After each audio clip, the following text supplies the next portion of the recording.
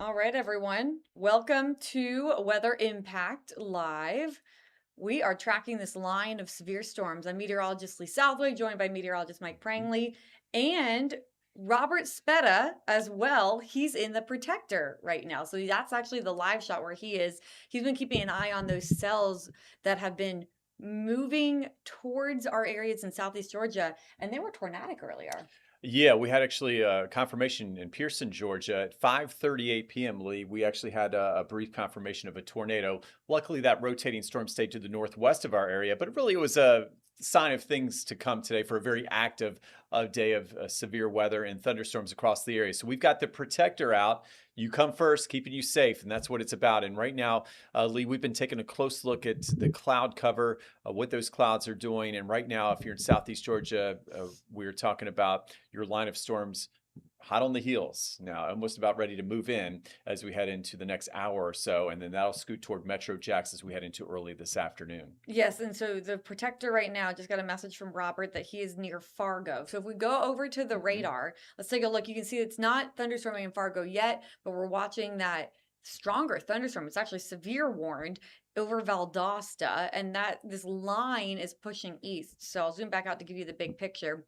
Right now, not everyone's seeing rain. In fact, most of us are not, but we're watching this line as it continues to move towards the First Coast. And Mike, it will be moving across all of the First Coast today. Right, and we're watching that line because it's already produced a tornado warning earlier for some rotation. So these aren't just your typical thunderstorms. These are your rotating thunderstorms that have the potential to produce damaging winds, some of those power outages, down trees, and maybe an isolated tornado. So Pearson earlier this morning with that rotating storm, and then it weakened as it moved toward Alma, Georgia. Right now, what we're dealing with, no official warnings across our viewing area. That's the key, but just to the west, this is a sign of things to come. Go a little west on Highway 82 there toward Tifton, Georgia. I've got some friends out in Tifton and gave them a heads up. Hey, you've got a severe thunderstorm warning. And just to the north of Tifton, seeing that rotating cell. And as a result, a tornado warning issue just to the north of Tifton toward Fitzgerald. So for us, I still think, Lee, the big call on this line will be a squall line, more of those straight line winds where we're getting those winds reaching the ground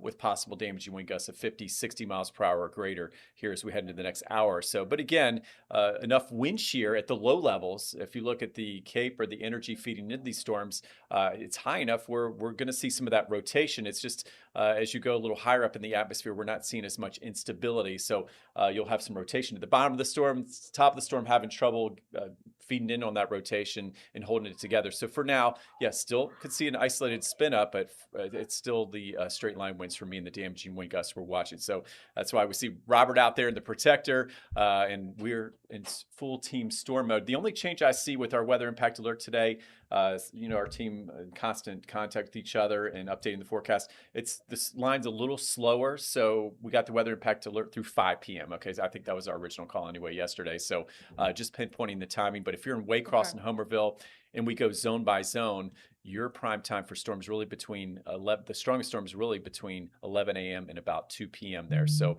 there's our impacts of winds of 50 to 70, isolated tornadoes, possible large hail. Okay, so have a safe spot if you need to get to one and have those alerts turned on. And Lee, pretty interesting, meteorologically, we have a level severe weather level outlook we look at anywhere from 0 to 5. It's like the hurricane scale where we go 1 to 5, 1 being the not as strong and 5 being strongest. Well, we're in the level 2 and 3 today.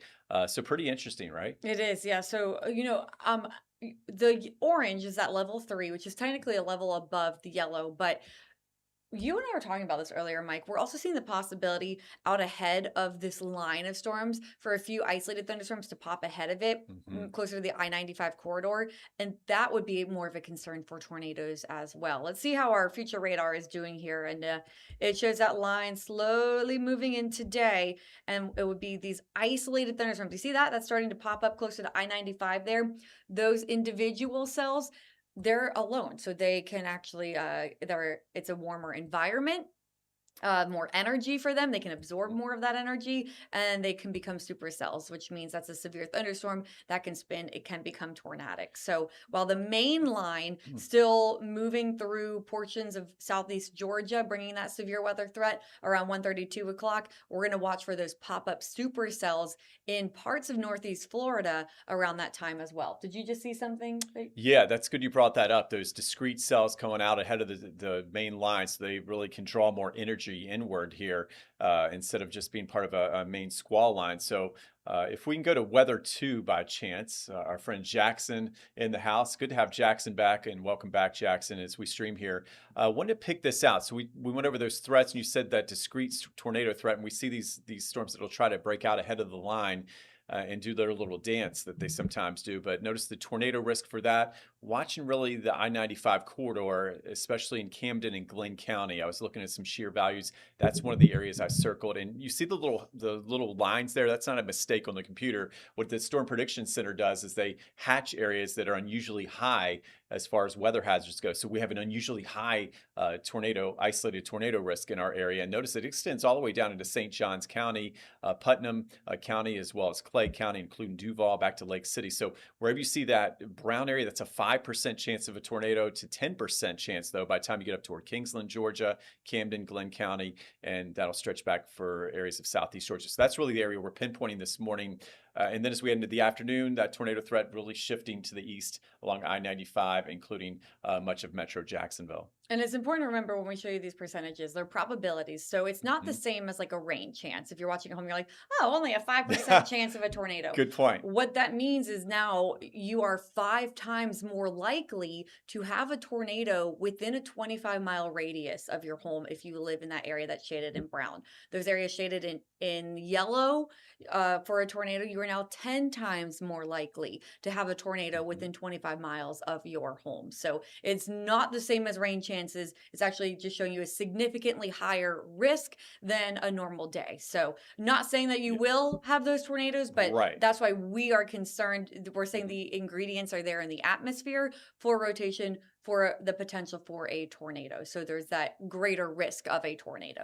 Right. So we're watching that closely, Lee. Good points. And then we take a look at the wind potential. That's still number one on my list with the squall line. That's what's coming through. So again, if you look at those percentages, way up to what, 15%. So you're 15 times higher to see a damaging wind gust from Brunswick to Waycross than normal, and then some, and then plenty of yellow on the screen. Then hail, something we normally don't see because it's so warm and humid in tropical Florida and South Georgia that the hail usually melts before it reaches the ground. But that freezing level, just a little bit lower today. We got just enough strong updrafts where we're going to see possibly maybe some hail out there. So we'll keep an eye on that as well as we look at all of our weather hazards. And you can see the overall threat, that's level 2 and 3 across the area out of 5. Yeah, and so with the winds, when you talk about damaging winds, we're talking about wind gusts of 50 to 70 miles an hour, which can cause damage. So that's why we say treat a severe thunderstorm warning like you would treat a tornado warning. When you're under a severe thunderstorm warning, we want you to go inside into shelter. An interior room is best because a 70-mile-per-hour wind gust, that can sling a projectile through your window and hurt you. So please take this seriously with those 70-mile-per-hour winds. That can be extremely dangerous. Oh, I love this. You did a county by county look. Oh, yeah, Lee. You know how our weather team is very specific, and love this. This is what we do here. And, I tried to update with all the latest information, and I enjoyed going over the SKUTs with you this morning. I love that stuff. And big thing is, we got nerdy this morning for you. You get all. 2 or 3 meteorologists together, and Robert out there. We've got eyes out there. I feel very prepared, and you should too at home. So we look at our storm time for Ware, Brantley, and Pierce County. Waycross, we're watching you, yes, and we're talking about 11 a.m. to 2 p.m. with the main impacts. Winds of 60 to 70. The atmosphere can still support that. The line and what I'm seeing with the latest trends, again, real-time data here on the streaming show, still would be probably closer to that 60 miles per hour. And that isolated tornado risk, we've already seen those storms rotate a bit. Still got to keep that in there. And you see we're streaming on First Coast News. Plus, know where your safe spot is. You can see on the lower left there, Robert's still watching those skies there. And you can see how fast those low clouds are moving. And that's a sign of a squall line moving into Glenn, Camden County. We're watching Folkestone over to beautiful Brunswick, into Nassau County and Fernandina. Okay, we've got noon to about 3 o'clock. So the concern is kids are in school and there's school pickup in Georgia today. So be careful, check ahead.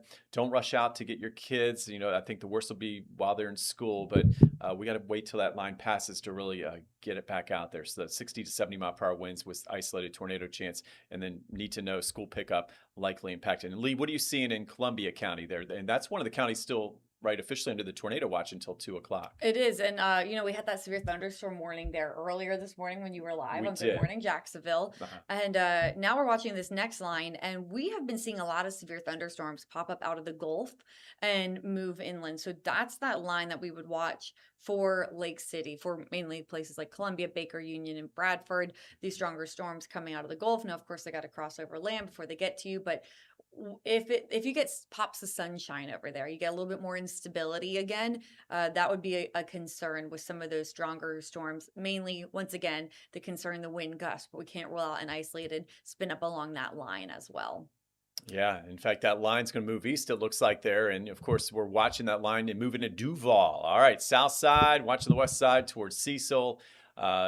Everybody's on spring break, right? And everybody's asking me, I've got a lot of questions. Can we go to the zoo today? I said, well, today's not the best day to be traveling, getting out about. So on Good Morning Jacksonville, we're saying get those errands done early. And then later on this afternoon, this evening, go out and have some fun. But between 1 and 4 o'clock, we're streaming on First Coast News Plus, keeping you safe. And I put a little hail chance in there. There it is. Wind gusts of 50 to 60 miles per hour with that squall line. And we're going to be watching for those cells and see if we have any thunderstorms that build out ahead of the main line. But embedded in the main line again, if you're in Clay County and Putnam County, so we get into early afternoon, just after lunchtime to 5 p.m. So southern Putnam County, we're watching Palaca, East Palaca.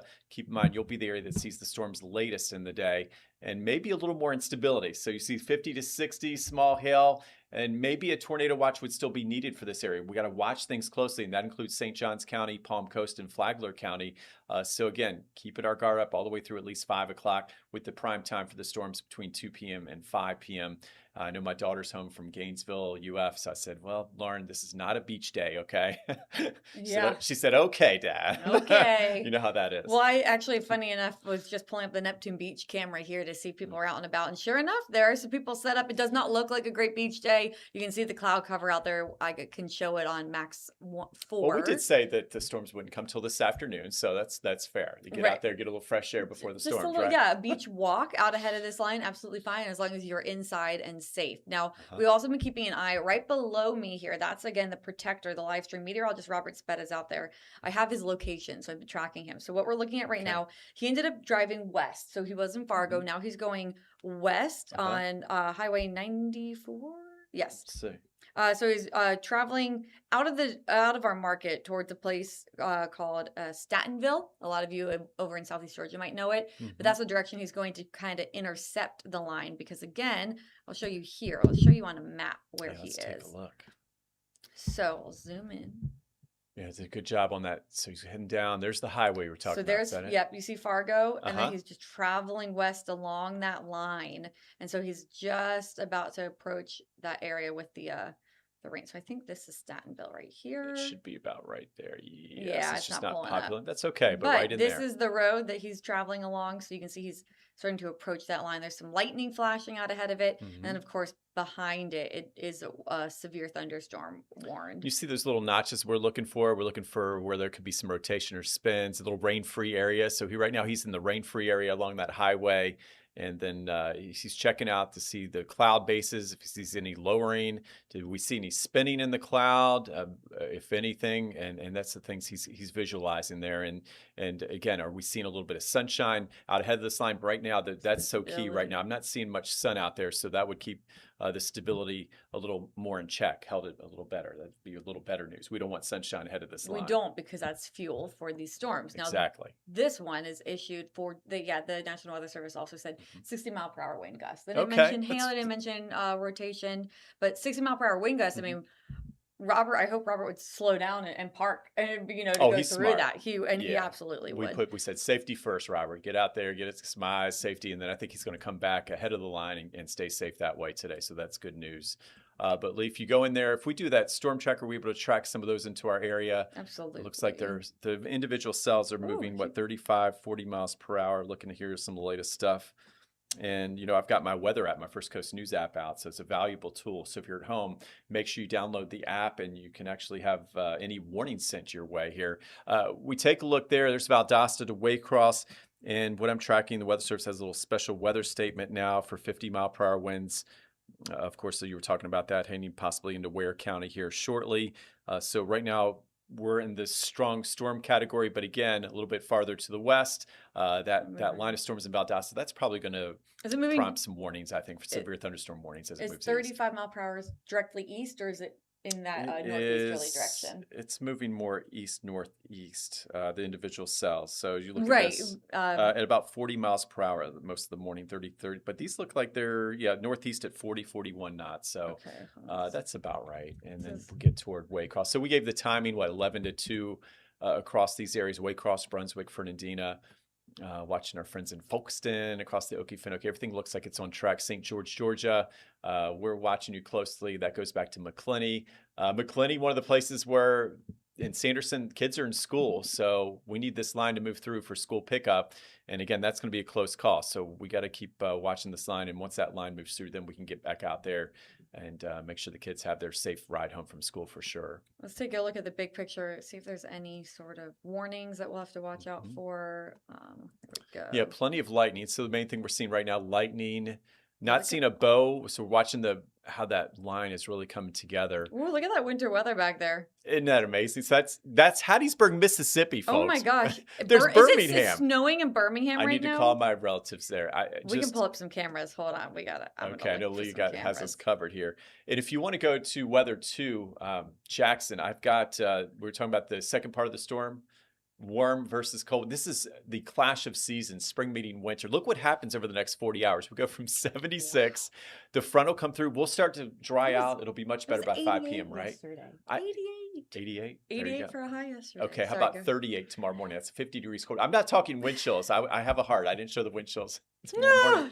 We'll let Lee do that at noon. I'll take the blame. I'll let you be the messenger on the wind chills tomorrow. And then highs only in the mid to upper 50s through the day tomorrow. At least we'll see the sun again, but there's going to be a cold wind. And then our coldest morning actually coming up on Wednesday morning. So here's our highs the next few days. All right, going from 70s to 50s. That's amazing. All right, that's 15, 20 degrees cooler than normal. This is the Ides of March. This is March for you. This is what we expect. And then we go from 50s back up to the 80s by Saturday. So have your vitamin C handy. If you're looking for spring break weather, yeah, we'll probably have to wait till late week. It's okay, though. And then Wednesday morning, protect the people, pets, and plants. I was trying to retire this map for the season, Lee, and sure enough, I had to pull it back out today. But that's a low of 32, where they're having severe weather right now in Valdosta, a low of 32 on Wednesday morning. And that freeze line stretches all the way into Waycross, portions of southeast Georgia, and wouldn't be surprised to see a light freeze as far south as McClenny, Folkestone, Lake City, and the west side of Duval. Pretty amazing. Even the beaches into the low to mid 40s. So overall in this picture, we're talking about a 10-day forecast that's showing a quite volatile situation. First with the storms today, and then temperatures every which way, right? We're talking all the seasons there in the next 10 days. You can almost make a case for. So 70s, 30s, 40s, 50s, 60s, 70s, 80s, and there, how about 85 next Monday? So a week from today, if you're upset about the weather, the cold weather, just think it's going to be 85 degrees next Monday. Just think. Holding on to that. Yes, hold on to that thought. Yeah, just think about it. Okay, I don't see a lot of excellent cameras. I think it's just such very light snowfall that would be happening, but let me see. Here we go. Yeah, I bet you. I believe this in you. is what it looks like if we pull over to max 4 again. Yes. Let's see. Okay, it looks more like rain. I see. I know. I'm looking. This is right out of Birmingham. Let's see. There's a couple. The snow's just mixing in. You see the sky? That's like a snow sky. Doesn't it look a little lighter? Oh, yeah. Here, let's look at this one. This is from Brookwood Forest Elementary, looking out at UAB. There it is. Okay. Do you see the little white hues in the sky? That's definitely snow. Little flakes. These are small flakes. It's snowing. It is snowing in Alabama. University of Alabama at Birmingham. University of Alabama, Birmingham. There it is. All right. Now I'm going to go over. Let's take a look at the storms that are heading in our direction. Okay. So let's take a look at some cameras. I'm going to update folks on the other end on TV, First Coast Living. I'll be back. Yes, that's right. Yes, you absolutely need to go do the. All right. I got it covered here until you're back. Okay. I will be Um, back and I'll see you soon, Lee. Keep up the great job. okay, and hold on, I think we have a programming alert for our viewers as well. Okay. Give me 1 second. I know I just saw it pop up. That's probably on my phone. I believe what it is though is that yes, okay, so at 11 p.m., if you're watching us right now on Roku, Fire TV, or Apple TV, really on FCM Plus on those apps, it's going to take First Coast Living, which is where Prangley will be Yes. starting off First Coast Living. But I believe, Jackson, are we going to continue to stream on YouTube, Facebook, website, anywhere else? Yep. An app. So you can watch us on the First Coast News app. You can go to firstcoastnews.com and watch us live there. And this also continues through the noon show. So I think if you're watching us on Roku, Apple TV, Fire TV, you will get First Coast Living and then the noon show. If you want all weather all the time, make sure to switch over to our app, our Facebook page, our YouTube, our website, and you'll be able to stream us there. But okay, let's zoom into Valdosta. Let's see what we're dealing with when it comes to those storms that have just moved through. USFL. Okay, no, that was Birmingham. Here we go. I'm going to try to pull up a camera where Robert Speta is heading. Okay, so that's Valdosta. Here's a look at Statenville, which is where Robert Speta is heading towards.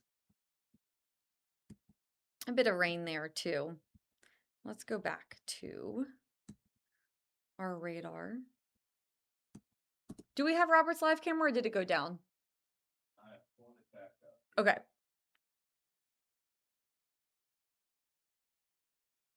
So there's a look at the big picture with the radar. And you can see that there are severe thunderstorm warnings popping along that initial line, plus the line right behind it. So all of them are severe. And they're moving into the First Coast. So looks like we just got an alert from the National Weather Service. Let me check out my notifications with them, as we also work to get the Protector stream back up with meteorologist Robert Speta.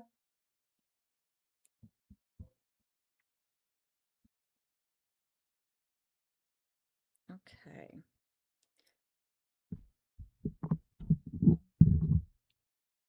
Okay, so it looks like the Storm Prediction Center has highlighted what we've already been telling you. So no new information to you all who have been paying attention, but across Southeast Georgia and then into portions of Northeast Florida like Lake City, they kind of just circled this area to let you know that there is a risk of tornadoes, of wind, and of hail. Still, we have that risk of severe weather. Oh, look at that. Looks like Robert made it to town somewhere. Let's see. I'll pull up his location. Let's get a look at where he is.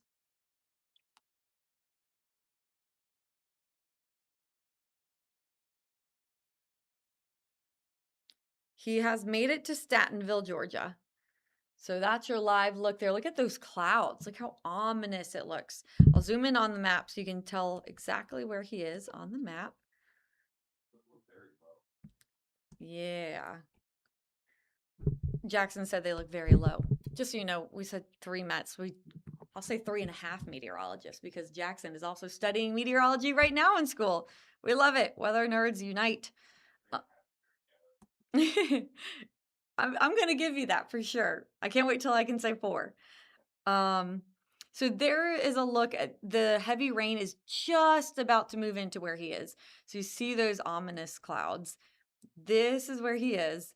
And so that rain is moving right up onto him now. Some lightning flashing right behind it near Lake Park and Dasher. So that lightning heading towards him too, because he's right at that intersection. Let's see if I can get a little pointer for you all to see. Okay, this is where he is. And so there's that line that's about to move in. Oh, there we go. That's where he is. And so notice that rain that's moving in right there. Here we go. We'll zoom back out. What about the rest of the First Coast? What to expect? Well, this whole line moving towards us. So along that line, we're really concerned about damaging winds, but you can get a little bit of rotation, a little bit of spin up activity. And then there could be a few of these isolated thunderstorms that pop out ahead of the line. And so those have more of a potential of spinning. Those are little supercells that form. Sorry?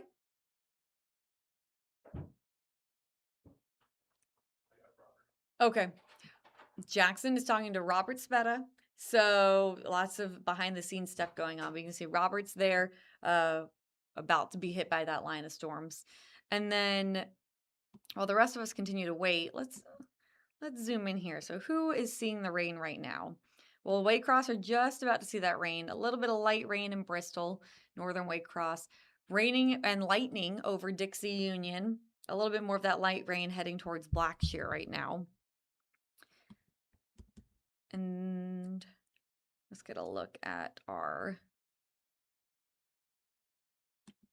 temperatures, because again, the warmer it is, that's warm air is fuel, is energy. It's only 11 a.m. It's already 75 degrees in Jacksonville and Mayport, 76 in St. Augustine, 75 in Keystone Heights and Palatka, and 75 in Palm Coast as well. And if we take a look at our winds, let's see what's happening with the winds. So the wind direction coming out of the south, it's pulling in that warm air, that unstable air. And then when the front moves through, you're going to notice the winds collide and come out of the northwest. But it's a little breezy out there today. It will get gustier as well. And of course, when those storms move through, then they'll have the strong to severe gusts. But there's gusts of 30 right now in Mayport, 29 at the Jacksonville Airport, 19 in Folkston, 23 in St. Augustine. And so, weather impact alert, meteorologist Mike Prangley did just extend it back towards 5 o'clock because that line of storms is moving a little bit slower. So it might not completely exit our viewing area, might not exit Flagler County until around 5 o'clock. Winds of 50 to 70 miles an hour possible. That's damaging wind gusts. Isolated tornado possible. Hail, frequent lightning, heavy rain, all possibilities. So here's a look at one future radar showing us how this could advance over the coming hours. I think it's behind by an hour. Hold on one second. This is about where it is now. Let's see. We're like right there. So it's about an hour behind, I believe. And so what that means is that when we look at this, we're going to knock off an hour because you see how there it says Monday, 12 p.m. And that's kind of like what it looks like right now at 11 a.m. So at this point here, that's what we could be dealing with around noon. This is what it could look like around 1 p.m. to 2 p.m. Notice those supercells there popping along I-95. That's when we've always been nervous about it, 1 to 2 o'clock. We got meteorologist Robert Speta in the car looking at some stuff there too. There we go. There's a look at the clouds. He turned it back to that storm that's moving in. But anyway, here's 1 to 2 o'clock. And then 2 to 3 o'clock. 3 to 4 o'clock. 4 to 5 o'clock. Perfect. Seeing some of those storms. So weather impact alert now in effect until 5 p.m.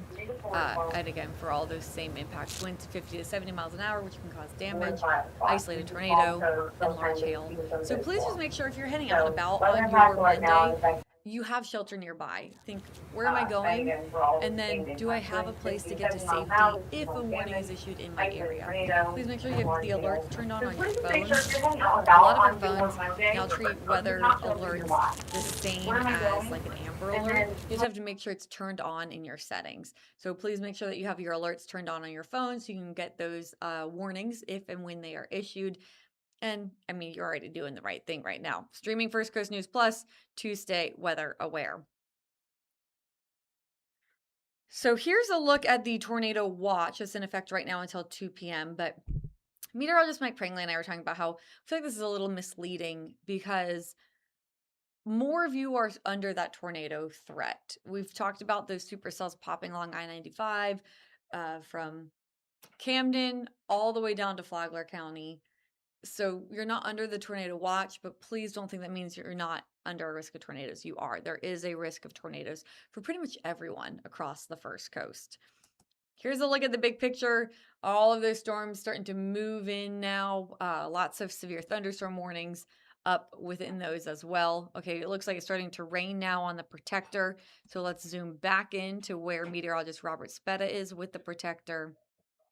There we go. Look at that. He's about to be hit by that line. He's getting some of those little showers out ahead of it. We have Robert right now. Okay. Really hear her though. All right, Okay, yeah, bring Robert, me if up you can because hear I'm me, just about to know get that I nailed. cannot hear you. There is no IFB over here, but I'm going to toss things over to meteorologist Robert Speta. Robert, we can see the screen. We can see what you are showing us as you zoom in, and also I have radar zoomed in on exactly where you are. So go ahead. Again, I can't hear you. I can't talk back to you, but please go ahead and let us know what you are seeing right now. And also, you've been out since early this morning, so please also tell us about everything you've seen all day so far.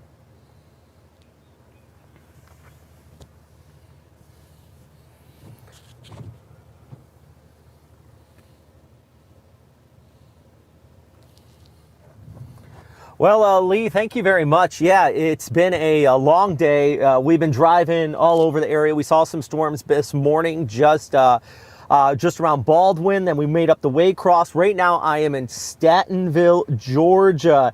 This is the leading edge, excuse me, of this line coming in from the west. Now, this particular cell right in front of me, I'm watching here, left to right, this was actually tornado warned here about 30 minutes ago. I know you were tracking it here on FCN Plus.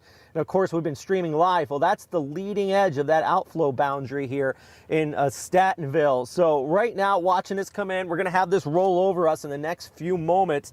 Then I'm going to try to turn south, and we're going to drive out towards Lake City and stay ahead of this here. But Lee, I'm sure you have it here, but the latest warning on this severe thunderstorm warning, the one I'm pointing at right now, does indicate 60-mile-per-hour straight line winds here just outside of Statenville. We have a 3/4 of an inch hail, and there is a tornado tag on this specific one I'm looking at right here. And what that means is from the National Weather Service, they are saying there is that risk of like a little gustnado or anything like that. I mean, it's really, especially in these type of cells, you can see right out there, I'm kind of zooming in over top of this baseball field. You got a flag right there. You get a good idea of what the wind is. But you see like this inflow. Now, all of this is scud. There's no tornadoes here. But like, look at that. It's these inflows that you kind of worry about that could kick up these little vortices and stuff. But this thing just in moments about to roll right over us here in the protector. That's a good view of the outflow boundary kind of right there. Now what's happening is we got a lot of heavy rain right in front of us here. So this is all blowing down very heavy, and this is the outflow boundary. And boy, I mean, I'm just looking at velocities right at this moment. The straight line winds in this thing that's coming right at me. This is gonna pick up pretty heavy here in just a moment, and I do think we're gonna be looking at some fairly high winds. So just gonna stay with you here, Lee. I don't know if you can talk back or not. Oh, I do have a severe thunderstorm warning was just issued right at my location here, Lee. I'm sure you could probably pull it up on radar, but this was just issued right over top of me, a severe thunderstorm warning over Statenville here in Eccles County, Eccles, Georgia. Basically this storm racing right off here towards the east. And yeah, that doesn't surprise me. I'm looking at it right now. Hail threat here, wind upwards of 60 miles per hour. Also, the tornado watch does remain in place where I am right now here with the protector as well. So once again, live here in the Robert, protector in Statenville, Georgia. Hopefully you can hear If me the okay producers too. can just let me know We can back see there, your live shot. That looks am I pretty able to talk scary. back I with also Lee do of have what the she's seeing radar right pulled there? up showing the severe thunderstorm warning over your area. Again, this is the Statenville area where meteorologist Robert Speta is with the protector. He is inside the protector. You can see the raindrops now falling on the windshield. Robert, what are the winds feeling like out there where you are?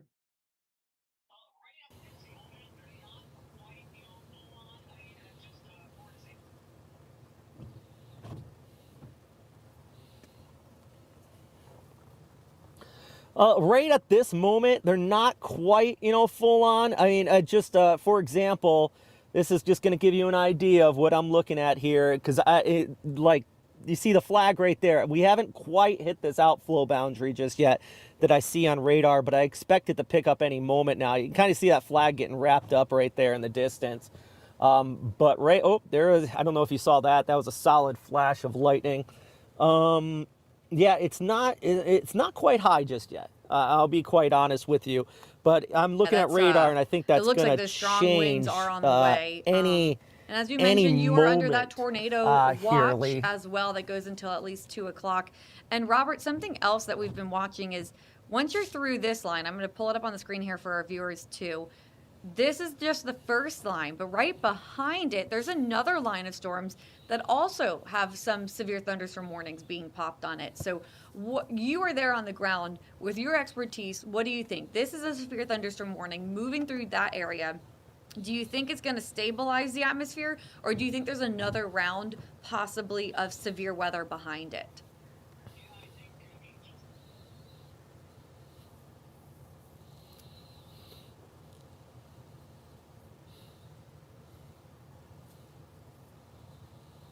Yeah, I mean, just given what this is and showing here behind it, I think there could be still this kind of continued line. Now, of course, it would stabilize it, though.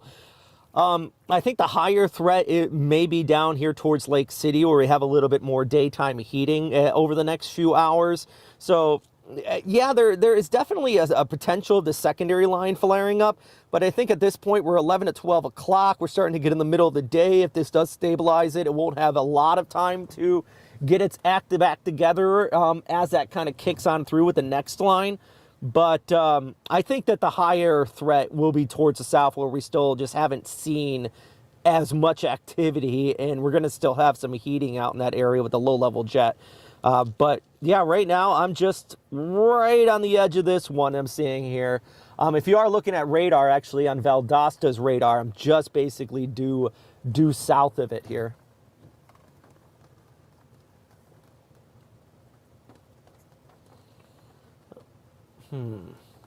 Just looking around here right now, Lee, by the way, on the camera, just trying to get a good idea of what we're seeing here towards our south, because there is kind of I wouldn't call it a notch just towards our south, but we do have a little bit extra outflow kind of out in that direction right there. There's a big delay. Looks like this rain's just starting to pick up a little bit more at this moment. On our stream. So when I try to talk back to you in a timely manner, our viewers think I'm interrupting you. And when I don't talk back, and so the viewers don't think I'm interrupting you, you think I haven't responded to you. We got about a 10-second delay. So just letting everyone know, I'm not trying to interrupt him or ignore you, Robert. But thank you for showing us this. I can tell now on your cameras that you're showing us from the protector, it's getting worse quickly, as we can also see here on radar. So now those winds still whipping, showing us the flagpole again, but we can see more of the rain. Earlier we just really saw some of those raindrops on your windshield wiper. Now we can see a lot more of that rain. We can even see it. There you go. You see kind of looks misty to us on the camera too. You were out there early this morning. You left the station before sunrise. You went to Waycross. Then you went south. Can you tell us about where you have been? And then also, please let us know about where you are planning to go after this as well, because you're staying in the protector through this event, just like all of us here, this weather team. We're going to be here through the duration of this event across the First Coast. So where have you gone? And then also, where do you plan to go?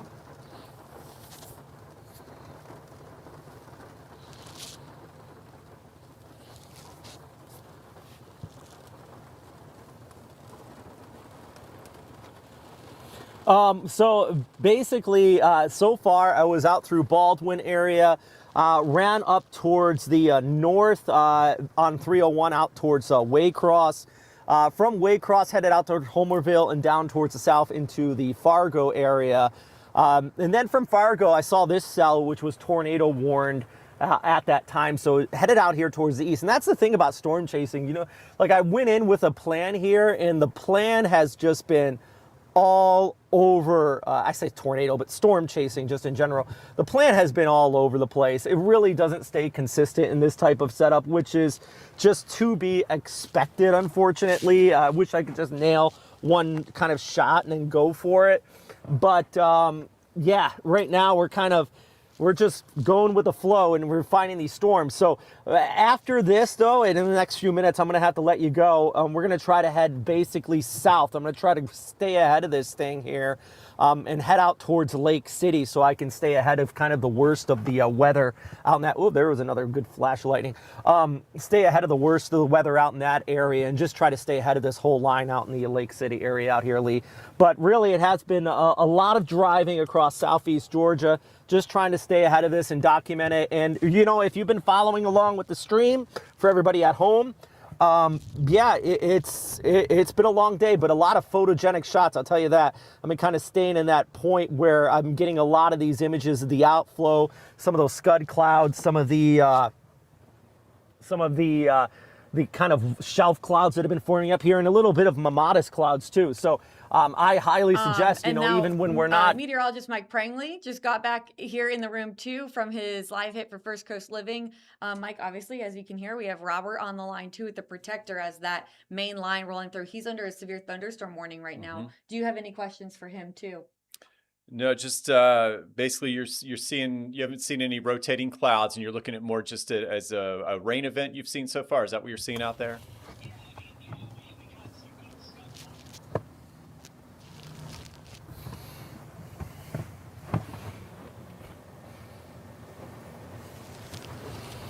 Yeah, I mean, yeah, we got some good scud clouds, nice little shelf cloud that formed up on the leading edge of this here. It's been, you know, a couple good lines with this wind coming through. I mean, right there you can see on the screen. I wouldn't call that rotating right in front of me right there, but it definitely has like that low hanging kind of inflow set up to it. And this specific cell that I'm looking at was tagged with that tornado tag on it. So, you know, it definitely has kind of that look of a good, strong outflow boundary. I think that's the number one thing I'm seeing right here, right now there, Mike. I think stability, though, is closer to the ground. And as we get up, it looks like the Cape's not quite as high. So it looks like the setup right now, we're seeing nature, you know, at its finest here. It's given us a good look at a very turbulent atmosphere.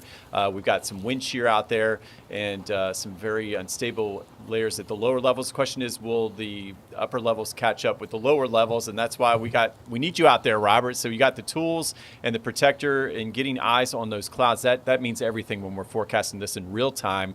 And yeah, in this type of situation, it's yeah, we take it 1 minute to the next, right?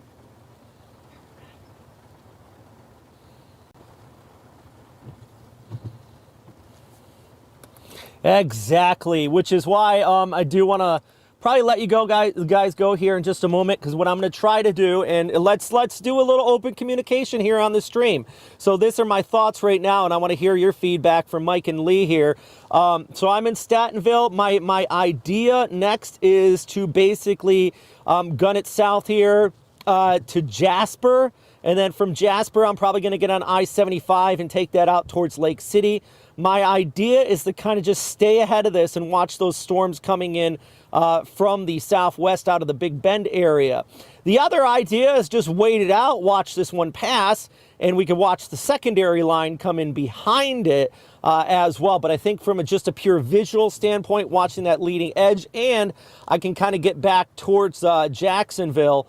I think so, Robert. I think we're going to stay out that first line. I think that's going to be our dominant line. The second line will probably not quite make it here, or at least it'll be more stable by the time it gets to Jacksonville. So I say stay out ahead of it. Be careful, be safe, because we're doing a storm tracker right now showing possible strong storms with some damaging wind gusts moving toward Waycross and Lake City here over the next hour or so. So be safe, buddy. Yeah, I think that's a fantastic idea, Robert. I like that you're staying ahead of it, and then you'll be making your way back here towards the Jacksonville metro area for all of our viewers along the I-95 corridor, because again, Robert's going to be out in the Protector through the duration of these strong to severe storms. So thank you so much, Robert. Stay safe.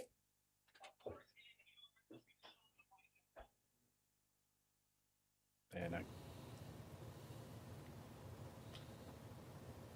So another great look there out there with Robert Of Speta. course, and you know, they're just Southeast going to shut Georgia. off So my you see mic. I those don't want to be low-hanging talking clouds, while I'm Lee, driving here, that but the low cameras cloud will be ceiling, staying and on that's for everybody unfortunately when we look back at there. severe weather So across just Florida, a heads that's one up, of the you can things we still look be for, able to and that's why we're here watch and we're this streaming until we can give the all clear. And our weather team's in storm mode, and we'll be here throughout the day until we can give that all clear, which probably won't be until later this afternoon. But again, in this type of setup, and as Robert was saying and confirming with the protector and all the tools we're using, this right now, we are seeing some instability, some scud clouds, but nothing alarming to the fact where we're going to have a severe weather outbreak at this point. But it's certainly enough by looking at those clouds that we will have a few severe thunderstorm warnings at least, and still have to keep our guard up for an isolated tornado. Absolutely. Yeah. So again, our main risks, if you're joining us, we've been streaming for quite some time now.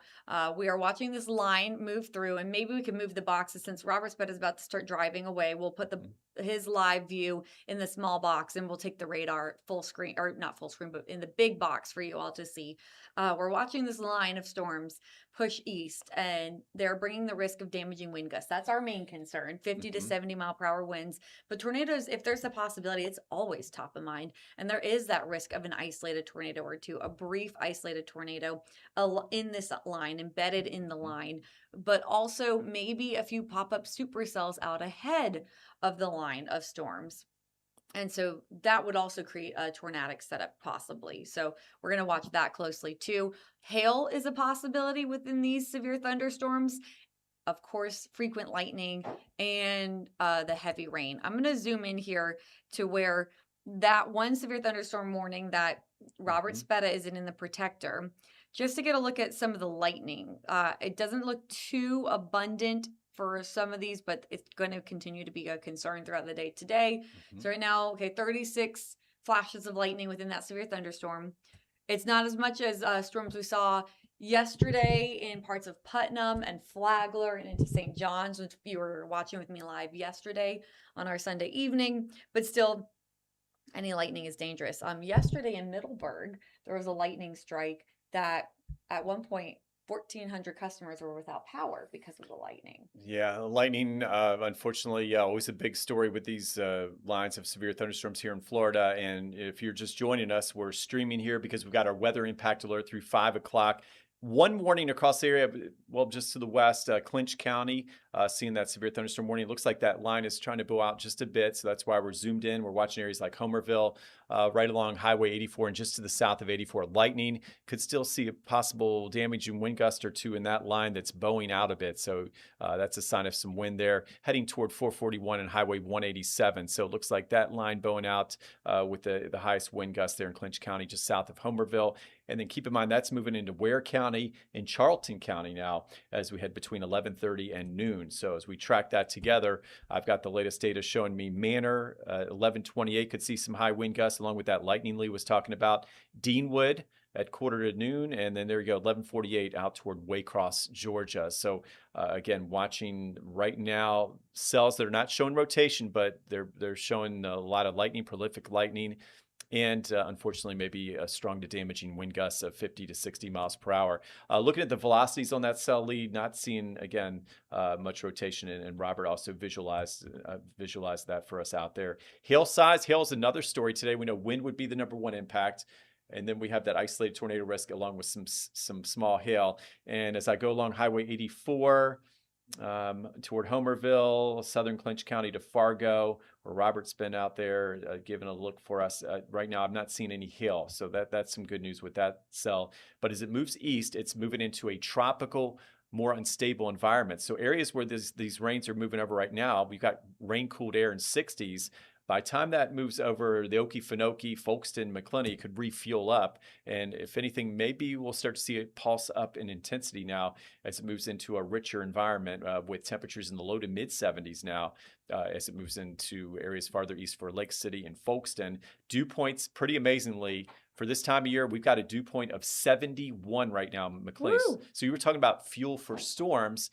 Well, we've got plenty of that out there for it to work with and this line to work with as it moves east. Yeah, so again, you were mentioning some of that timing out there. Places like Brunswick around 1 o'clock, Grenadina around 2 o'clock, same for the Jacksonville area and airport.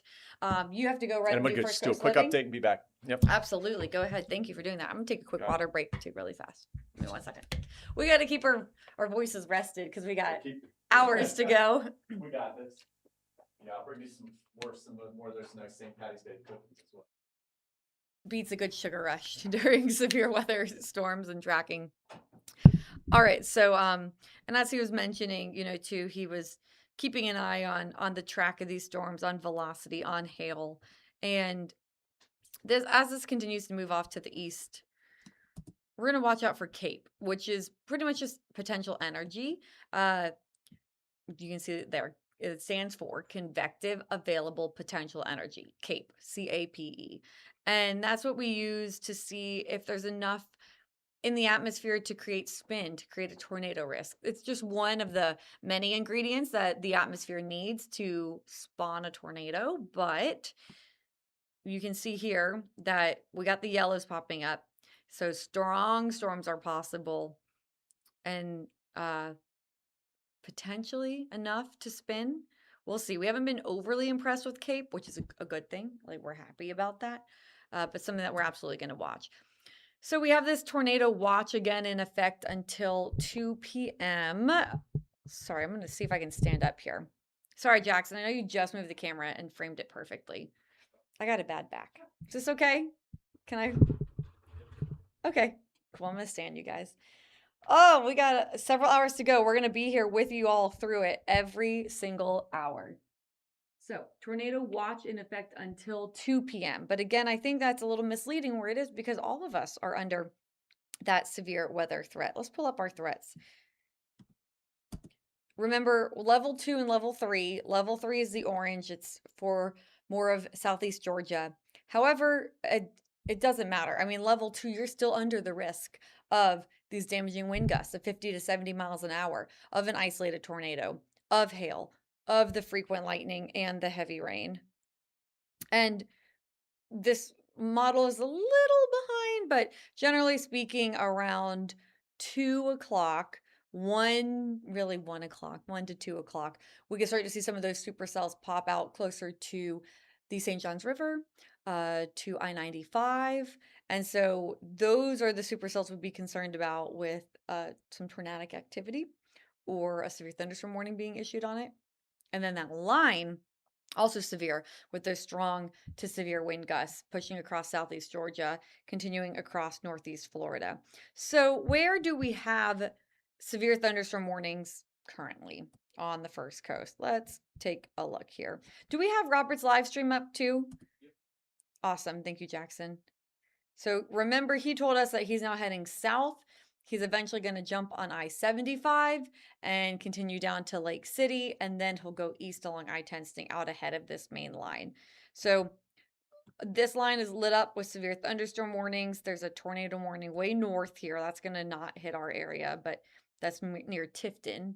So if you have any friends or family in the Tifton area, check on them, make sure they're okay. But back down towards where we are, there is that severe thunderstorm warning that Robert Speta is now moving away from, out of. He's moving south. He's heading towards Jasper, and then he'll head on to I-95, or excuse me, I-75, and jump onto I-10, and then go over to I-95, just hopping all around the interstates there. But let's see where he is right now. I have his location, so I'm going to pull it up. Let's get a look at where he is. He is on US 129 South. He is just south of Statenville now, and again, he's heading towards Jasper. So you can see that on your screen. That's what he's kind of driving through. You see the raindrops on the screen on his camera there, kind of shaking back and forth. He's driving though, so it's gonna be looking a little rough and bumpy and windier than it actually is as he exits out of that severe thunderstorm and continues south.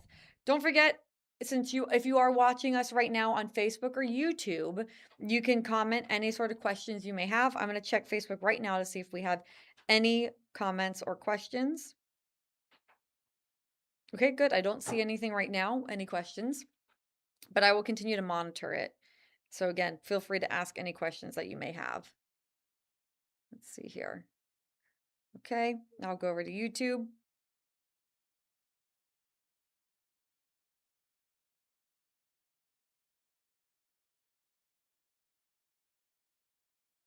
Do we have any? Ah, I got hit with an ad, a lovely ad. So I will check soon. Okay, got some questions. Someone asked if we're cooked. Where are you? Depends. If you are in the First Coast News viewing area, nothing so far. Tina asked, will this hit Duval County today? Yes, it will.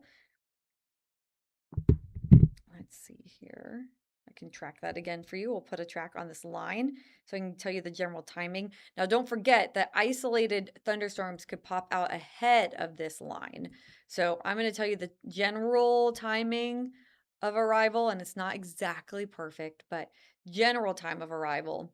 And then, but you could get a pop-up out ahead of it.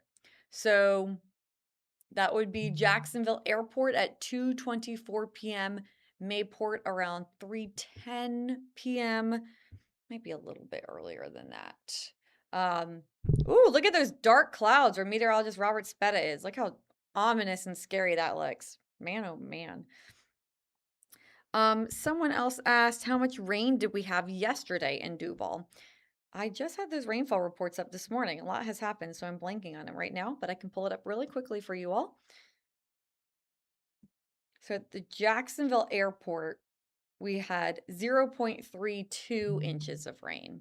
However, there's more over at NAS Jax. I believe it was 0.7, but I do want to check that.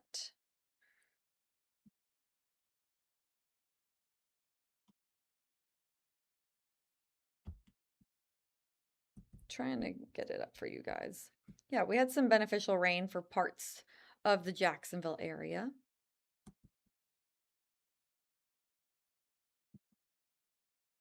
Yep, 0.7 was what was recorded at NAS Jax. So that's good. All right. So again, any other questions, feel free to ask them. Those questions came from YouTube. Thank you so much. All right. So Keitha asked when we can expect the worst of the storms to roll through. And again, we could have a few pop-ups out ahead of this line, but you'll see here that the timing of arrival of this line, which will be the heaviest rain and the gustiest winds and still that threat of tornadoes, that would be arriving around 2 to 2:30. It looks like for the Jacksonville Airport. So I would say between 2 and 3 o'clock is going to be. Well, actually, I would like to move that earlier. Let's say between 1 and 3 for places like Duval County, and then that does include down into St. Johns County and Clay County as well. This is going to be moving through, though, generally speaking, I think if you know that you are inside around that 2 o'clock hour for the Jax metro area, that's the best time to be inside. Unfortunately, I do know that if you are up in Southeast Georgia, some kids are still in school, and that's what we'll have to watch out for, a rough school pickup time around that time. Let's clear this screen here.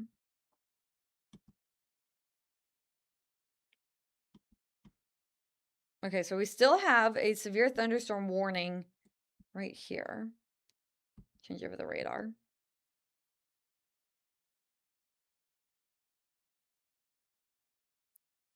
So this one obviously moving closer towards our area. So if you're watching from Waycross, you've had this rain nearby all morning, and now it's getting closer and closer, but please be aware that this severe thunderstorm warning here heading in your direction.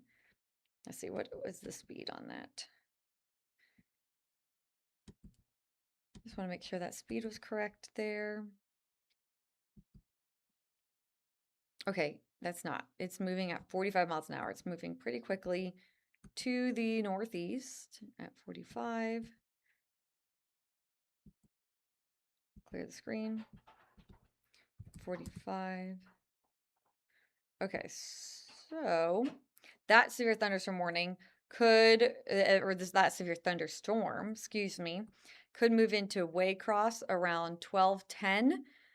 p.m., Blackshear at 12:22 p.m., Bristol at 12:33 p.m. You can see places like Manor earlier here around 11:51 a.m. So that's a severe thunderstorm warning that is moving in your direction. So generally speaking, but like I'll see that Boeing segment. Let me get my pointer.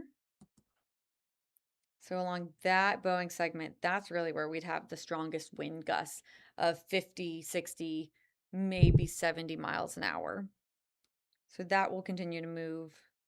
Again, it's moving to the northeast at 45 miles an hour.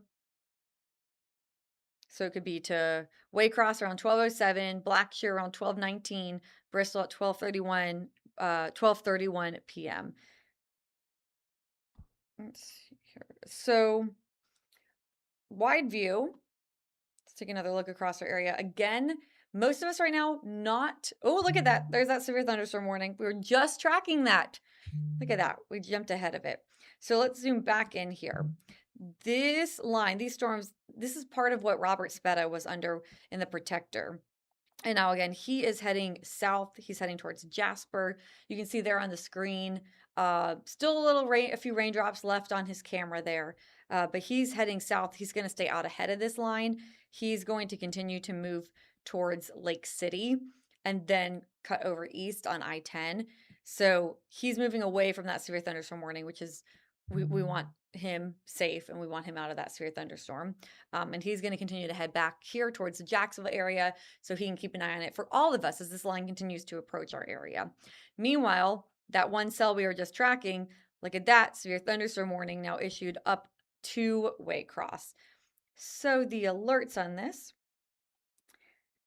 southwestern Pierce, southwestern Brantley, central Ware County, northern Clinch, and northwestern Charlton County. This severe thunderstorm warning goes until 12:15 p.m. It is issued for 70-mile-per-hour wind gusts, as we just mentioned was possible. So the hazard is 70-mile-per-hour wind gusts and penny-size hail also possible within this storm. Let's zoom in here. Let's see how they also sped up the timing. They say now it's moving to the northeast at 50 miles an hour. So I'm going to put a new track on this severe thunderstorm here. Make this 50 miles an hour, right along that leading edge. So Waycross around 12:05 and Blackshear 12:15 and Bristol 12:26 p.m. So this is moving in your direction. This is a severe thunderstorm warning. We have a lot of severe thunderstorm warnings issued along that line that's out to the west, even that tornado warning still that's way outside of our coverage area. But this is what we are concerned about as that line continues to move towards us and towards the first coast throughout the day today.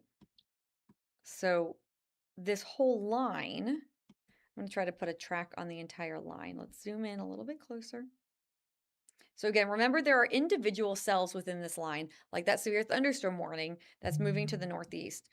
But generally speaking, the line is slowly creeping towards the east and southeast. It's moving slow.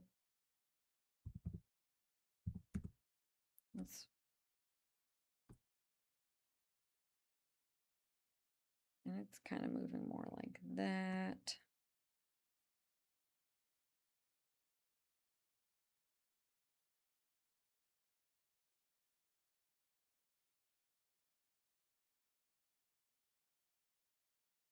Well, 15 p.m. Jackson end time.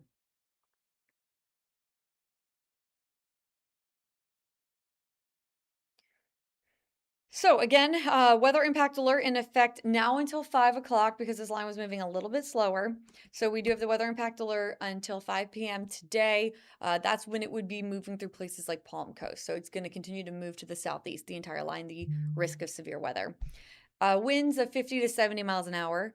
That's our main concern. We can't rule out the possibility of an isolated tornado, even hail possible as well, plus of course the frequent lightning and the heavy rain. So throughout the day today, we need you to keep shelter nearby, have your safe spot, know where you will go if a warning is issued. Make sure the warnings are turned on your phone so they can automatically be sent to your cell phone or your device, very similar to an Amber Alert. You just have to make sure that you never turned it off in the past. So make sure your weather alerts are turned on in your settings on your phone.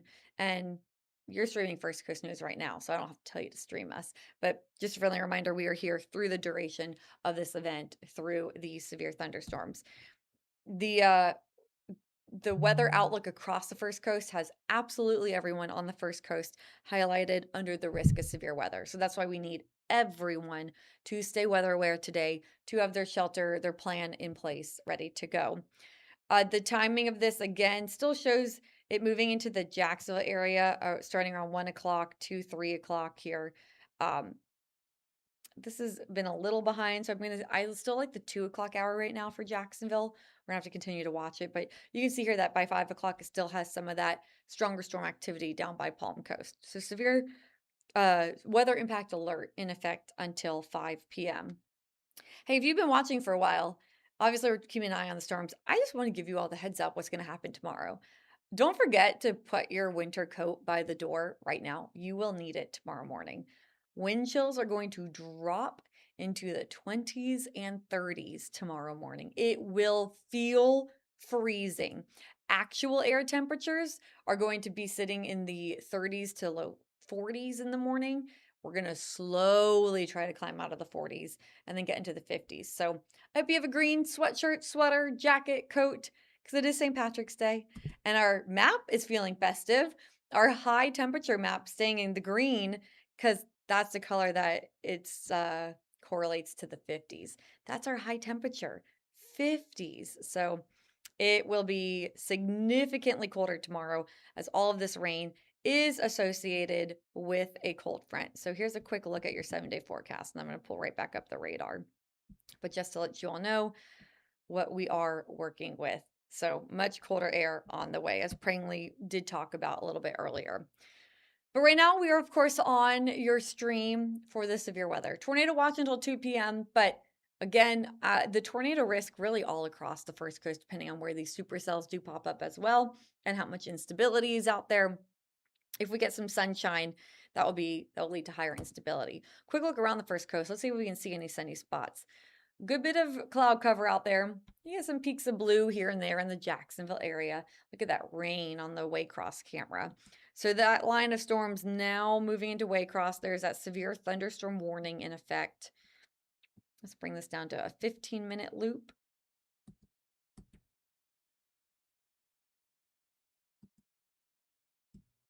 There we go. So this line here, again, moving closer and closer towards Waycross.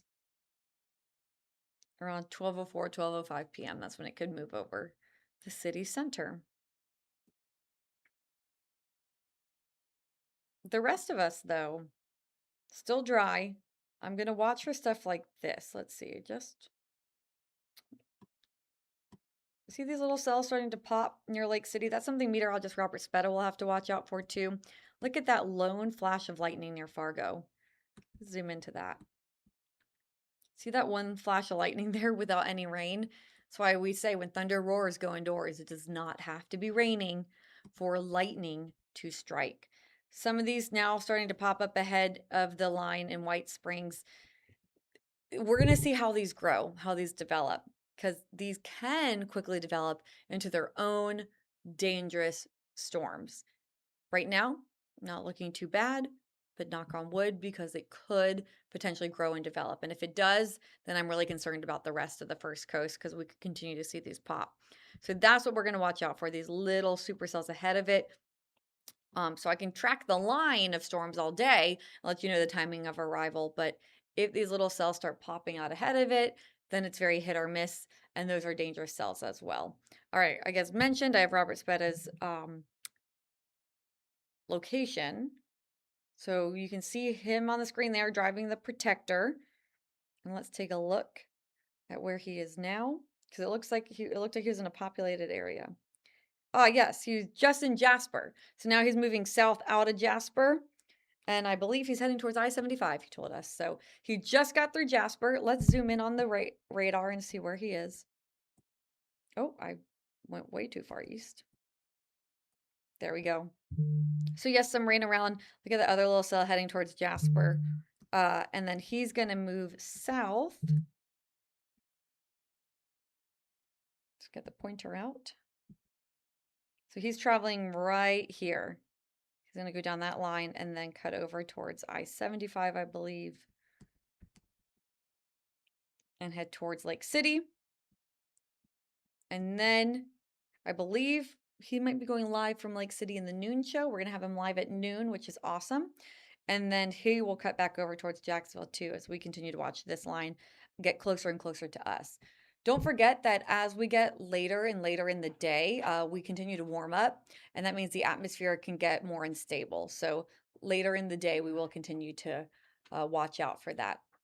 Mike Pringley is back in the room. Thanks for letting me. I had a little break. Got a little update on First Coast Living, and now you get to gonna run to do the noon show. Right? I got to do the noon show yet, so you're gonna see a little behind the scenes here as he's setting back up because he's gonna be here on the stream with you all. Yeah. I'm gonna take his mic and IFB. Teamwork. Okay. I'm gonna go do the noon show.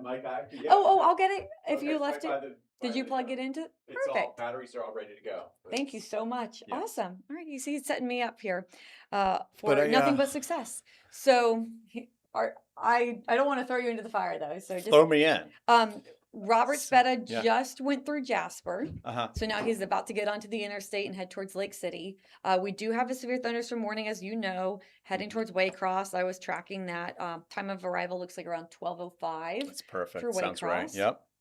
And the other thing I was looking at here were these little cells now starting to pop ahead of the line. Oh, there we go. You and I were talking about that, yes, so we want to make sure.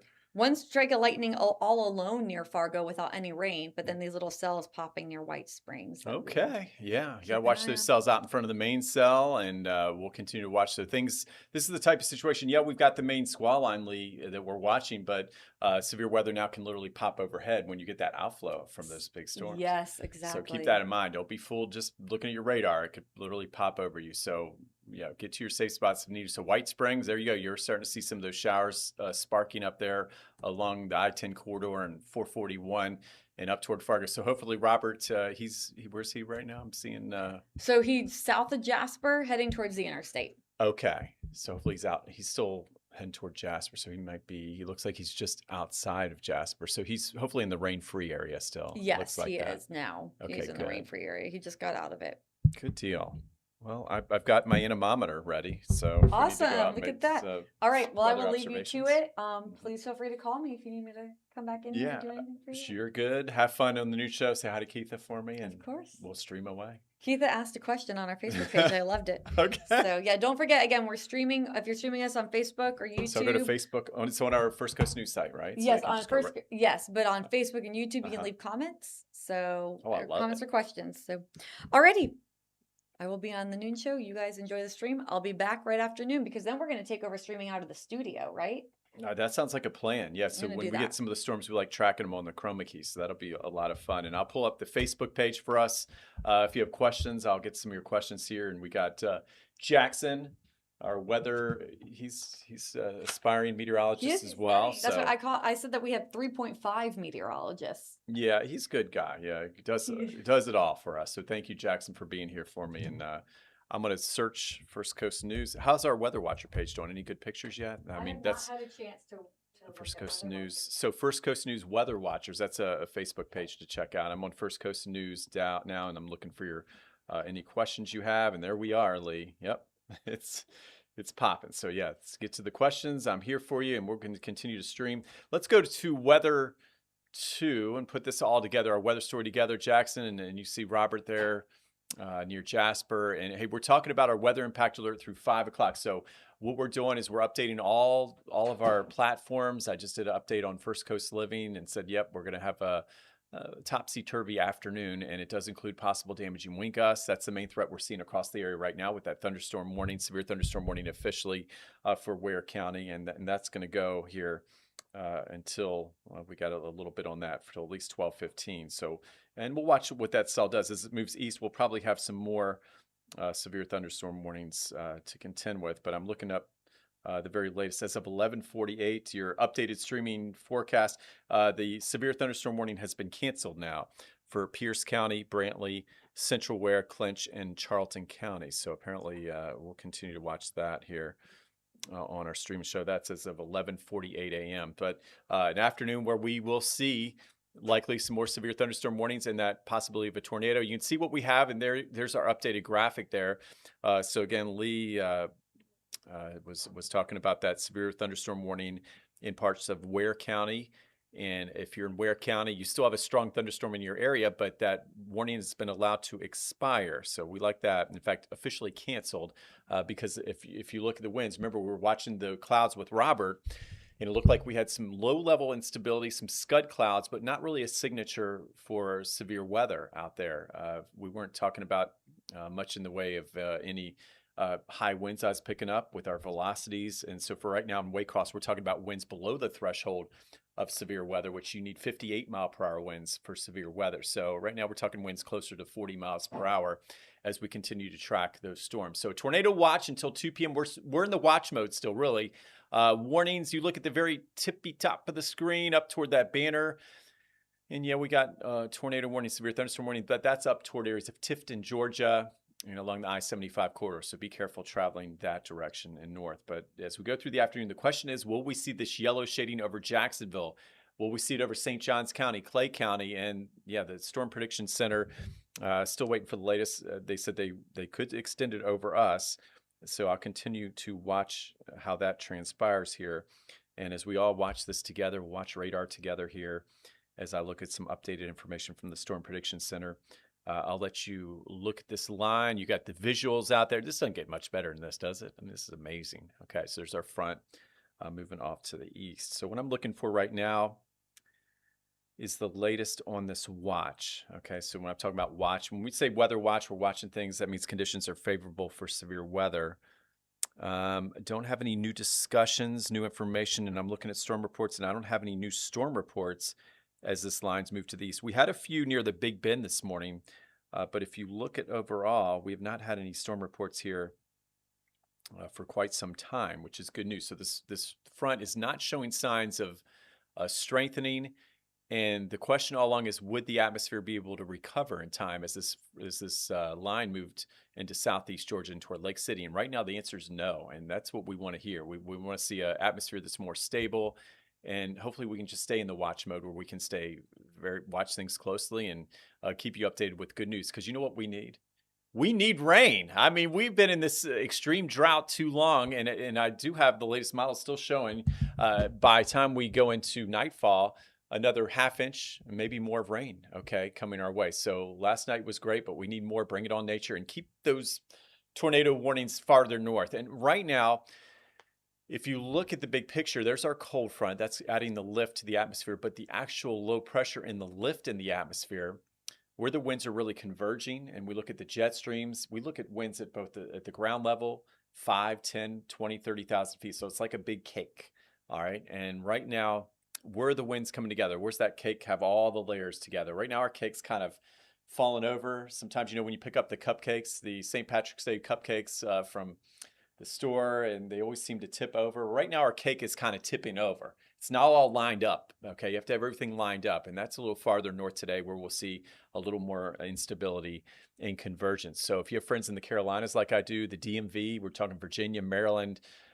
could be a different story instead of what we're seeing here. But for now, our weather impact alert continues, and here's why. We got our latest futurecast still showing that squall line with enough energy to hold together for some isolated severe weather. That includes the main threat of damaging wind. All right, so you know where to go, right? To get to your safe spots and stream First Coast News Plus. We look at 2 o'clock, and what I'm seeing, it looks like those storms. So Lee and I were saying, be careful those storms that could pop overhead. So even though you see the main line back toward Folkestone and Lake City, I had the main line coming really through Jacksonville between 1 and 3. 1 and 4 at the latest, because I was thinking these pop-ups would happen. So you see Ponte Vedra, we're watching toward E-Town, Sawgrass, where we got that golf in yesterday. Wasn't that a treat? Oh my goodness, I still have chills thinking about it. What a wonderful day. And then you take a look at that line back toward World Golf Village. All right, we're watching State Road 206, 207. We know what happens down there. We watch some of the stronger storms a lot of times. And then Palm Coast to Palatka with that pop up around 2 o'clock. So again, be very careful when you're watching your weather apps here this afternoon, and you've got your First Coast News app downloaded. We got all the alerts enabled. But again, one of those situations where you can get those storms that literally fire overhead with these outflows. And then notice 3 o'clock, there's our line. Doesn't look like, it's just kind of like our cake. We said it's like cupcakes that just fell over in the back seat of the car. I mean, I tried not to turn too fast. All right. So you can see it's kind of a lopsided line, not seeing much. One of the areas I circled when I woke up this morning, now that was like at 3 a.m. I said, we got to watch, especially maybe toward areas of Kingsland, Camden, Glenn County. So just keep that in mind, 2 to 3 o'clock, maybe a stronger storm up that way. Watching Clay County. We're watching Green Cove Springs. And again, that St. Johns County corridor, especially towards St. Augustine, County Road 206 and 207. 4 o'clock, we extended that weather impact alert for another hour just in case, because we could still see some storms in the area. And again, this is one of the storms that could crop up in a hurry. We get toward 4 or 5 o'clock. A little more instability to the south. Keep your guard up toward Palm Coast, Southern Flagler County, Volusia County. So if you're traveling, looks good for the commute home. For school pickup should be much better in Georgia as these storms move out by 3 for most areas. And then we'll see everybody get in on a big change. Winter comes back with that northwest wind. So I think overall, tracking storms right now. And if you're just joining us on the streaming show, I'm all about updating information. And the trends are friend right now so far. I'm just going to continue to watch things with you here, and you can look at the screen and you can see where you live. This is a good graphic showing when the worst of the weather should be moving through. Well, Waycross, we know we had a severe thunderstorm warning earlier that was allowed to be it was actually canceled, but at least at this point we're just talking about non-severe weather, but that does include lightning. So for me, every storm that has lightning is severe, right? You got to get inside. All right, so we take a look at Waycross up toward areas of Pierce County. And we'll continue to watch and monitor the winds. Right now, you see the worst case scenario, 60 to 70. I'm seeing winds close to 40 or maybe 40, 45. All right. Isolated tornado risk, very low. And we'll take a look at that on the velocities coming up. And what we're talking, the storm time between 11 and 2. Glenn, Camden, and Charlton County. I know parents are wondering about school pickup. Still could be some storms around the area between 2 and 3. So be extra careful. Okay. One of those days where you want to check ahead before you're driving out there. And if you have to wait a little longer to safely pick up the kids, I would. And I'm sure the schools are well aware that if there's severe weather in the area, they would hold the kids anyway. So things to think about as we get between 12 p.m. and 3 p.m. And again, some of those highest instabilities toward Kingsland, Georgia, Camden County.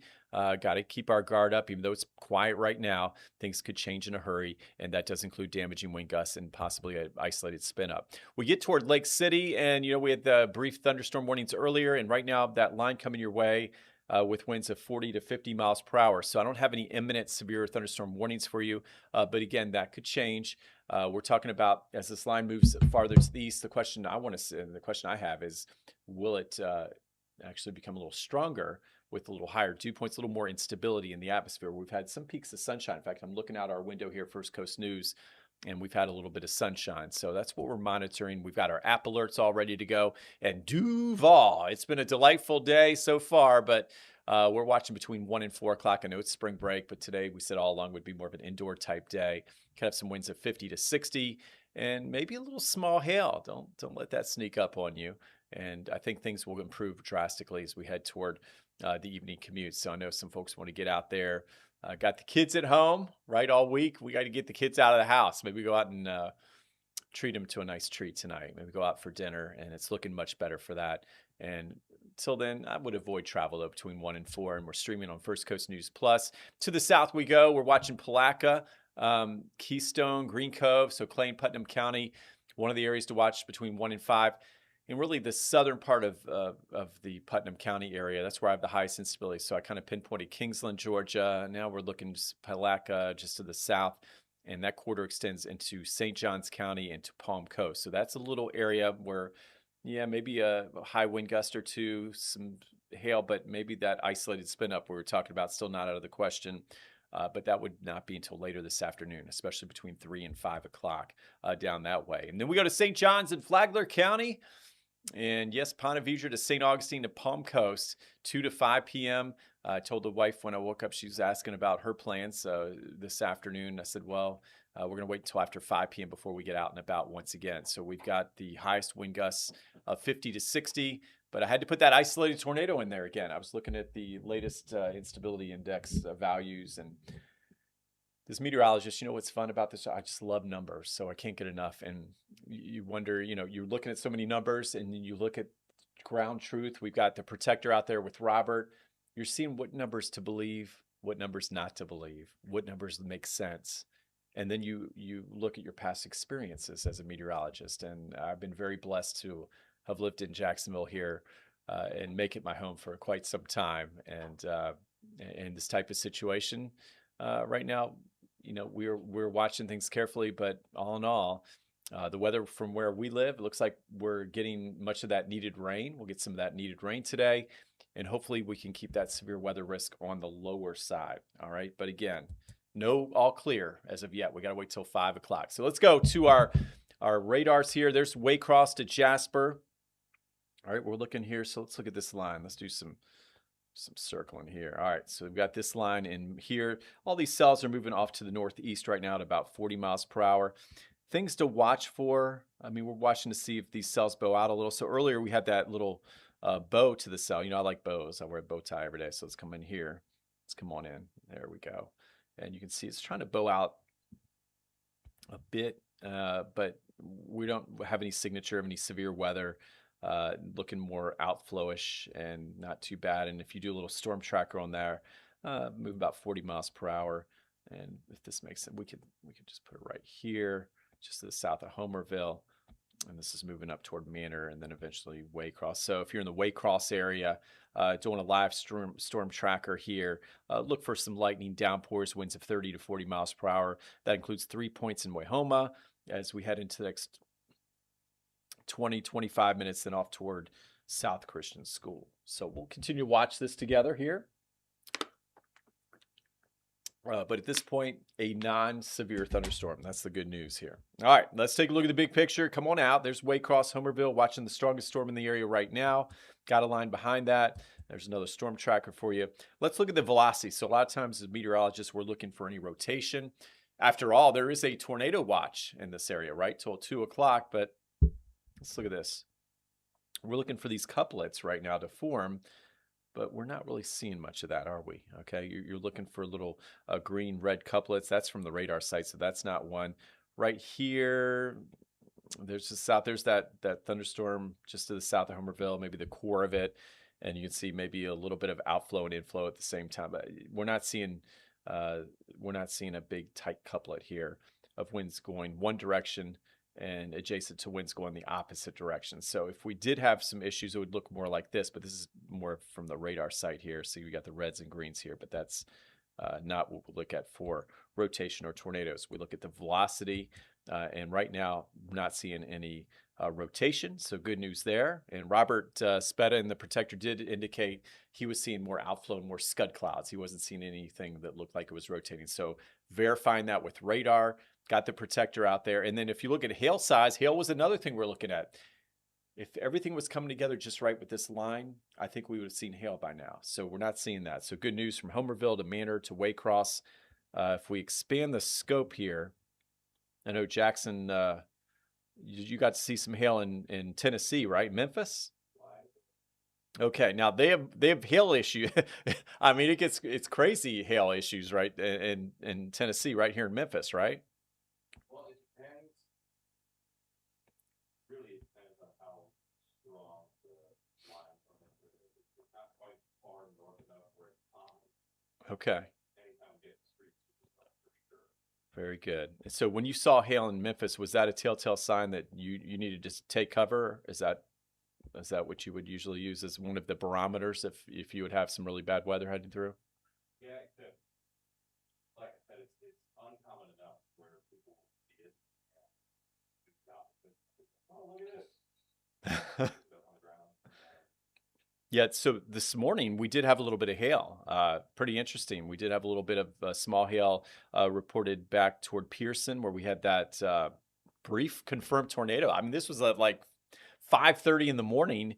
But since then, that first wave, that first little shot of rotation and a little bit of hail we saw this morning, we're not seeing that as we head through the afternoon hours now that we're at 12:04. So good news up that way. Debris tracker, you know all about this as well, Jackson, and we're not picking out anything unusual. Just one nice solid magenta color like we like it, right? Love to see that color. Okay, and then you've had some debris. We call them debris balls, right? The blue debris, right? And we're not seeing anything like that there as well. So good news. And if you're just joining us, we're just under a watch right now. No warnings across the area. We're just going through all the meteorological tools we use to scan storms and slice them up. And now the storm core here, I'm going to let this play here. I'm going to check something as we watch this. Again, you're looking for weak, moderate, strong, severe. Notice we're still more in the moderate to weak range. So that's great news. If you're back in Clinch County and Ware County, we know Waycross is getting ready for some rain here, some lightning and some downpours, maybe a little bit of wind of 30 to 40 miles per hour. But overall, we're not seeing that severe weather threat or index that we look at as we scan some of these storms. Another thing I'm looking at, Jackson, is some of the cloud tops on these. And as we look at our enhanced echo tops, let's come on in here, make sure we got the VAX chain there. And yeah, right now, the highest tops I could find would be, that's 28 knots, enhanced echo tops, not very tall. Okay, so these are low-topped thunderstorm cells. So we're looking at the storm core, thunderstorm tops at just, 25 to 27,000 feet. So not too far above the freezing line here. So for some of that hail to really form, and that was one of the things the Storm Prediction Center was looking for us, 27,000 foot cumulonimbus clouds aren't going to produce much in the way of hail for us. So good news there. And if you look at the storm core earlier, we had the warning. If you wonder why sometimes the Weather Service would cancel a warning, I wanted to show you this. We could probably slow it down a bit, but you can see, we put it right now, earlier as this was moving, you see these darker green areas to the south. I'm going to go south here, move this here. So your stronger cells is the deeper green and the yellow and the reds here. But that's what we were seeing as that severe thunderstorm warning was issued. But as it moves off to the north and northeast, the storm core really weakened dramatically. And as we put this in motion, we'll do the last 2 hours, kind of give you an idea. And there we go. So as you look at areas of Clinch County, last 2 hours, we had a brief warning for wind. All right. And then it just went, poof, just kind of weakened a bit. So great news all around so far. What we're watching, though, this afternoon is the main cold front not coming through until late day in this evening. Until that cold front comes through, I can't give the all clear. I know. So we got 81 in Palm Coast. Remember, that was one of the areas I said to watch later this afternoon. You've got heating, instability. So rising thermals of air. Nature feeds off of this. It feeds off heat in these sort of situations. And then you got 77 in St. Augustine. But look at the rain-cooled air up toward Waycross. So why would that storm core weaken so much? Well, you got a thunderstorm going into 67-degree air versus, it would have been a lot different if we had some heating and temperatures into the 70s to low 80s for sure, okay? So one of the sides, and then you see those tropical dew points. We got 60s a bit humid, 65 is sticky, 70 is tropical. Yeah, dew points are pretty good. I mean, 69 in Folkestone to 72 in McClenny there, but these are dew points we normally would see later in May and June. Pretty amazing how we're going to go from a May-June pattern back into a January pattern all in the next 12 hours. So another reason our weather team has circled this day, boy, for a good 7 to 10 days. I said, we got to watch this front coming through. And again, still watching that weather impact alert through 5 p.m. Current winds, I like seeing this. We don't have any backing winds, not seeing much of a sea breeze. Sometimes if you get a wind out of the southeast off the ocean or an easterly flow meeting a west wind at the surface, sometimes that's a telltale sign of a front that could really strengthen and feed off that convergence. But if you notice, right now all the winds blowing almost in the same direction out of the south and southwest. And as a result, you go up to 5,000-10,000 people. We're talking about the Cake earlier. It looks like that wind direction is more uniform instead of seeing the different directions. You don't want winds changing with height. That's when we get the big wind shear values. And one thing that did surprise me when I woke up this morning, we looked at all the meteorology, is I thought the shear values would be much higher. Sure, we have the low-level capes, some energy to work with, for sure. We saw those storms blow up yesterday, but if you're not getting, again, we don't have that cake all lined up.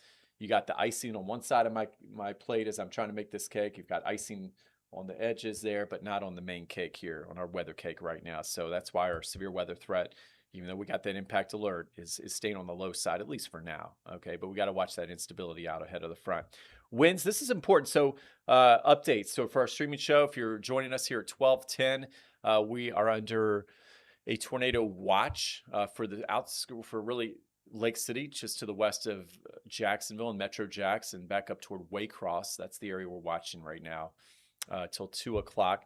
Storm Prediction Center has not made up its mind if it's going to extend that farther east yet. We will keep you updated on that. But notice this model in the map has updated from this morning. Earlier, indicated wind speeds of 40 to 50 miles per hour as that line barreled into the area as we headed toward the noon and 1 o'clock hour. Notice the latest, I'm finding winds closer to the 26 to 36 mile per hour gusts. So we just went through a whole slew of reasons and things that I'm watching for here with all the different weather ingredients we're watching. But at this point, it's good news where we're seeing, you see there's a gust of 45. So reason we're keeping our guard up is that line could be enhanced by some of the heating out in front of it, where we'll see some forecast winds in McClenny up to 45 miles per hour. If you're in Stark, yeah, make sure the trampoline's inside today, right? You don't want any flying trampolines. Where you see the red, we could have some brief damaging wind gusts there, especially the deep red. So we got 31 mile per hour gusts in Stark, 36 back toward Gainesville, and then near 40 mile per hour winds up towards St. Mary's. And then let's watch it toward Fruit Cove. Mandarin, Jacksonville, Sawgrass, here it is 20, 35, 36 mile per hour winds at 3 o'clock. And then there it is. It looks like it's peaking out as we head around 3:30. Some tough travel out there. If you're in McClenny to Folkestone, Southeast Georgia, the worst of the weather will be over by 3:30. So it's good news for the kids getting out of school. Farther south, though, it'll be time for the storms, and that includes Duval, Clay, St. Johns, Putnam County, into Flagler County. You know, some of those wind gusts up near 40 miles per hour. Then it moves off to the southeast, and there we go, out to sea. So by 4:30, should be offshore. Still watching Palm Coast, all right, southern St. Johns County. But at this point, that's why we have that weather impact alert till 5 o'clock when we give the all clear. Notice what the winds are doing behind the front. You see what I see? Here, we'll all just digest this together. I mean, that's winter. That's a winter wind coming back at us. And those are wind chills tomorrow morning. I said, Lee, you can show the wind chills on your noon show. We'll let her back. Hint, hint, we could feel like 32 degrees again tomorrow morning. There it is. And as we look at the good part of today, we're talking about, some rain. We're still in an extreme drought across the First Coast, and you can see some of the higher rain amounts toward Waycross, Brunswick. Officially last night, almost an inch of rain across a good swath of the south side and southern areas of the area. So even though you see a little less rain towards St. Augustine, Palaca, you could still see a half inch or more, especially if you get under a thunderstorm. At least we're getting rain again, and every little bit helps. And you see some of the breadwinners there, Brunswick back to Eddy and Edie and back to Lake City there with a half inch of rain. We take a look at our severe threats. All right, so this is still from the Storm Prediction Center, and I'm going to just pull this up. You can see the overall severe weather threats, and let's go back a little bit. I want to show you that scale. So there's the rain. As we look at this, I'm checking some of the latest stuff here from the Storm Prediction Center, see if we have any updates. There, rain, and then we got our severe threats. So right now, we don't have any new discussions, which is a good sign. All right, so I said I was feeling pretty good about what I'm seeing on radar right now, based on experience and trends, keeping our severe risk hopefully a little lower, all right, for now. But all of your latest discussions are out of the Carolinas. We're saying we're more concerned about the Carolinas up to D.C. and Virginia, where there's more lift and support, where our cake is all lined up with the winds, okay? Well, that's farther north. But for us, still significant. They're keeping us in a level 3 out of 5. That's pretty high. We don't usually get enhanced here. Level 2 back toward areas of Lake City, Gainesville, Jacksonville out of 5. And I don't pay much attention to marginal slight enhance. Just basically that can mislead a lot of times. So that someday will be changed. We take a look at the tornado threat, wind, hail, and again, it would be the gusty winds is my main threat today. So 10 to 15%. Higher risk, it looks like Southeast Georgia for now, but there will be pockets even to the south in St. John's and Putnam County and Flagler County, like I saw. So again, doesn't mean just a 10% chance of rain or it's 15% chance of rain. Like that's how most people would see it or treat it, but it would be like a 15 times higher risk of damaging winds. So that's a big deal. And then you look at the tornado risk that the Storm Prediction Center has us hatched. Another reason our team has the protector out, we're not taking any chances. They got us in a hatched area out of Norman, Oklahoma, and that would include a tornado risk at 5% and then 2% down to the south. And then notice over Brunswick and Waycross still at 10% or 10 times higher than you normally would see. And the reason why we're watching the change of the winds and the seasons and watching everything carefully today would be the big change in temperatures. Here it is. We go from 76, and we're already near 80 in some spots, to 39 by tomorrow morning. Wind chills will fall into the upper 20s to lower 30s. Tomorrow's highs, mid to upper 50s. So you know what I'm thinking? You know, we got St. Patrick's Day. Just a cabbage and corned beef. Like, oh, doesn't that sound good on a cold day? So, and we know it's March. It's not going to last long. I know it's spring break, but just one cold day. Maybe that'll go good with the corned beef and cabbage. I'm trying to look on the positive side of things here, and the sunshine will return as well. High temperatures, though, will take a big nosedive. We'll go from 78 on Monday to just 58 on Tuesday, and there's 60s in there Wednesday, Thursday with those. Yeah, if you're looking for beach weather, that'd be Friday, Saturday. Temperatures back in the mid 70s to the low 80s. So that'll be fun to get back outside and get the shorts back on. So this week, have all of your wardrobe ready to go, because look what happens. By the time we open to Wednesday morning, 32 degrees in Waycross. That's not the wind chill I was talking about. 36 officially in Jacksonville. We're protecting the people, the pets, and the plants. And yeah, we got kids in school up toward Brunswick and St. Simons. Yeah, I apologize. I wish I could do something about the weather.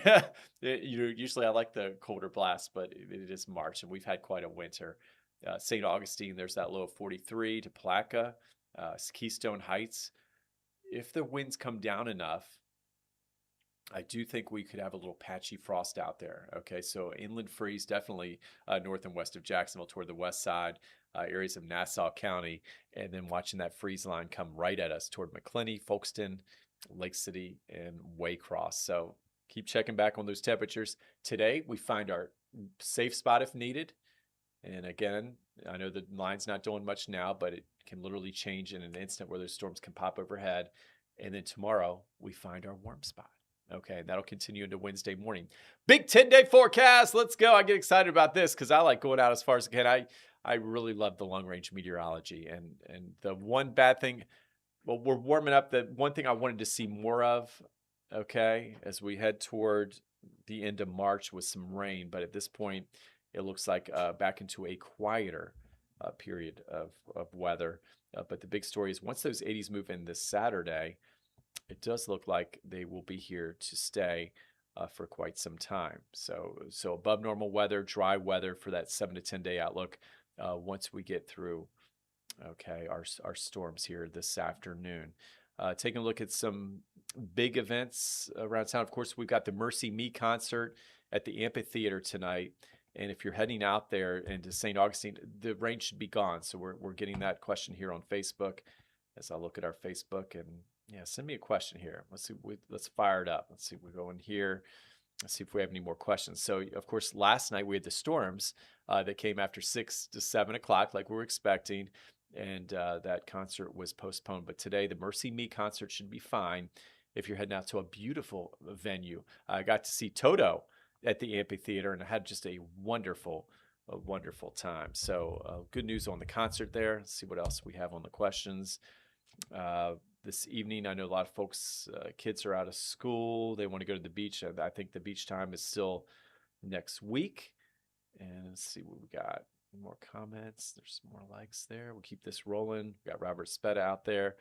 Yeah, so for now, folks they're saying they're staying inside, enjoying the stream, and hey, thank you. Everything's looking good, and we'll continue to keep you updated here.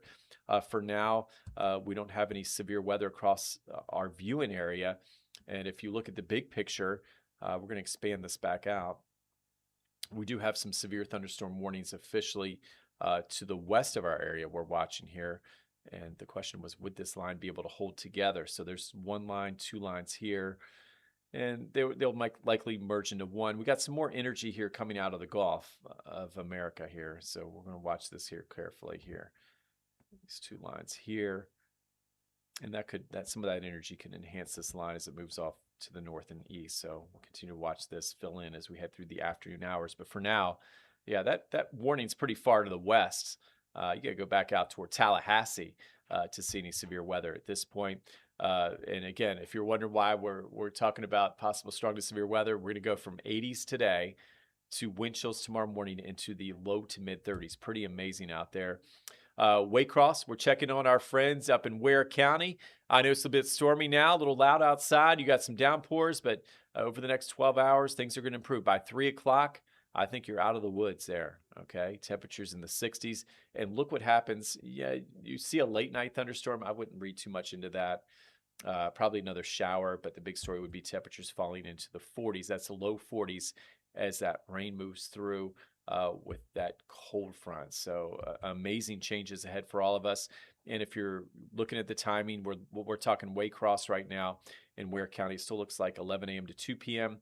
The latest trends here on our live streaming show, I would still say winds right now for Waycross may top out closer to the 40 to 50 mile per hour range. And right now the isolated tornado risk very low at this point.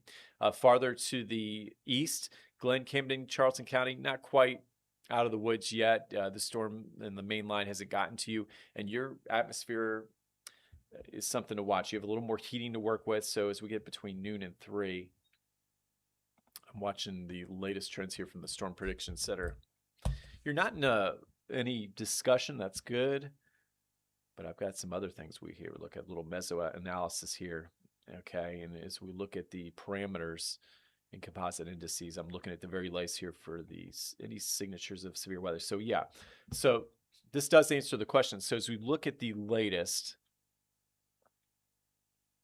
the line right now is weak. We know there's no warnings, but by the time it heads to the east, there is a little more instability for southeast Georgia. So between noon and 3, school pickup could be impacted with some lightning and downpours. Most of the instability right now I'm seeing really pulling in areas of north central Florida, Alachua County, extending into areas of Putnam County, Clay County, St. Johns County, and it just kind of noses up toward areas of McClenny, Baker Union, Bradford County. So again, watching to see how this line reacts as it moves to the east. As it moves farther east, Brunswick, Folkestone, I know we're watching our friends in Waycross. It looks like they may have dodged the worst of the weather for the day, but maybe not so lucky here in Brunswick and Folkestone. That's why I can't give the all clear and why we're in that weather impact alert. And we'll just continue to stream accordingly until we can give the all clear. Now, we know about that line. I just said the instability is a little higher farther to the east. So Lake City, you see your timing from 11 to 2 on those storms. Winds right now, I think you're going to top out closer to the 50 mile per hour range. Again, but once we get a little farther east along that I-10 corridor, we've had a little bit of sunshine, a little more heating, and that's when we could ramp some of those wind gusts up and maybe that little higher chance of a tornado. And speaking of farther east, Duval County, I still have winds of 50 to 60, maybe some small hail. We're avoiding travel. We're streaming on First Coast News Plus.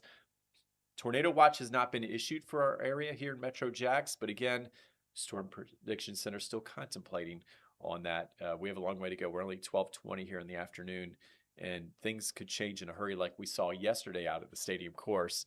We're sunny and beautiful, and within an hour or two, it will change. So that's why we're here for you. And then we go to our beautiful Green Cove Springs, Clay County, Orange Park, Fleming Island, Argyle. Shout out to you. Everybody enjoying spring break, I hope. But once we get to 1 o'clock to 5 o'clock, those sunny skies you see out there right now likely will fill in with some showers and some storms, and that does include maybe some damaging wind gusts. And it looks like Robert there has parked the Protector out there, and we'll get an update with him.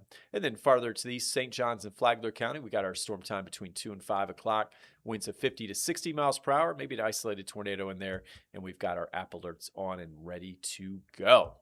All right, so today through 5 o'clock, weather impact alert continues, Jacksonville. And we're talking about 50 to 70 mile per hour winds, isolated tornado chance, large hail still not out of the woods. have your safe spot you can get to, have the alerts turned on, and make sure you stream with us here on First Coast News Plus, because yeah, not your typical day. Usually it's a big deal. We get to level 1 or 2 here in Florida, South Georgia, but we're level 2 and 3. Yeah, and that does include Palm Coast, Palatka, up to Green Cove, Keystone Heights, watching our friends in Rayford and back up to Sanderson, also in that risk, and that would include gusty winds. We look at our lightning tracker, pretty interesting, showing plenty of lightning moving across the area, especially as we head into mid to late afternoon, and then much quieter as we head into tonight. So weather impact alert, looking at our latest future cast, not seeing too much in the way of change. That line kind of lays across the area, and notice a little weakening trend. The question is, will it fire back up in the heating as it moves east? Right now, if we do see some of that firing, maybe those individual discrete supercells that sometimes form out ahead of the line, that would favor areas to the southern tier of the area. So we're watching Flagler County, maybe southern Putnam County. Never rule out southern St. Johns County, as we know. So that'll be interesting as we get toward 3, 4 o'clock. So could be one of those days we're saying, we can breathe a sigh of relief. We've gotten some rain around the area, not much severe weather, and then boom, it only takes one. So again, we've got our whole weather team here watching it for you until we can give that all clear. So we continue to stream here and just keep the maps scrolling. We take a look at Jacksonville's hour by hour. And this is interesting. We got 60% chances of lightning in the area by 1 o'clock, back up to 90%. So there's our peak hour, 2 to 3 o'clock this afternoon on the rain. If you have plans to get out there, a lot of folks getting ready to go out to eat with the family on spring break, heading to the amphitheater. Okay, I see much lower rain chances. That's at 30 at 5 o'clock and down to 20% at 7 p.m. But notice by 9 o'clock, we're going to fall into the 50s. That's unbelievable. I'm going to be out on the porch. I'm going to get my hoodie on, got my sweats ready, and I'm going to watch the radar. I'll watch our streaming. Yeah, I'm one of those. I love our streaming channel too. I'm always watching it, making sure it's rebooted and up and ready to go for you. So it's just relaxing to me. So we'll watch those temperatures drop together through the evening. We take a look at the big picture. I know so many of us have friends and family around the country. So let's take a look at what we got here. I mean, you got pretty significant weather going on across much of the country. Whenever you have a 4 out of 5, now that's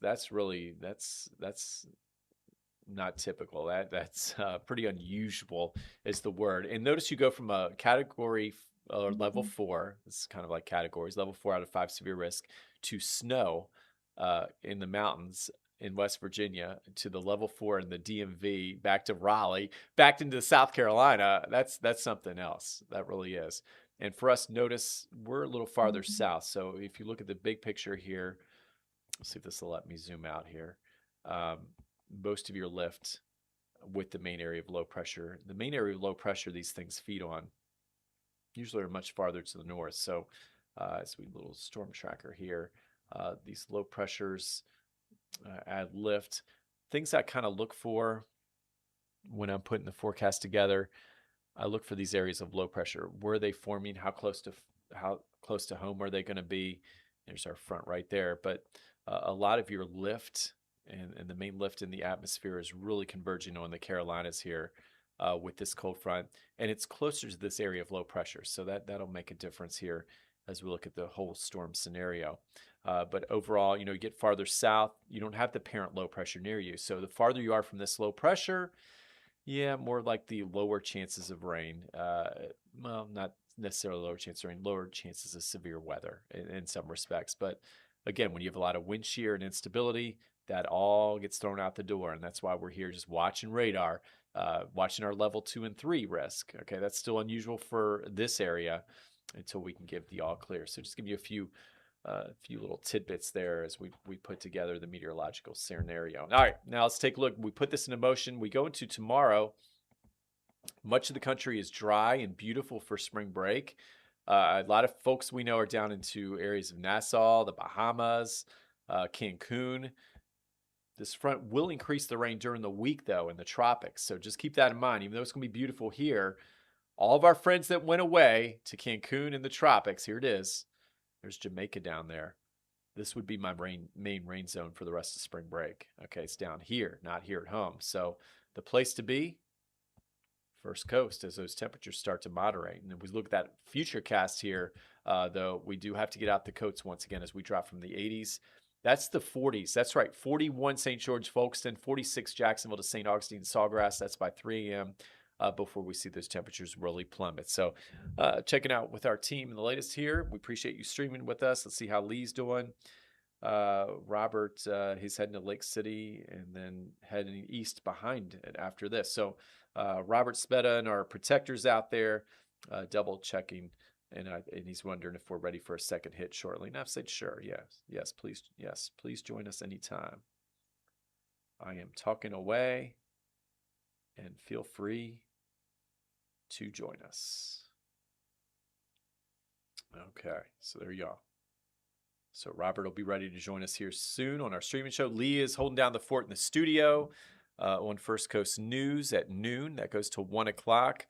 We got Ross Muma here coming in here shortly as well. And of course, Lou out this week, and he'll be back next week. So Robert, okay, so he's just talking about his little road trip he's taken, and we'll continue to check in with us. I'm going to go back to the computer here. I'm going to go to the radar and go back to the basics, set the table here. We'll put this here, and we'll give it a look. Let's see if this will let us go into this show list. Sometimes it will, and sometimes it won't, but we'll get there.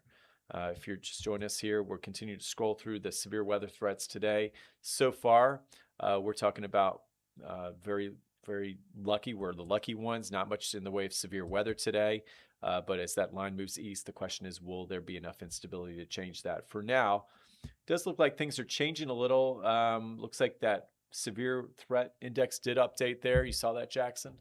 It just shifted all to yellow. So this morning we had a 10 to 15% chance of damaging wind gusts.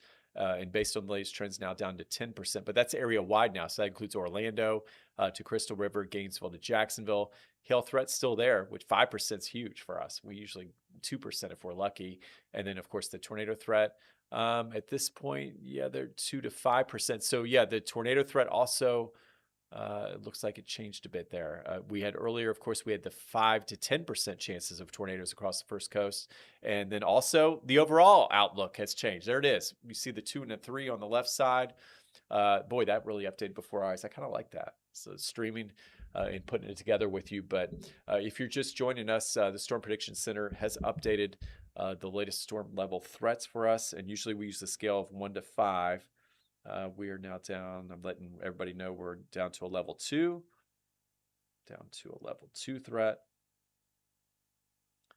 Area wide. And no new watches issued, which is good. All right. And there's your update. So on this type of graphic, let's see if this will let me out here. Oh, good. I'm going to get out of this graphic so we can update it together, and then you'll see what we do here. One of my favorite parts of the job, building fun graphics and updating things. So as you look at our severe threats, putting all of our team on the same page here, let's go into edit, and we're going to go into our severe weather threats, and we should be able to safely get rid of that number 2. Maybe not. And paste. Okay. So yeah, that's good news. Here, Jacksonville, we're looking at our latest here, our models and our maps coming together. And let's go back to our Max computer, and we will update. This will let us load it up and show it. Oh, that's a good sign. Okay. And then as we look at the overall picture, and going back to the radar here, the severe weather threats are a little bit lower across the first coast. So the Storm Prediction Center lowering the threshold, so to speak. And I'm looking at the latest discussions here, and I'll put that radar up for you. Hopefully that'll play for you so you can take a look at that while I read some of the discussions here. And there we have it. I'll let this play across the board. So right now, the only warnings are out toward Tallahassee. That's been the story. And then they move into our area, and they've been weakening. All right, so let's take that off.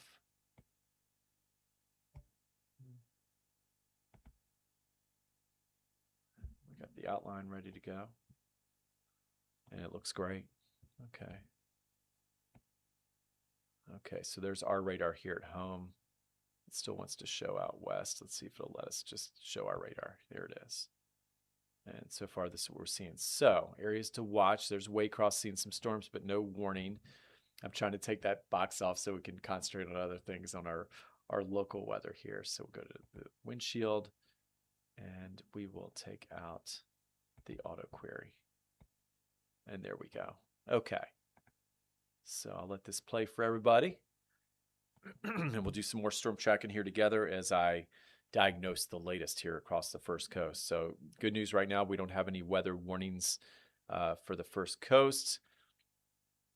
Good news as far as the watch, we still have that tornado watch we're watching till 2 o'clock. I want to just double check that. And we're going to put this radar, I'd like to put this radar at the top of the list, the behind the scenes. It can be fun. And then you go here and it doesn't want to let me, but that's okay. We got the radar up and that's really all we need. So the latest from the Storm Prediction Center, still not getting any new indication that we'll have a new watch. No new discussions over us. That's good news. Let's just double check this. Yes, so the Carolinas and Virginia are the hot spots right now across the country. So if you're streaming here, I'm still going. I've been going with you since Good Morning Jacksonville. Meteorologist Mike Pringley. And we're getting the second wind. Here we go. All right, so we got very latest. We're tracking storms across Northeast Florida, Southeast Georgia. And if you're just joining us, I feel like I need a chroma key. I need to stand. There we go. How's that? Can you still see me? I don't think you can. All right. No. Okay. Oh, thank you. Okay. Oh, that feels good to stand up. Hey, we're talking about thunderstorms across the area. Storm Prediction Center has lowered the severe threshold just a bit, but not enough for us to give the all clear. But if you're in Waycross to Folkestone, we're going to watch these areas very carefully here. And what we're talking about are thunderstorms with 40 to 50 mile per hour winds as they head off to the northeast. So doing the latest storm tracker together and looking at the latest data, earlier moving about 30 to 40 miles per hour. And we got a special weather statement for winds of 40 to 50 from the National Weather Service. So that all makes perfect sense. And again, as far as this movement goes, moving off to the northeast at about 40 miles per hour. So I want to thank Jackson here for helping me, allowing me to stand up. I love it. And then as we look at the storm tracker here, everything's lining up perfectly. And we look at the properties and let's do it here. We're going to stop this. And there's your storms moving off to the northeast. So areas that have not seen rain today, we're watching our friends in Blackshear, Thowman, Folkestone, starting to see some higher rain chances about to move your way as we go into the next hour to 2 hours. So right now, based on the latest and the latest trends, I would say your main weather threats would be lightning, downpours, and winds of 40 to 50 miles per hour. That's what I'm seeing with this line coming your way. So it's not really tapping into the energy out there available to it. It's well out ahead of the main cold front, and the upper support's a little too far to the north at this point. But if you look at that graphic there, you can see we've got some downpours toward Brunswick by 155, Folkestone by 110, still some tough travel. And if you look at the southern edge of the line, still seeing some strong storms a little farther to the south. So what I'm focusing on, so I think we're looking good for now across southeast Georgia. All right, we'll keep checking on you. You go to Lake City, McClenny, Keystone, Gainesville. This is the area that we really targeted for the most of the instability for this afternoon. So right here, we're going to do a little circle. Okay, and then we'll put this here. And it looks like most of your instability would be in north central Florida. So I'm going to find that little pin. Here it is. We'll come back to the north. And most of your models were saying once the storms reach this area, or if you get any cells that reach these areas, it kind of noses like this. This would be your highest instability. So strongest storms, you bet, could be right in this area as we head through the afternoon. So even though the main line right now is cooperating, we're going to be watching to see what these cells do here. And let's put this into motion and see what we can make out here. We'll do the last 3 hours. Sorry about my scribbling. We will, there you go. And then we'll put this into motion. Let's see how we do here. Okay. And we'll just do the last hour. This is a good idea. Last 2 hours. And there it is. So we've got some options here on the palette. And you can see we're starting to see some showers and storms fire up quickly. We said 1 to 4 o'clock by the time we get into Nassau, Duval, Clay, Putnam County. And sure enough, we said out ahead of the main line, we will have an area that we have to watch that fires up. Right now, not looking for anything threatening, but again, those clouds can build in quite a hurry. We'll look at the storm core here. Take a look at what we can find here. Do a little slice, and yeah, if anything, whereas most of the area we're seeing these storms weaken to the north over southeast Georgia, there we go, to the south, I would say these storms would be the opposite, where we could see some strengthening storms. So officially, tornado watches where you see the yellow, and that includes Lake City, back into Clinch County, Ware County, Waycross, back to areas of Pierce and Brantley County. Your line right now is cooperating, but to the south, where we don't have any watches or warnings, some of these could be on the stronger side. So if we do a little storm tracker here, we'll continue to watch the storm core move off to the east. And we'll zoom on into your neighborhoods here, Sanderson, Stark, and some of these showers and storms will cross Highway 301 and quickly move off to the east. So if we do a little storm tracker, even though it's quiet now here in downtown Jacksonville, Metro Jacks, here it is, updating for some storms starting to move to the east-northeast, and that includes areas of Lottie, Keystone Heights by 1250, off to Oakleaf by just after 1 o'clock, Green Cove Springs at 118, and off to Fruit Cove by 121.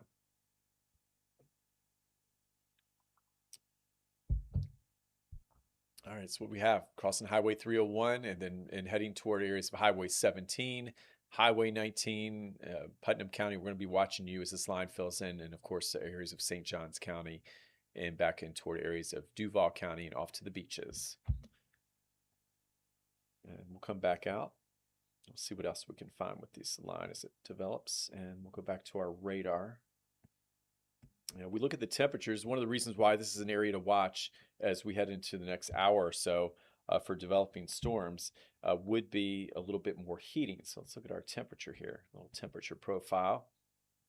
And there it is. There's the difference. So you're wondering why? Well, our storms in Georgia kind of tame for now, but why are we concerned about areas farther south? Well, you go from 75 in Lake City to 81 in Keystone. Big deal. We got areas at Palaca, Putnam County, 81 degrees, 78. So just think of this as more juice to feed thunderstorms, so to speak, as they move off to the east. And again, southeast Georgia, I know those storms are weak right now, but we got to watch it along I-95. Still watching areas of Camden and Glenn County as well as we head through the afternoon. We look at the dew points. This is just incredible for this time of year. You got dew points now up near 70 in St. Simon, 70 in St. Augustine to Palaca, and that also feeds storms for sure.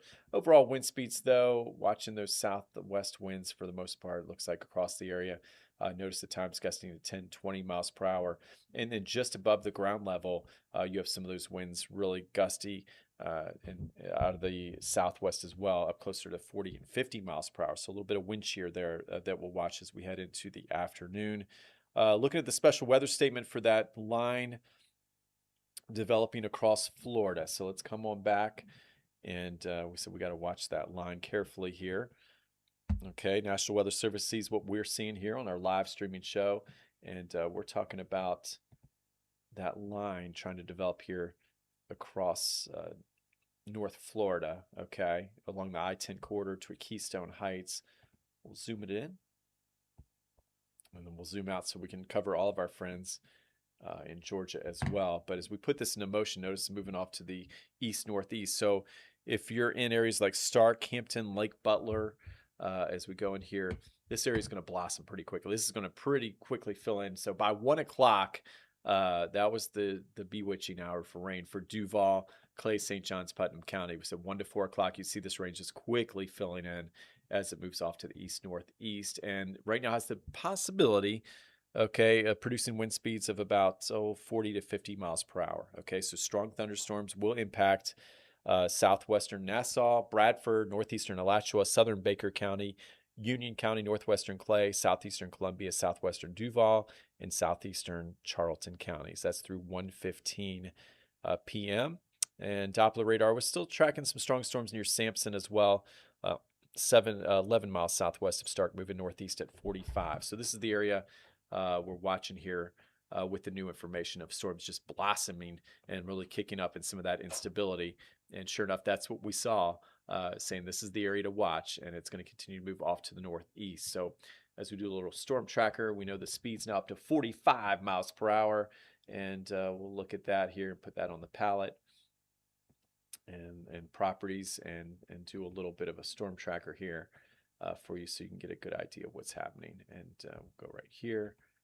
And there we go. So let's go up to 45 mile per hour winds. So these storms, as they come in this afternoon, are going to be really quick movers. So one of those times where you could see sunshine 1 minute and some thunderstorms blossom the next minute. So right along Highway 301 from Keystone to McClenny, watching these storms move off to the east-northeast. In fact, getting that exact storm track here. These are moving north-northeast. So they're coming in like this. And that would reach Jacksonville as we had between 1:15 and 1:30. So just keep that in mind as we look at the overall forecast. So if you're joining us here on the streaming show, you're looking live at 12:45. And main line of storms, we said we'd have a squall line today. Some storms could form out ahead of the squall line, and we're seeing that right now. So it looks like Baldwin, Oakleaf, Jacksonville. We're getting in on some of this rain now over the next 30 minutes. If you're in Green Cove Springs by 1:22, and then off to Fernandina by 1:36. So things changing in a hurry here along the first coast. But good news is the Storm Prediction Center has not issued a new tornado watch for the rest of our area. I like to see that.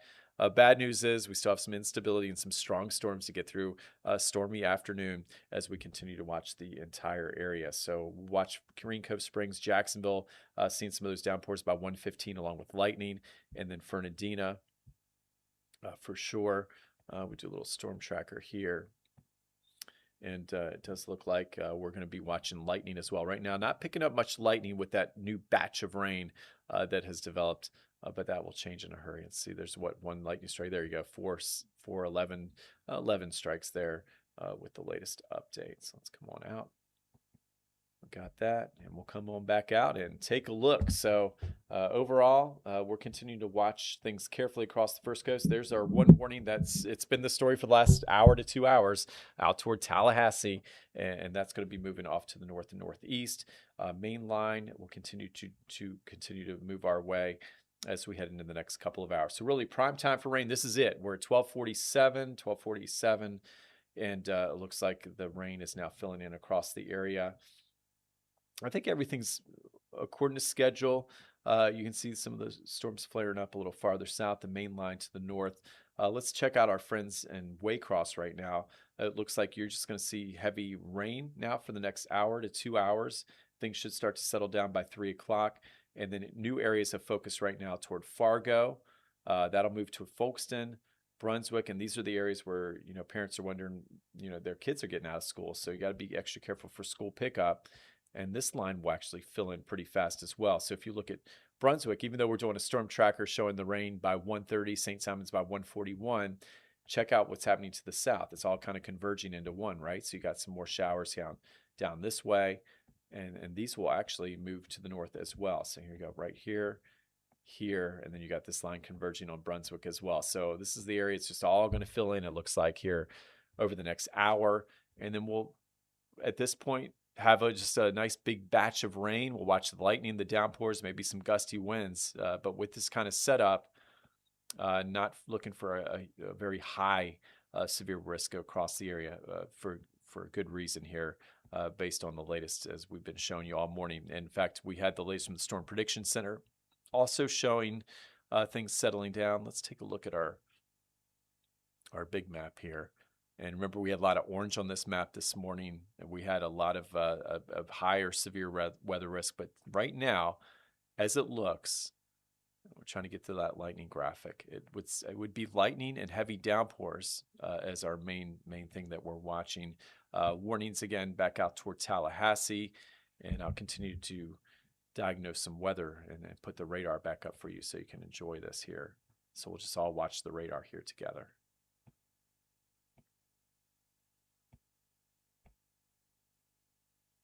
Okay.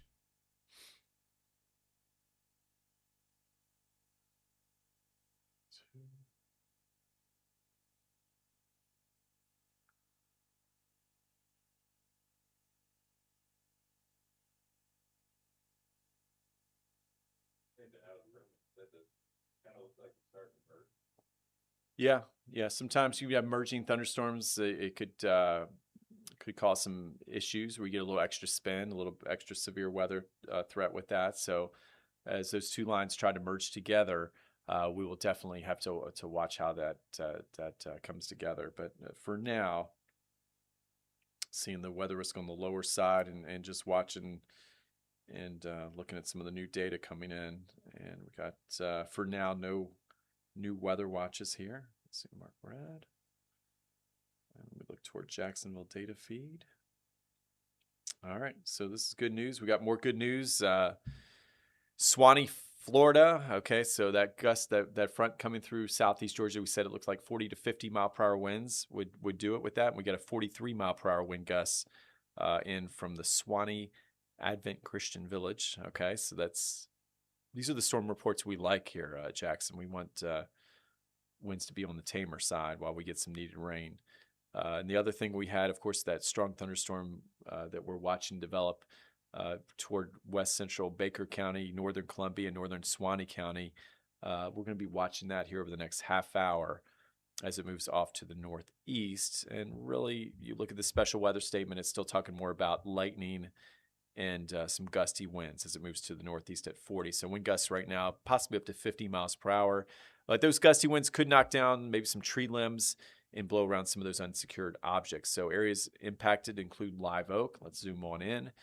We got White Springs, Suwannee Springs, Wellborn, Winfield, Suwannee Valley, Belmont, New Bern, and Houston.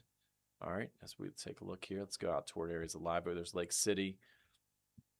And we'll watch those lines of showers and storms fill in. And we've got some more severe weather out toward the Big Bend and the Gulf Coast. But again, watching these areas. All right, we got these thunderstorms here trying to come together. Everything's it's like a bull rush. All right, right along Highway 301. So those storms are just going to continue to rush into Metro Jacksonville, create some tough driving. And hopefully, we're going to watch this, Jackson. We're talking about the merging effect. I did see that this morning as a possibility. And if they merge, one of my spots I watched, we've been talking about Camden County a lot this morning, northern Nassau County. So we're gonna watch, see what happens when these two things come together. Here's our little arrow here. Will come up here. This line will come here, and that could add maybe a little bit more lift in the atmosphere. But right now, these storms are pretty much producing lightning and wind gusts of 40 to 50 miles per hour. So it'll be interesting to see what happens here over the next 10 to 15 minutes as these lines speed up and move off to the south and east. As far as rainfall goes, we need it. We're in that extreme drought.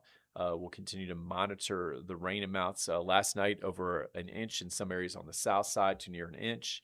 The airport, just a third of an inch, but the forecast rainfall is still very optimistic. Talking about at least a half inch. And a lot of times the models will underdo the rain, especially it depends on how the thunderstorms come together. It's showing, that the thunderstorm activity that's blowing up kind of toward, we showed you areas of the Highway 301, moving quickly to the northeast and not producing much rain, while that second line that merges with it kind of just weakens as it moves south. So you have the lesser and the lower rain amounts toward the south of downtown, and then the higher amounts with the main line to the north, where you see up into southeast Georgia. So you see way across at a half inch to Brunswick with almost 2/3 of an inch or a little bit more. So we'll continue to watch that. As far as current wind, see, we have some wind gusts across the area, Jackson. I'm seeing if what we got with some of the storms, not seeing anything.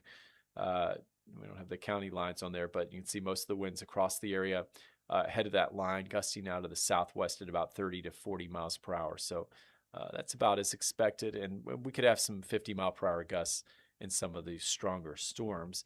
We look at some of the new data coming in. We showed you some of the wind gusts right now, 20 to 30. The storms have a possibility of producing winds of 40 to 50, and still looking at that latest data showing, those storms that are quickly rushing toward us, bull rushing is what I called it, between 1 and 3 o'clock with their highest rain chances here in Jacksonville with mid-70s. We got Robert Speta out there, Jackson. It looks like you have his location.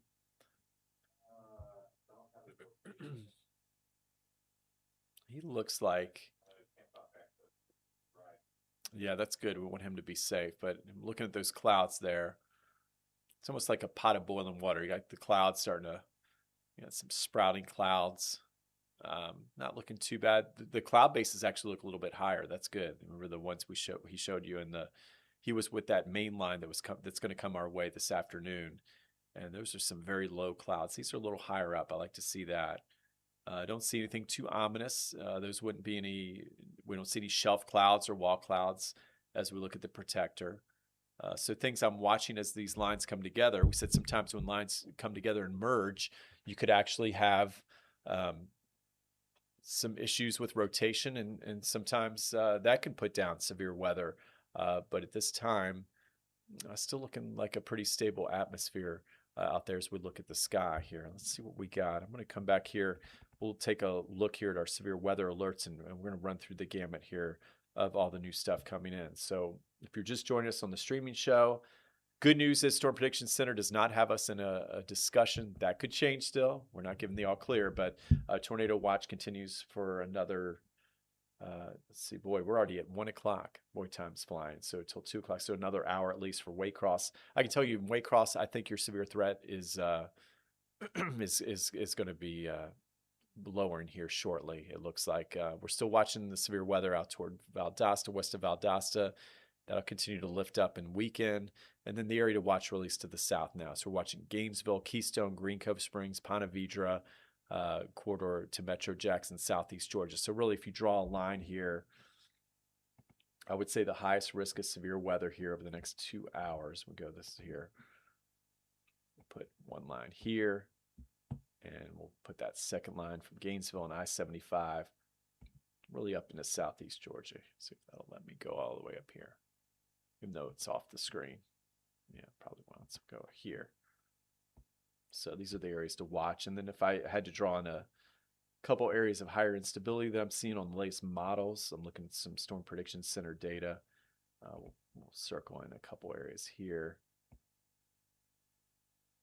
Really St. Augustine, Palm Coast, and then maybe another area up here with emerging storms that Jackson and I were looking at. So a couple areas, plenty to watch here over the next hour. And we'll put this here. And we'll erase that. Good news, again, we're sharing lots of good news so far. Severe weather outlook, we're going to come back out now and play the latest data. We don't have any warnings at this time, just some strong thunderstorm statements from the National Weather Service. But again, we've got a rich, juicy atmosphere and temperatures now in the 80s as these storms move off to the east. So we'll keep that weather impact alert going through 5 o'clock. We got winds of 50 to 70, hail, isolated tornado. Warnings not in our area at this point. We're just watching things closely. There's the problem, though. There's the two merging lines there's some shower storms forming out ahead of it. There's a little lightning out there now down toward areas of western Clay County in Putnam County, and then the main line here off to the northwest. There's your main front there. And if you look closely, this is unbelievable. We got snow in Montgomery, Alabama. So if you look at that, we got snow within 300 miles of Jacksonville. Absolutely crazy. Nature's in charge. Never doubt nature. So Robert is in the flank, head towards Baker County. perfect. Good timing. Good timing as things are really firing up. So he's Baker County heading toward McClenny. So let's zoom in.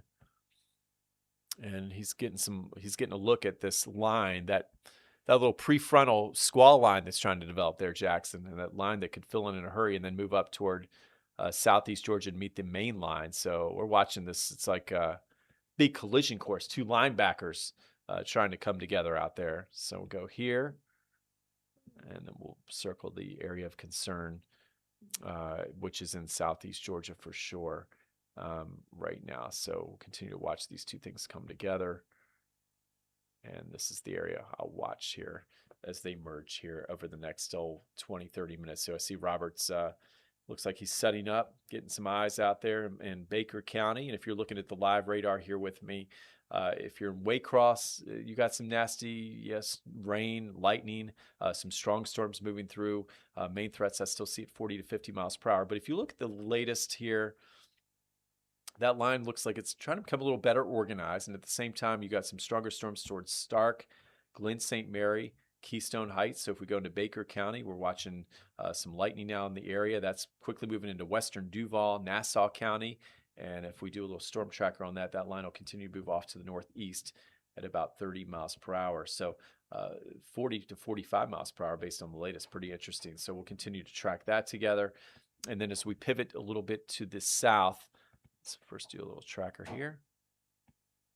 And this would put that rain through downtown Jacksonville. So we're getting ready for a little pitter patter here at First Coast News. By 1:24 p.m., we'll start to see some of that rain come in with the lightning, gusty winds. That'll move toward Fernandina by 1:47, okay, this afternoon. So things quickly changing here across the First Coast with our weather impact alert. Let's come on back here. And I want to cover all of our areas. So we've got areas of Duval covered. How are we looking in Putnam and Clay County? All right, let's look at it. All right, you got Keystone Heights. All right, Western Clay County. We'll put that here.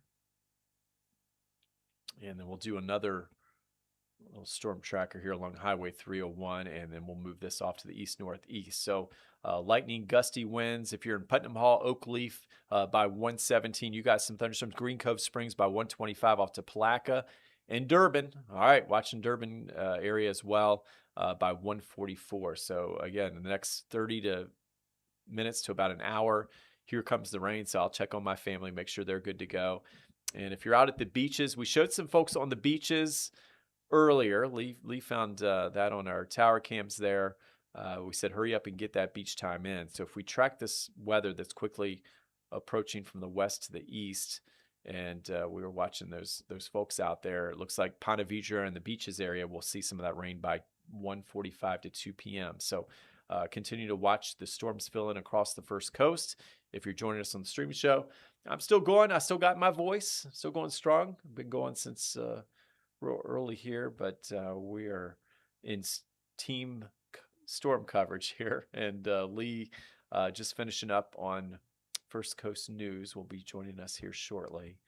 And I'll get a little bit more water here and get my second wind, or my third wind, as we look at the latest. Gainesville, Florida, we're watching our friends toward the areas of Keystone, Gainesville. All right, and there's Ocala. And this line is going to start to move off to the east-northeast. So if we do a tracker on this, let's put it here. And that could reach areas like Volano Beach and St. Augustine by 2 o'clock. So really prime time, folks. It's all filling in now. 1 to 3 o'clock, we said Metro Jacks would see most of the weather.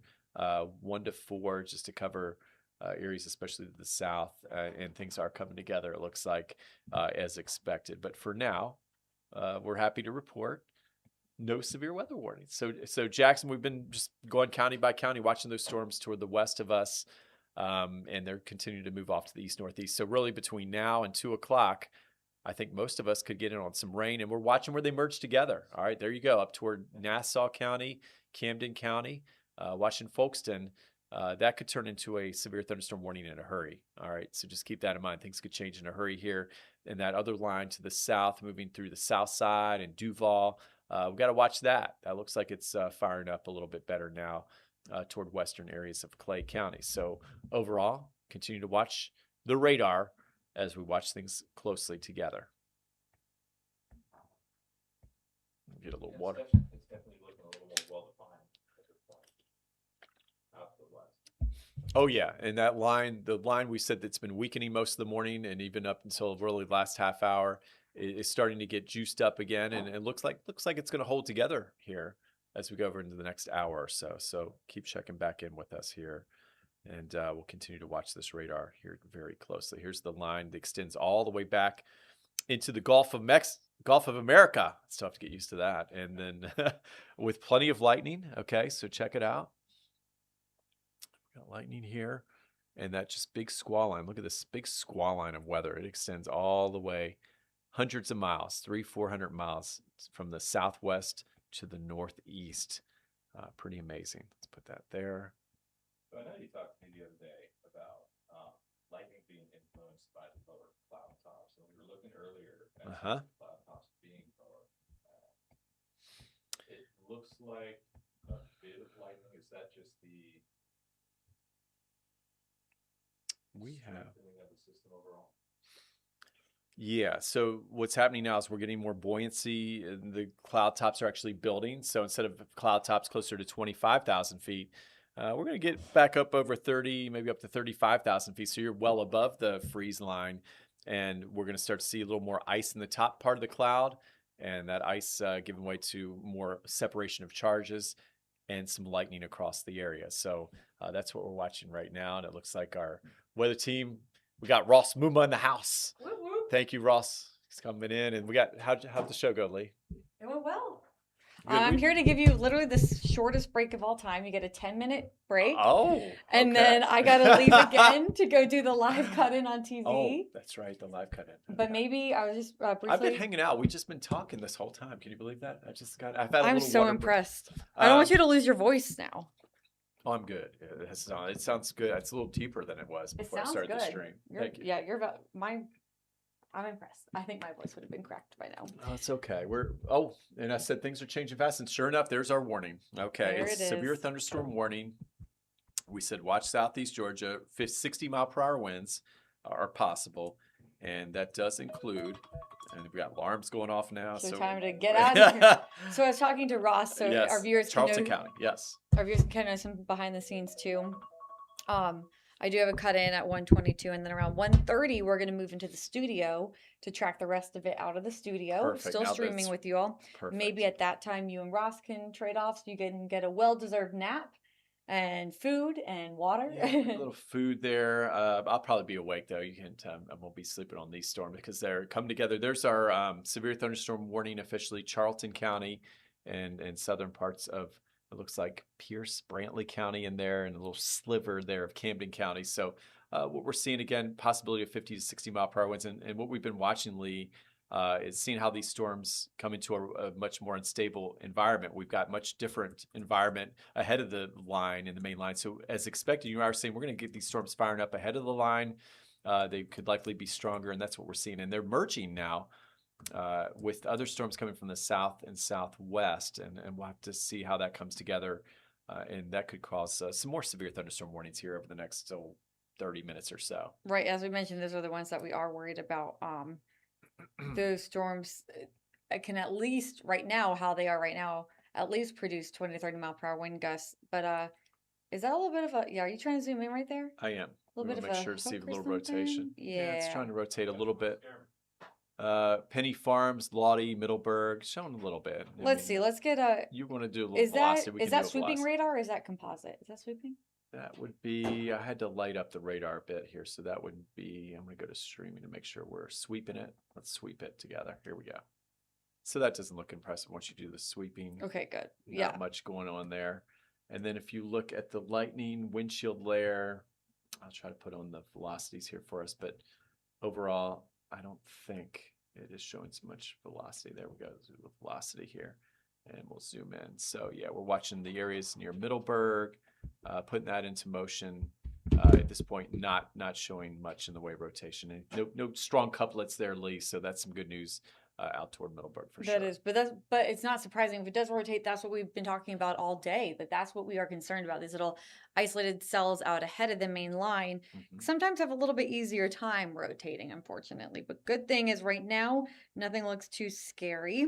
The only thing that we really are watching is that severe thunderstorm warning. So this does include places like Hoboken and Nahunta as well. And this severe thunderstorm warning is still in effect for the next 22 minutes. It's going to expire, if I just said that, in the next 22 minutes. Hazards are 60 mile per hour wind gusts and penny size hail. So again, this is for West Central Camden, Central Brantley, East Central Ware, and Northern Charlton County. This goes until 1:30 p.m. 60 mile per hour wind gusts, There you go. penny size hail. There you go. Yeah, so we'll continue to watch this as it moves off to the east-northeast. So far, we've been sitting prettily. We're saying, hey, things are nice and quiet, but they could change in a hurry like we saw yesterday and last night after a beautiful day. So, nature builds up all this energy and this heat and it just goes, and that's what we're seeing now is as this energy comes together. Yes, you know what? I want to get another check too. I was just looking at some of our temperatures out ahead of that line. It's getting warm. Yeah, yeah. 79 degrees right now at the Jacksonville airport. Same for NAS Jax. It's 80 in St. Augustine, 82 in Palatka, 81 in Palm Coast. But meanwhile, Waycross is only 67 degrees because it's cooling. It has that rain cooled air. So very warm out ahead of it. And again, I've seen some peaks of sunshine. I saw in the Mayport time lapse there was some blue skies here and there. Those are things we don't like to see. We don't like to see the warm air and the sunshine because that's all leading to instability, which is fuel for strong to severe thunderstorms. So we'll keep it. Yeah. Meanwhile, it is a cold front that's moving through, so it's going to significantly cool us down.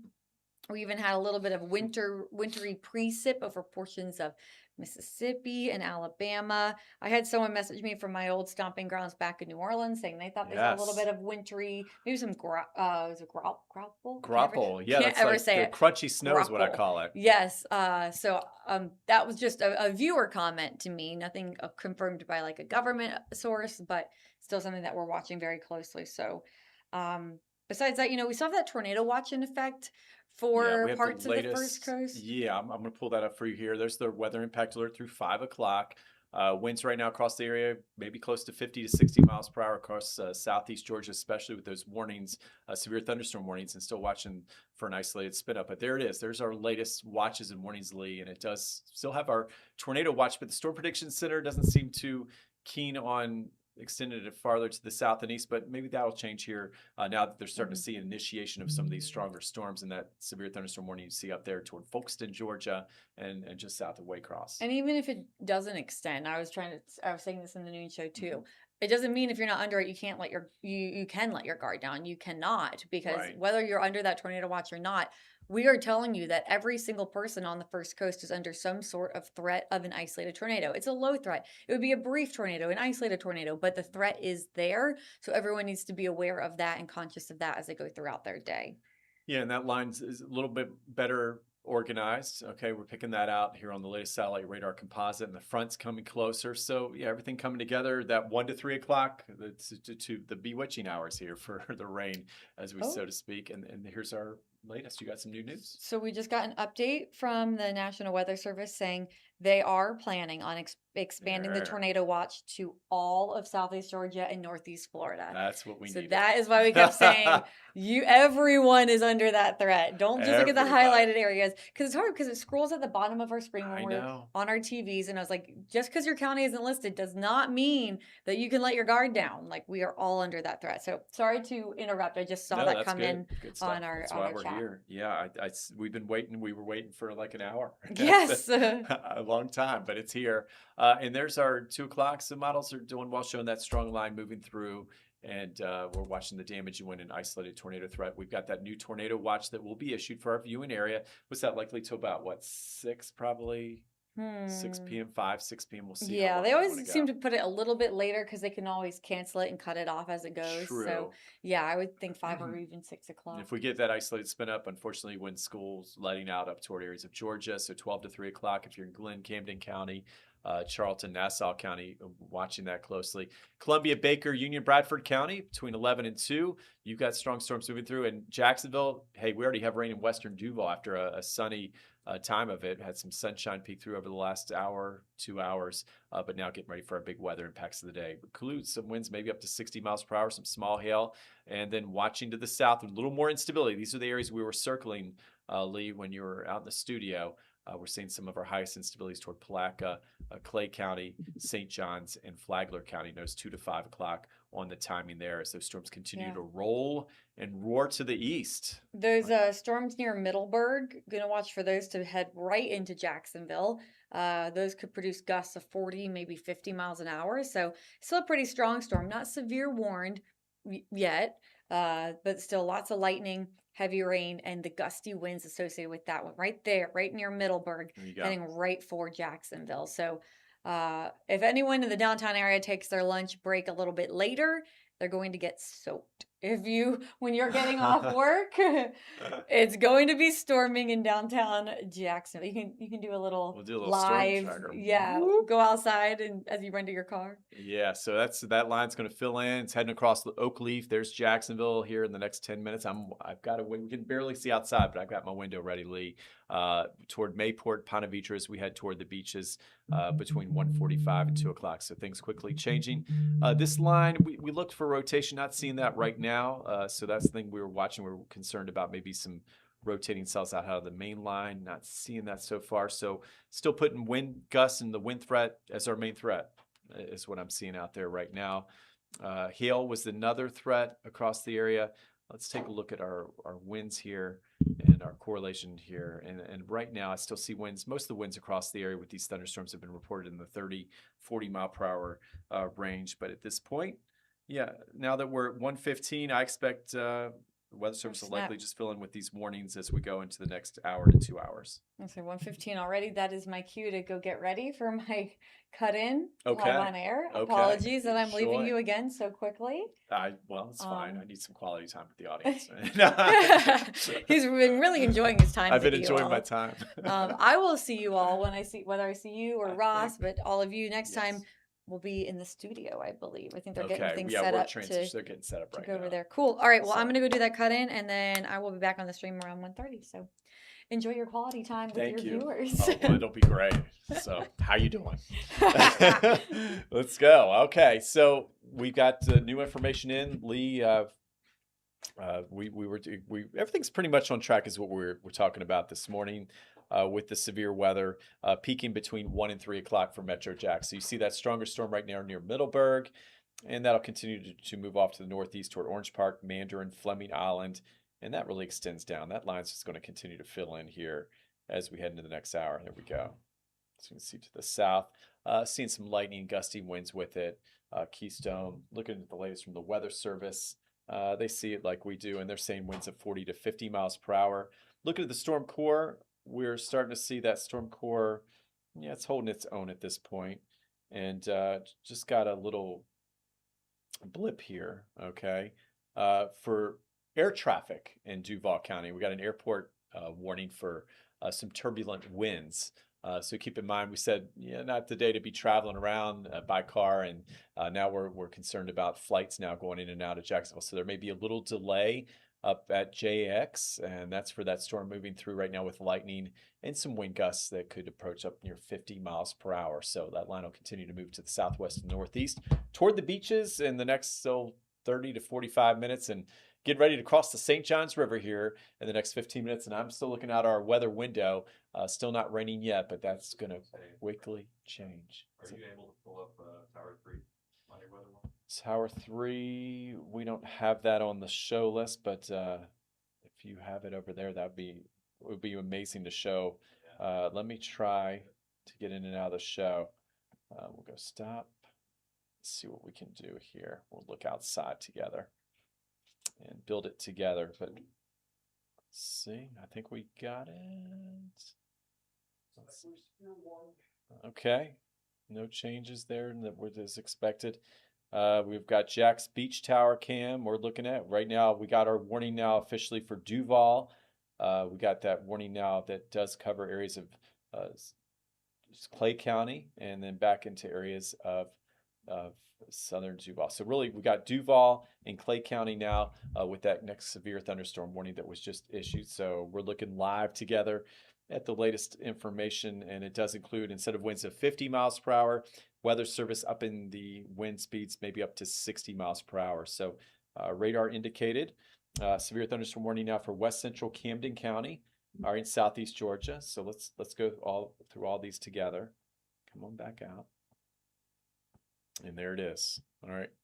West central Camden County and southeast Georgia, central Brantley County and southeast Georgia, east central Ware County, now under a severe thunderstorm warning, and northern Charlton County. So really, it's getting to the point, Jackson, where this will be just a blanket warning. We got storms, strong winds, 50 to 60 mile per hour winds, and keeping our guard up for an isolated tornado. What I'm surprised about, we don't have an official, we're going to be under a tornado watch, but officially still not in effect. We were waiting, and we said just keep your guard up, and this is a reason why. So Again, still can't rule out isolated tornadoes. We're also talking about that new severe thunderstorm warning right now. The hail threat, maybe some quarter-sized hail with some of the stronger storms with the maximum wind gusts of around 60 miles per hour. So that was issued officially. And then we've got our second severe thunderstorm warning in here officially for areas of northwestern Clay County and southwestern Duval County. So that's the storm you see here, and I'll zoom in a little bit so you can see this a little better. Coming right here, and there it is, coming right through the heart of Jacksonville. So if you're Middleburg, Oakleaf, Orange Park, Mandarin, watching Fleming Island, and let's stop it here so we all can take a pause and take a look at this together, and then we'll do our little storm tracker. All right, Middleburg, Oakleaf, right through Fleming Island, Mandarin, and that'll move all into Orange Park and Argyle. So if you're in Oakleaf, you've got the heavy rain, some wind gusts that could put down some trees, maybe some power outages. We're talking 50 to 60 mile per hour winds here in the next minute or two. Argyle, you're going to see the strongest winds in 4 minutes, and then off toward Orange Park in the next 10 minutes. And then Mandarin, you've got the heaviest rain and the storms likely of the day coming through in the next 10 minutes as well. And officially, the severe thunderstorm located right about over Lakeside or near Orange Park, and that's moving off to the northeast at 45 miles per hour. And again, the main hazard is the wind gusts of 60 miles per hour. When you talk about wind gusts of 60, you can sometimes expect damage to roofs, siding, trees, things like that, as we look at our latest storm tracker here. So locations include Jacksonville, Orange Park, Middleburg, Mandarin, Ortega, Oakleaf Plantation, Bel Air, Meadowbrook Terrace, Cecil Field, West Side, Jackson AS, and Doctors Inlet. All right, so we got that all covered here. And again, hail threat, radar indicated max hail size maybe 3/4 of an inch, so maybe quarter-sized hail. Still not out of the question, but more like the dime-sized hail at this point. And then the wind gust would be the main threat as that moves off to the north and east. So we appreciate you hanging in there with us. We got lightning being detected across the area as well. If you're in St. John, so what happens a lot of times outside of these storms, folks are getting outside trying to get yard work done. But at this point, that time has come and gone. We got to get inside. Things are literally, this is the type of situation where storms can literally fire overhead. All right, in this type of situation. So just keep that in mind. I'm going to take this little storm tracker down. Come on back out, and there it is. We'll put it into motion and look at some more strong storms. So the next batch of warnings that will be likely issued, look for areas like St. Johns County, where we have got Putnam County as these storms really fill in and move off to the east. So we'll watch this line here with our next batch of warnings here over the next still hour as it moves toward the coast by 2:30. Be surprised if we don't see any warnings. And then to the north we go. We're also watching those warnings up into southeast Georgia where these two lines are trying to come together. So there's Folkston with the warnings, and the next batch of warnings likely will be for areas of Camden, Glenn County, and Nassau County. So right in here, a little next severe weather area to watch as these two lines merge. And here's your line here moving this way, and our other line moving this way. All right, so what we got here. We're continuing to monitor the situation. We could go to our, if you want, we can go to our velocities, just in case, the tornado threat is still out there. Right now, we haven't seen any strong areas of rotation, which is good news, even with this prefrontal line, which is very good news. We'll come back. I know I'm coming in and out. Hopefully, I'm not zooming in too much for you, but let's come back out this way, and then we'll take a look at see if we have any. Want to look at power cam right now? Yeah, the more better. In fact, we could put that in boxes. That'd be great. I'd keep that up. And there it is. Looking at downtown Jacksonville, the rain is almost here. Looks good. We've got the nice rain shaft there, the heavy rain in the distance, and we got a storm moving in from the west and southwest right along the river. This is Jackson. This is a great shot. I say we just stay with this, and I'll zoom in on the radar here in downtown Jacksonville. Come on here, and we're here at First Coast News. There's our warning, and there comes the rain. So Oakleaf, and if you're just joining us, we do have a severe thunderstorm warning now, including Duval County, downtown Jacksonville area, and we are watching live for the main threats of gusty winds of 50 to 60 miles per hour, dangerous lightning, of course. So when the thunder roars, we head indoors, and then in the distance, you see the downpours, the lower visibility coming in with that cumulonimbus. And we're wondering about that cloud height. I know we were talking about cloud heights earlier, Jackson. and we were under 30,000 feet. Well, guess what? Our new update has this cumulonimbus cell. We said there'd be more instability because we had some sunshine. We were both watching that sunshine out there earlier. We're up to 40,000 feet now. So that means the lightning will increase across the area. So after a line that was just kind of lopsided, laying on its side, not doing much out in southeast Georgia, we've got a new line that is fired up ahead of that line. And it looks like this will be our main dominant line coming through the area here over the next hour to 2 hours here across areas of Duval. So I say we continue to watch those clouds. You can see some outflow. We're not looking at any rotating clouds right now. All right, we did have the velocities up. We're just checking to see if we had any rotation here. Nothing doing there. So, yeah, that's showing a little bit of maybe a little bit of rotation there. We can go back and see how radar looks on that. We can zoom in and come on back. Let's go back to our warning palette and come on down there. And as we take a look, we'll have to take a look at this cell here. Yeah, more of a line. I don't see a big notch, but that's okay. We'll continue to watch that. I'm thinking we're okay. If you're down toward Middleburg, you're getting a nasty storm, but I'm not looking for. I don't see any strong rotation at this point. In these storms, the Weather Service has been scanning with me, and again, we're still seeing more of that straight line wind gust threat as it moves off to the east northeast. And look how things are just filling in across the area. We've got one line to the north, meeting the line to the south. And that's our trend here as we continue to put this into motion. So if you're joining us on the streaming show, a picture's worth 1,000 words, and here it comes. This is the rain we've been talking about. So, boy, since last week, we said weather impact alert. We got a front that's going to drop us back into winter, gusty winds, getting some needed rain, right? We got a quarter to a half inch of rain on the way. St. Johns River, we're watching that glassy look it had earlier, now transforming into some white caps before our eyes as that wind really picks up out of the southwest. Most of your winds in the atmosphere right now, it's mainly uniform, so that's good news. More of a southwest wind coming in at all levels. We have a little bit more wind, a little more energy toward the surface compared to the loft. So, you know, we're talking about some shear we're dealing with here. But the main things I'm watching for, everything's lining up as expected with the wind gusts of 50 to 60, and right now the lightning. Our main storm time all along, we said 1 to 3, 1 to 4 o'clock, so that's on cue, and we'll continue to watch. There's the Acosta Main Street Bridge at this point, and we're not getting any new or information to help us out with the storm. And I'm just looking at this. Sometimes we go to the storm core to see how it's holding together, or how it's going to sometimes weaken. And at this point, it looks like it'll just hold together and come through with those 50 to 60 mile per hour winds. So let's look at our satellite radar. I'll get off this shot here, and we'll go to the big picture. And there it is. That's kind of a nicer look, so you can get a better vantage point as to what's happening. There's our storms here, moving off to the east-northeast. They'll merge with that second line of cells to the north, and we'll continue to watch that. Let's look at our storm core now. And as you look at overall, we're now starting to see the rain outside. There it is. Before our eyes, here it comes. And now we can hear it on the rooftop.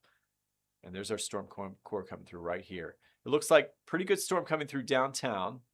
There's our rain, if you're just joining us. All right, we're watching a stronger storm. I said we have to watch these isolated storms out ahead of the line.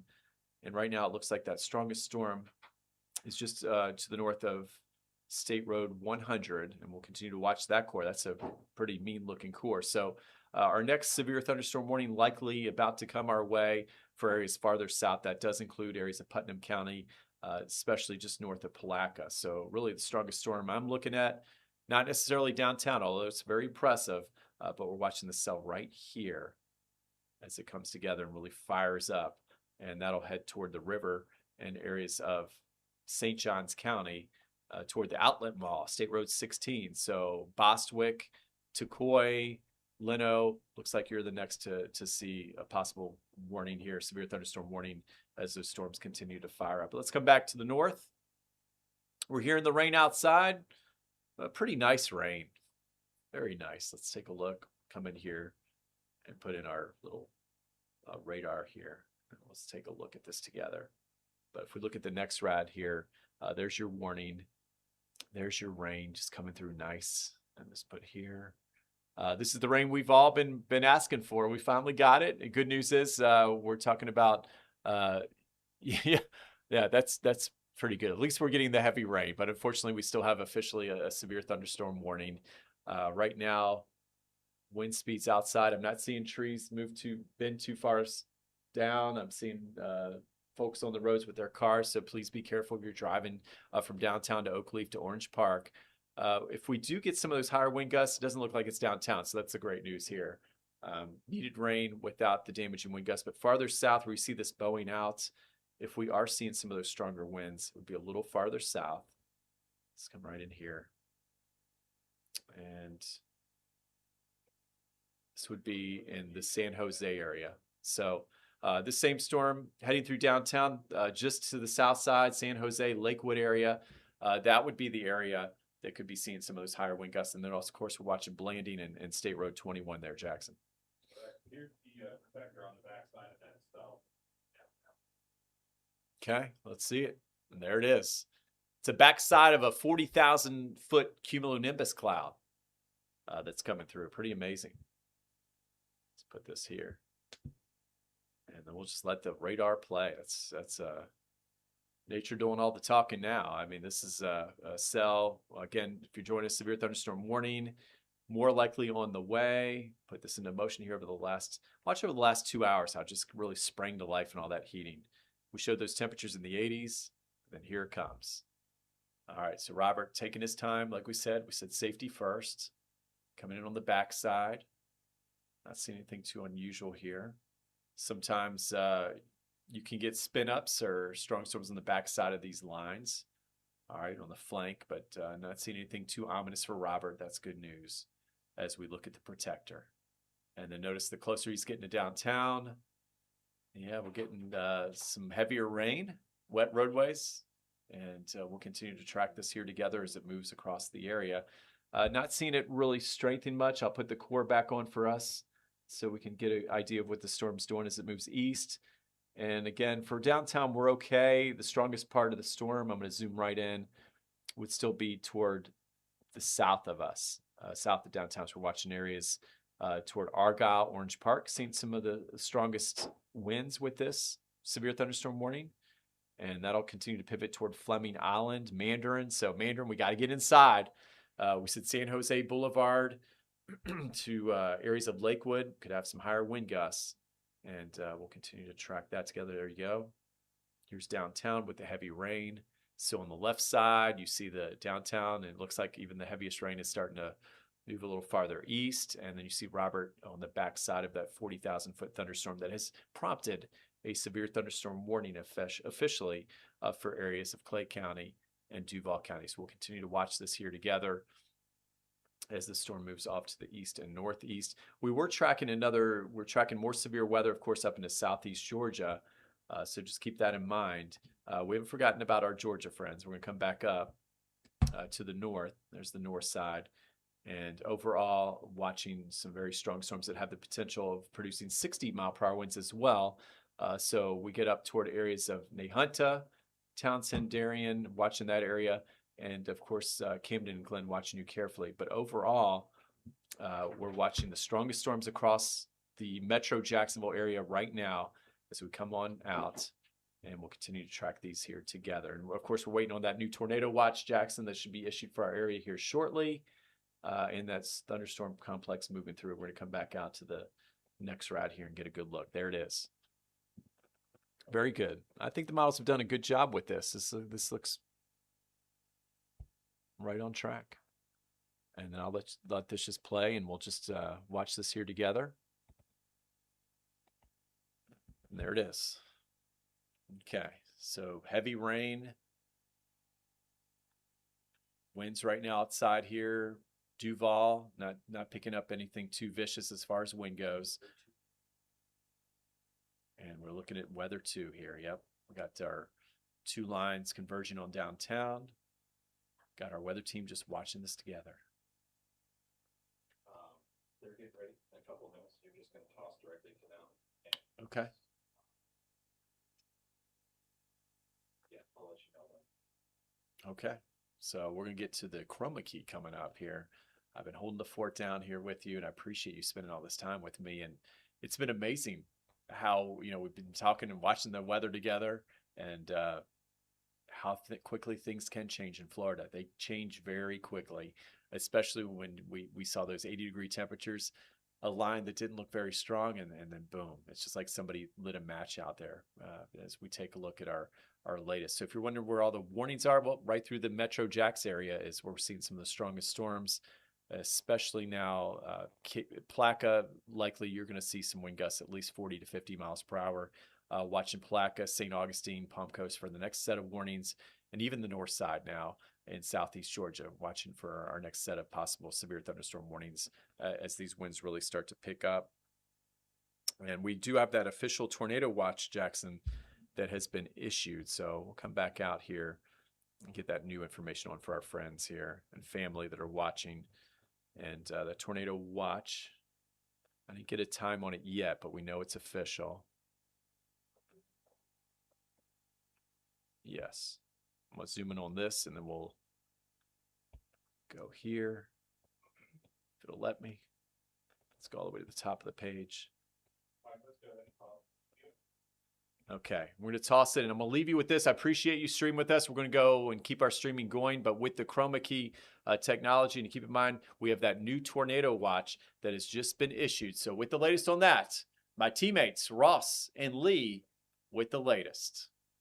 Meteorologist Mike Prangley, thank you so much for working an extended shift today to help us cover these storms as they roll through the First Coast.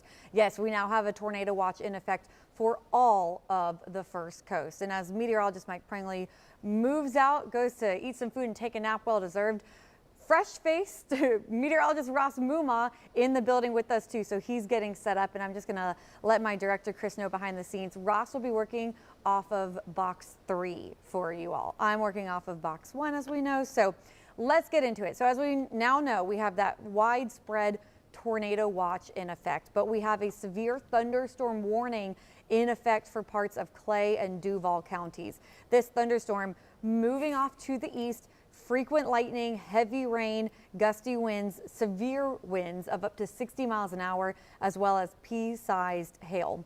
Let's get a look at how much lightning is now flashing in that, because we can hear the thunder here in downtown Jacksonville at First Coast News. We can hear the rain. It is hard rain, and you can actually hear how it's kind of blowing sideways, blowing in those gusty winds. 60 lightning strikes associated with that one cell there that is associated with that severe thunderstorm warning. So the severe thunderstorm warning is in effect. The severe thunderstorm warning is in effect until 1:45 p.m. for, again, 60-mile-per-hour wind gusts and penny-sized hail.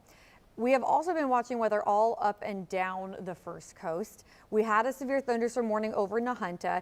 This line has now moved to the east. Let's put this in radar loop for you so you can see a bit better the motion of that storm now approaching places like Brunswick, St. Simon's Island, and Jekyll Island. That one cell north of Folkestone, that's a stronger cell. Look at how it's darkening up there. Heavier rain, and sometimes we have to watch out for hail when we start to get those really dark colors popping up on radar. Good bit of lightning there too. Let's see how much lightning is flashing here in this area. 57 lightning strikes associated there with that line of storms just north of Folkestone. So lots of lightning, heavy rain, gusty winds. Do we have the protector? Do we have a live lookout from the protector still, Chris?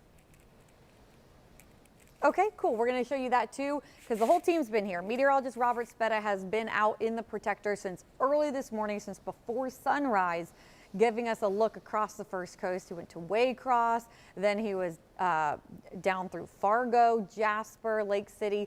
Look at that. Now he's heading into downtown Jacksonville. Heavy rain, dark cloud cover here. So yeah, he's driving along the interstate on I-10, heading into downtown Jacksonville. So this is that severe thunderstorm warned cell that he is starting to approach on.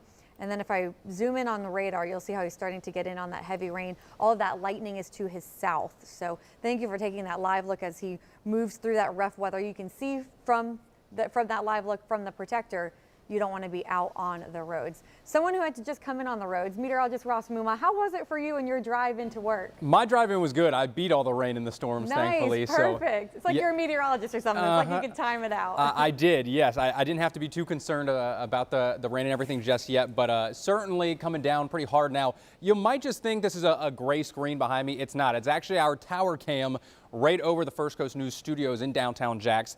Certainly blinding rain. Now, of course, you got to take it with a little bit of a grain of salt because it is several hundred feet up in the air, but the rain is coming down. I liked how Lee kind of mentioned you can almost hear it blowing like sideways up against the side of the building as well. So torrential rain certainly making the roadways quite treacherous out there right now. As Lee kind of mentioned at the top of the stream, that tornado watch has been extended. So kind of an interesting just facet a little bit simply because the tornado watch was extended, but the Storm Prediction Center actually just put out an updated look to their outlook. We were in an enhanced risk area for southeastern Georgia. They have now clipped that primarily because the worst of that line of storms is now moving a little bit further eastward. So now all of us just still in that slight risk. But nonetheless, I mean, the threats still remain the same, 50 to 70 mile per hour wind gusts, especially in some of those straight line wind scenarios.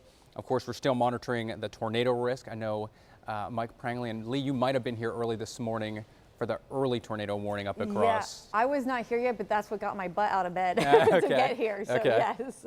So, I mean, yes, that potential's still there. And of course, kind of the main show in town right now is the severe thunderstorm warning here over Duval County, downtown Jacksonville. I did just put a track on this a couple minutes ago.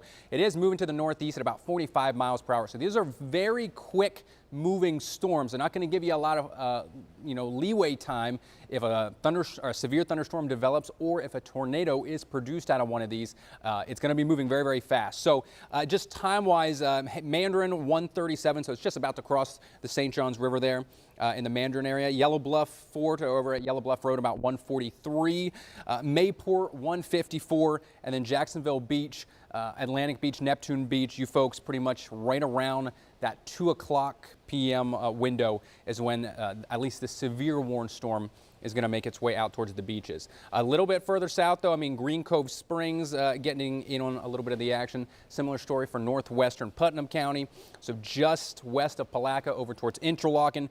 We're also still seeing some rain and storms as well. And these are all kind of prefrontal storms developing. So still in the warm sector, you have a lot of wind shear out ahead. I'm going to just walk back here to kind of show folks what we're talking about here. So this is actually the main line, right? This is the main line of storms, and the cold front's just behind that to the northwest.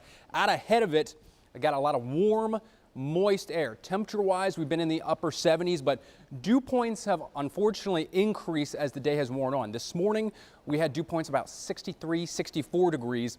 Those have increased upwards of about 68, 69 degrees. So more low-level humidity and moisture getting pumped kind of in and across the First Coast, and that will give rise to even more storms and storm potential here as the evening wears on. So these are all kind of out ahead of what we're still waiting to cross closer to the Jacksonville area here, kind of throughout the rest of the afternoon and then eventually into the early evening hours. We did have also a severe thunderstorm warning up towards Folkston, Lee. I think that expired at 1:40 or at 1:30, I believe. I don't. Did the Folkston severe thunderstorm warning, did that expire at 1:30? It's been a long day. It did, okay. 1:30. Meteorologist Mike Prangley, I've been talking to him. He says yes. I know Okay. it's gone. I know it's done. I don't know what time it exactly expired, but it is no longer in effect. Okay. Let me... That was some trivia right there. At what time exactly? Just kidding. Yeah. Yeah, so we did have this portion of the storm over northern Charlton County, just north of Folkston, that was severe warned.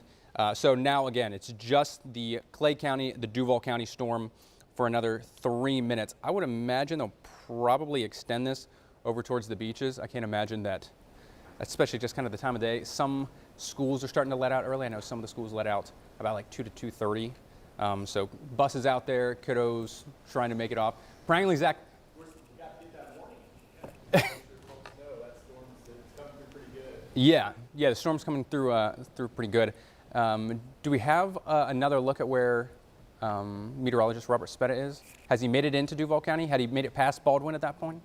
Okay, we lost his shot. We'll have to check back with him in a little bit. Lee, otherwise though, I mean, this is a strong storm.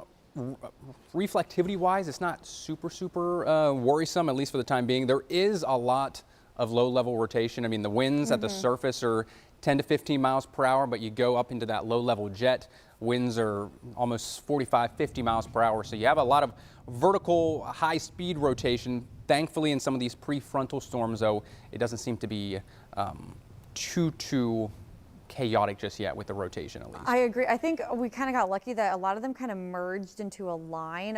Earlier this morning, we were looking at just these individual isolated supercells that it doesn't take much to get them to spin. And so we were looking at the soundings and without trying to get very nerdy for you all at home. Maybe you are a weather nerd like us if you're watching, but it looked like the soundings were tornado producers. And as Ross just said, it's not super concerning right now when we look at it, and we're grateful for that. So when we look out across the First Coast, still, I am concerned about all of these cells, those damaging wind gust possibility of small hail. The lightning alone is dangerous enough, as well as the heavy rain with people heading out on the roads. But we'll have to watch for all of these for the possibility of spin. When we've been looking at stuff like velocity, we haven't seen anything too concerning. I'll see if I can give you guys a good look at velocity. Let's see what we can see. They're going to expire the warning. Okay, Ross says that the National Weather Service said that they're going to expire the severe thunderstorm warning that's over portions of Jacksonville right now. So that's some good news, at least. So you can see a little couple of pockets of maybe some broad rotation, but as mentioned, nothing super concerning at this moment when it comes to the rotation that we have been, or excuse me, the storms that we have been seeing. So this line here, look at all of that lightning. Let's zoom in towards the Folkston area again, get a look at all of that lightning that's been popping up. That is a strong storm, not severe warned, but strong enough with the heavy rain. Look at all of that lightning. It's, when you get a lot of lightning starting to pop up in a short amount of time, it usually shows some strengthening. I don't love how that's a little bit of like a leg sticking out there. I'm going to keep an eye on that cell in particular. That's kind of heading near and north of Woodbine. So this is north of Homeland, heading north of Woodbine. We'll see if it holds together. It could head towards the Brunswick area though. So heads up Brunswick, St. Simons Island. Let's see, a lot of these cells have been moving fairly quickly. Let's put a track on this.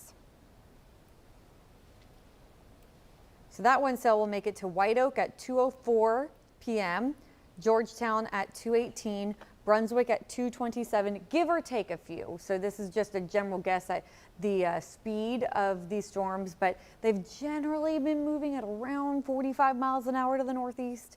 So that would put it in Brunswick at 2:27 p.m. and St. Simons at 2:33 p.m. So getting some updates here from the National Weather Service every once in a while, tracking obviously all of these storms. The storm that was over Jacksonville, that it was warned as severe, even though not under that severe thunderstorm warning, it's going to be expiring, it still can produce gusts of 40 to 50 miles an hour. Let's go down here. So, oh, look at that. Look at that storm right over Kingsland. And then more over into Fernandina Beach, heavy rain moving into Fernandina Beach. The Mayport Atlantic Beach area about to get hit with this stronger storm. So that was the severe thunderstorm that's moving towards now Atlantic Beach, Neptune Beach, Jax Beach. Still could produce gusts of 40 to 50 miles an hour. Just got an update from meteorologist Robert Speta. So, okay, we have his live look. So he is now trying to get through this one round of rain and go south. So I believe he will be turning onto the interstate. He is turning down one of the interstates, I believe, and heading south. So he's going to go south of this line and watch it for those of us along St. Johns County mainly, and this line also moving through Putnam right now into Flagler County. Palm Coast, you have an isolated thunderstorm over you too. And then we have one line. So you can see the traffic slowing down. That's good. Shot goes in and out. So the heavy rain, the gusts up to 40, 50 miles an hour, the frequent lightning, everyone needs to slow down. Look at that. Like all got their lights on. That is what we like to see. So you have to have your headlights on. That car didn't. I'm going to call you out if I don't see you with your headlights on. Turn your headlights on. So turn your headlights on. Friendly reminder that it's not illegal anymore, but it's not safe to drive with your flashers on in rain. A couple of different reasons. One, sometimes if it's heavy enough rain, the raindrops will reflect off of those flashing lights and it can kind of make it hard to see and look around and tell what's happening. Also, if someone is driving with their flashers on and everyone's used to that, and then someone's actually stopped, something happened and they had to stop and turn their flashers on, you might think they're moving because everyone else has been moving with their flashers when it's reserved to be stopped. So you might not actually realize that they've been stopped and you can slam into the back of them, or vice versa. You might be the one with you might get hit on the in the back, a little fender bender. So we do not ever recommend driving with your flashers on. But Ross, I am happy to see that here. It looks like a lot of people are driving with their headlights on. That's good. Well, because they've now heard you give a little, just wag my finger at I was them. going to say preach, but I didn't want to go that far. I like it. Sometimes people need a little lecture. I'm giving them all thumbs up as they're all driving past, but we'll, if only we could turn around and get their license plate. Just kidding, I would never go that far. But turn your headlights on if you have to drive. Of course, we don't want anyone driving on the roads if they don't have to. The Protector is built to really be a safe vehicle in these conditions. We don't want and just anyone driving on the roads if they don't have to in weather like this. Yeah, tricky travel day for a lot of folks for the evening commute out there. I'm going to give just kind of a quick timeline on the main line. So we have this prefrontal one that's moving through downtown and through Fernandina Beach and is headed over towards Ponte Vedra and stuff. But really the next big line is about to be making its way through some of our pretty big communities and towns and neighborhoods out there. So Brunswick, 2:07 arrival time. It's already moving into western or inland Glenn County. So it's about to cross I-95 there in Glenn County. Folkestone, really just about 5 minutes away, 155 there. St. Simon's Island, 222, 243 for North Jacksonville. So we're talking up by the International Airport. So northern Duval County, about 243, 245 is when the leading edge of this main line of storms behind me here begins to move in. And then Fernandina or Amelia Island, 257. So think, 245 to 3 o'clock. Coastal Nassau County has a chance or has the potential to still see that line begin to move in. So we are not out of the woodworks just yet, just because we had a few of these earlier storms roll on in. We still have quite a few left to go here. I know we have about 2 minutes left here before, Lee, you've got to cut in. I want to just give a quick look kind of at the overall look of this entire thing. I'm going to walk back here to camera 9 quick. There's a widespread area of severe storm and thunderstorm potential across the entirety of the eastern seaboard. That includes Philadelphia, D.C., Baltimore, down through Raleigh. Charlotte had it earlier today. Now that's been extended much closer over towards New Bern and the Wilmington area. Savannah, Myrtle Beach, Charleston have all had those same chances as well. So pretty significant tornado potential up across that I-95 corridor in North Carolina, Virginia, Maryland area, but pretty incredible. Behind it, we have such cold air advection in. Temperature's going to be dropping about 40 degrees overnight tonight for us. The same thing has happened for folks out across the Mississippi River Valley and even up across the upper Midwest. They've had blizzard conditions for Wisconsin and Minnesota over towards the Windy City and Chicago. That cold air continuing to seep in. And actually notice over towards Nashville, down into northern Alabama and Mississippi, snow showers are developing. Now, it's a different case on whether that snow is actually reaching the surface.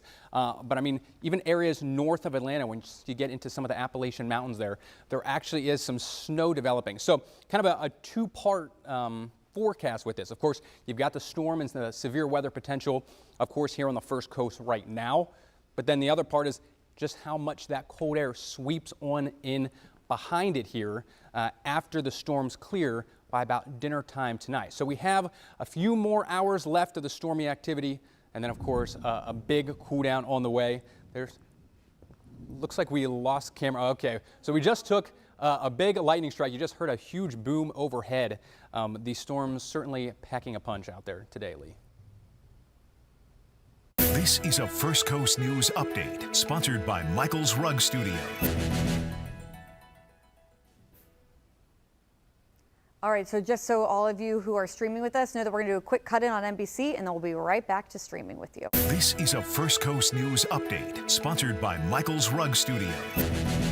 Hi everyone, I'm meteorologist Lee Southwick. We are tracking a couple of lines really, of strong storms moving through the first coast. We had a severe thunderstorm warning earlier for Clay and Duval counties. The severe thunderstorm warning has been expired, but still this thunderstorm here heading out towards the beaches right now can produce winds of 40 to 50 miles an hour. Plus, of course, the frequent lightning, the heavy rain, and we'll have to watch out for some hail. In fact, I saw some reports of pea-sized hail coming in earlier, so we'll get a check on that as well. Just to remind you all that we are streaming wall to wall right now, so go to First Coast News Plus and you can stream our live coverage. Meteorologist Ross Muma is here behind the scenes with us too, so you can get that on the website, on the app, Facebook, or YouTube. So of course, Duval County not the only one seeing the strong storm activity. We have another line of strong storms from Green Cove Springs down towards Palatka. It's moving out to the east, out towards the beaches, so heads up to places like St. Augustine, and then north, Fernandina Beach, up along and east of I-95, that first round of storms moving through. Look at that strong storm there, though, too, moving towards Brunswick and St. Simon's Island. And so another round of storms moving in behind this one. This line now moving across southeast Georgia. Steady rain for places like Waycross, but then it extends south. So this line here is still once again moving through Columbia County, and that will push east. So those of you at the beaches about to get that rain and that thunderstorm activity, just know that another round is in behind it. All of us on the first coast are under a tornado watch until 8 p.m. Every single one of us under that tornado watch. So we do have a weather impact alert in effect until 5 o'clock this evening for the risk of tornadoes, winds 50 to 70 miles an hour, the possibility of hail as well. Again, join us on First Coast News Plus as we are streaming live all of this weather coverage.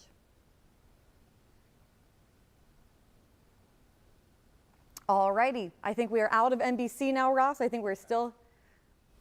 We have to, okay, so we're going to do 1 minute here. I love that you all streaming with us get a little bit of a behind the scenes coverage. I forgot that we come back again. How long is that when we come back for the next NBC?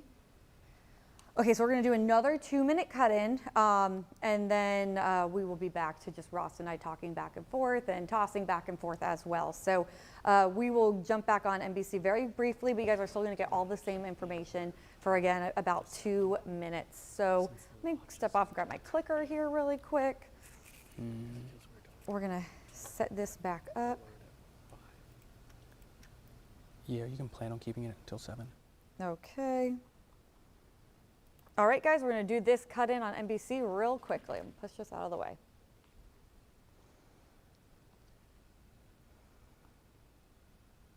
All right, thanks for joining me again. So, as mentioned, this weather impact alert in effect until 5 p.m.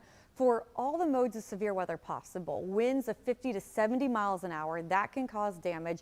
There is a risk of isolated tornadoes for all of us and the possibility of hail. So no matter what you do with your Monday, I need to make sure that you have shelter nearby. If you're heading out and about, please keep shelter on your mind. Where will you go if a warning is issued? Don't forget that warnings are sent automatically to your phone. Make sure that's turned on in your settings. It kind of works similar to an Amber Alert, so you just got to make sure that the alerts are on so you are warned if there is a severe thunderstorm warning or tornado warning for your area. Here's a look at our risk. We're at a level 2 out of 5 risk of severe weather, but the point here is that all of us on the first coast are under that threat, the threats of severe weather, 50 to 70 mile per hour damaging wind gusts, isolated tornado, the possibility of hail as well. So here's another look at radar, 2 rounds of rain. This one line of strong to occasionally severe storms pushing out towards the beaches now with another line coming in behind it. So this was a severe thunderstorm warning over Duval and Clay. Now it's moving into the beaches. Still can produce winds of 40 to 50 miles an hour. Still lots of frequent lightning. More of this now moving over Palatka. It's pushing out towards St. Augustine. Marineland, you're getting rain, but that stronger storm on the way. More of this up along our coastal areas in southeast Georgia with another strong storm heading towards Brunswick and St. Simon's Island. I don't like that storm right there. We're going to watch that one closely. More of this storm activity still over places like Nahunta and Waycross and down into Columbia County. So as mentioned, all of us are under a tornado watch. Right now it's until 8 p.m. As that line of storms, or the 2 lines, move off shore, we will continue to cut that back. Again, we're streaming on First Coast News Plus. This First Coast News Update has been sponsored by Michael's Rug Studio. Join us starting at 5 for First Coast News on your side. All righty, now we're back to streaming. All right, thank you guys for watching that with me. That was just our cut-ins that we do on Channel 12 for NBC. So, Ross Muma, where were we? Have a conversation with you. You can, I guess, just put the radar up quick so at least Sure behind thing. us. What do you kind of just think of the setup leading up to today, just with regards to, we had a lot of cloud cover over Jacksonville, so I don't think we heated up nearly as much.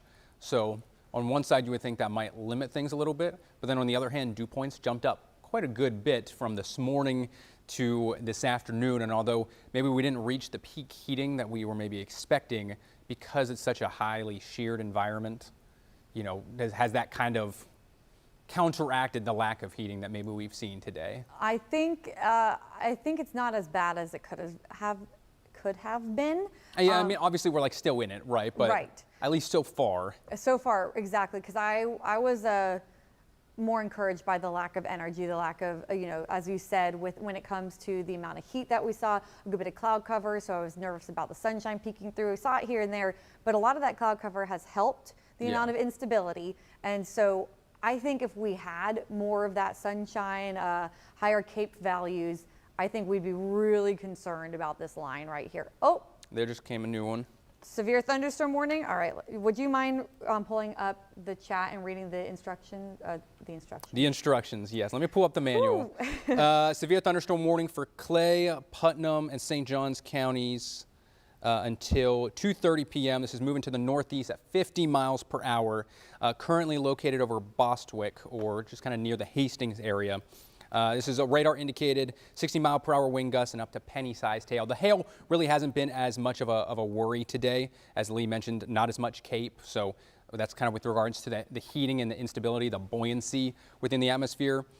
So although you can still get hail, that really hasn't been as much of a story. It's much more so the wind potential because our high shear and vertical wind shear is just so great. So there is the current look at the severe thunderstorm warning. So yeah, Clay, Putnam, St. Johns for 30 minutes until this storm clears offshore. So, I mean, that kind of shows you just how quickly, not only, you know, these storms are moving, but also how quickly they'll kind of exit the area. So this is the latest track. Yeah, World Golf Village, I mean, it's going to pretty much be right at you here in a couple minutes.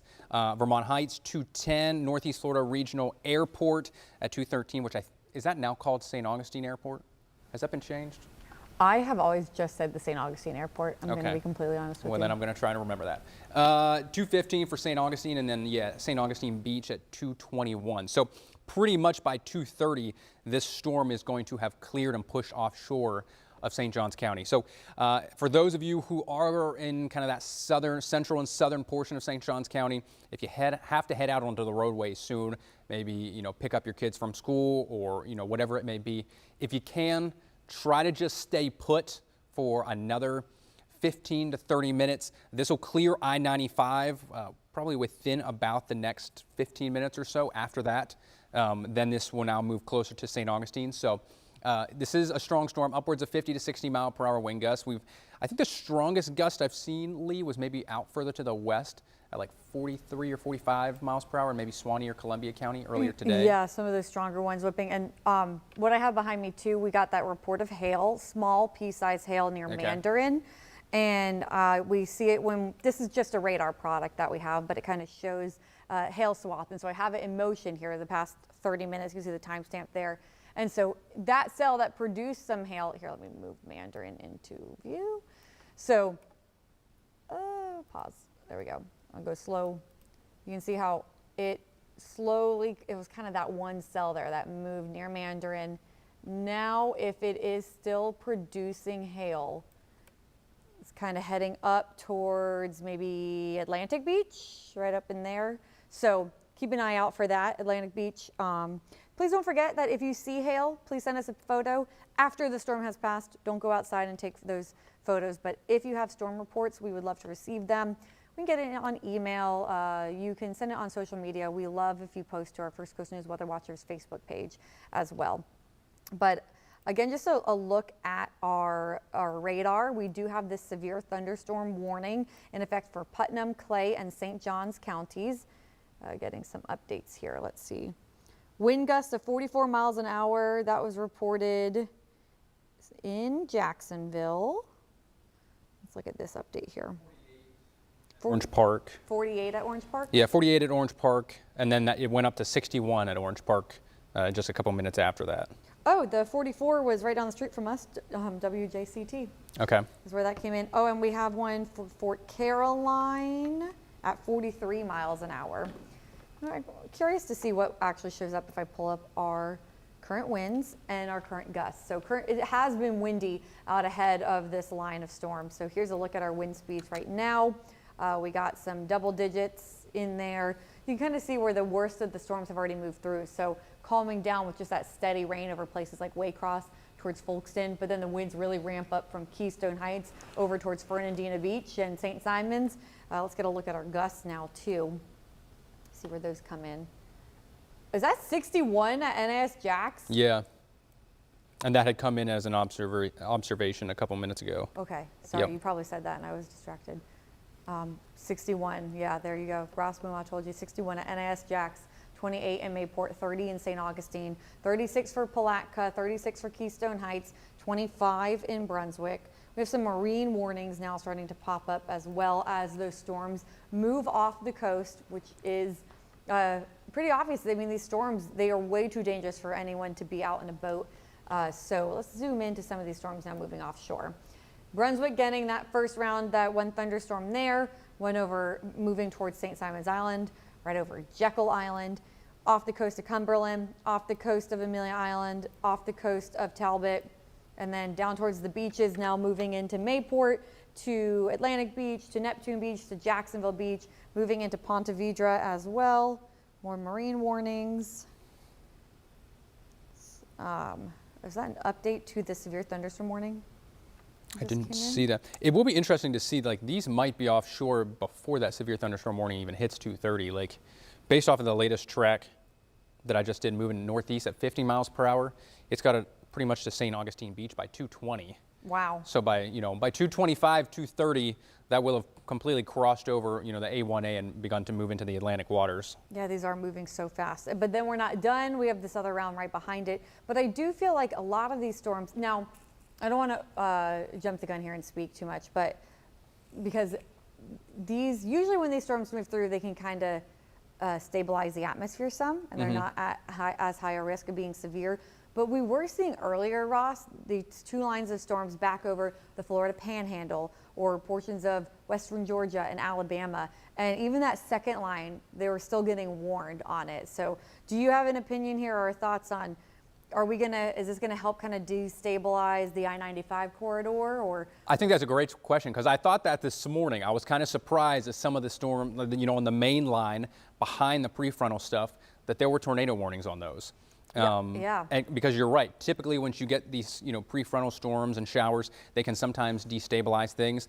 I think just simply because we're not as dependent on the overall, heating today, that maybe doesn't matter nearly as much. That's so true, because I don't like the look of this. Look, it's like a third line has now formed out ahead of that main line. Look at these kind of just crossed over Lake Butler, but those could potentially strengthen. Yeah, and that's not what you really want to see. I mean, you don't want to see storms alone, right? You don't want to see them out ahead. You would like to just see this very large congealed conglomerate of rain and thunderstorms, because that doesn't typically allow for inflows or notches into the storms. It limits the amount of rotation you have. It kind of just creates this huge bubble or mass of rain and storms. Yes, they can still be strong, but at least the tornado risk is generally lower with those. Once you get those storms out ahead a little bit, then things can get very tricky and dicey rather quickly, as they kind of are allowed to work within this open environment around them, so to speak. So I wish meteorologist Mike Prangley was still here, because he had a great example in the morning meeting we were in this morning. We were trying to explain that. He said, think of it like dancing. So if there's a bunch of people lined up, you can't really spin as well when you're next to each other. But if you're alone, you can spin no problem. Yeah. And so that's kind of how you can think about these isolated supercells versus more of the cluster of storms when it comes to rotation, possibly. I do know that now we have a live lookout over St. Augustine, right, Chris? Chris Fowler, our amazing director, who is checking out all of our live cameras. Also, if we have a look from Robert Speta at any time too. Okay, so here's a look at the fort. All right. So St. Augustine under a severe thunderstorm warning. And some people not, look at these people who are not concerned. Please, if you know anyone in St. Augustine, let them know that a severe thunderstorm with the possibility of producing wind gusts up to 60 miles an hour and pea-sized hail is on the way to the fort. So you can see it's dry right now in St. Augustine. But if we pull up the radar, oh, here's again, people, I mean, it looks like a beautiful, warm, lovely day. People are on spring break. Everyone needs to get into shelter because on radar, you'll see that severe thunderstorm warning or that severe thunderstorm moving towards them, lots of lightning, the possibility of those strong gusts, heavy rain, and maybe even some small hail possible with this as well. This is just, again, the first round, but you can see there it wasn't raining in St. Augustine yet. It looked pretty nice and people out and about, but this is why we need everyone to stay weather aware, to have those alerts set up on their phones as well, so they know that severe storms are coming and they can get inside quickly and get to shelter fairly quickly. Right, Like 10 right. minutes. As Ross said, these are moving fast. Yeah, I mean 50 miles per hour, so these storms are booking it at a pretty quick clip, so you don't have a whole lot of time to seek shelter down there around the St. Augustine area, also the south sides of World Golf Village. I just want to show you a quick look at the at the velocities here.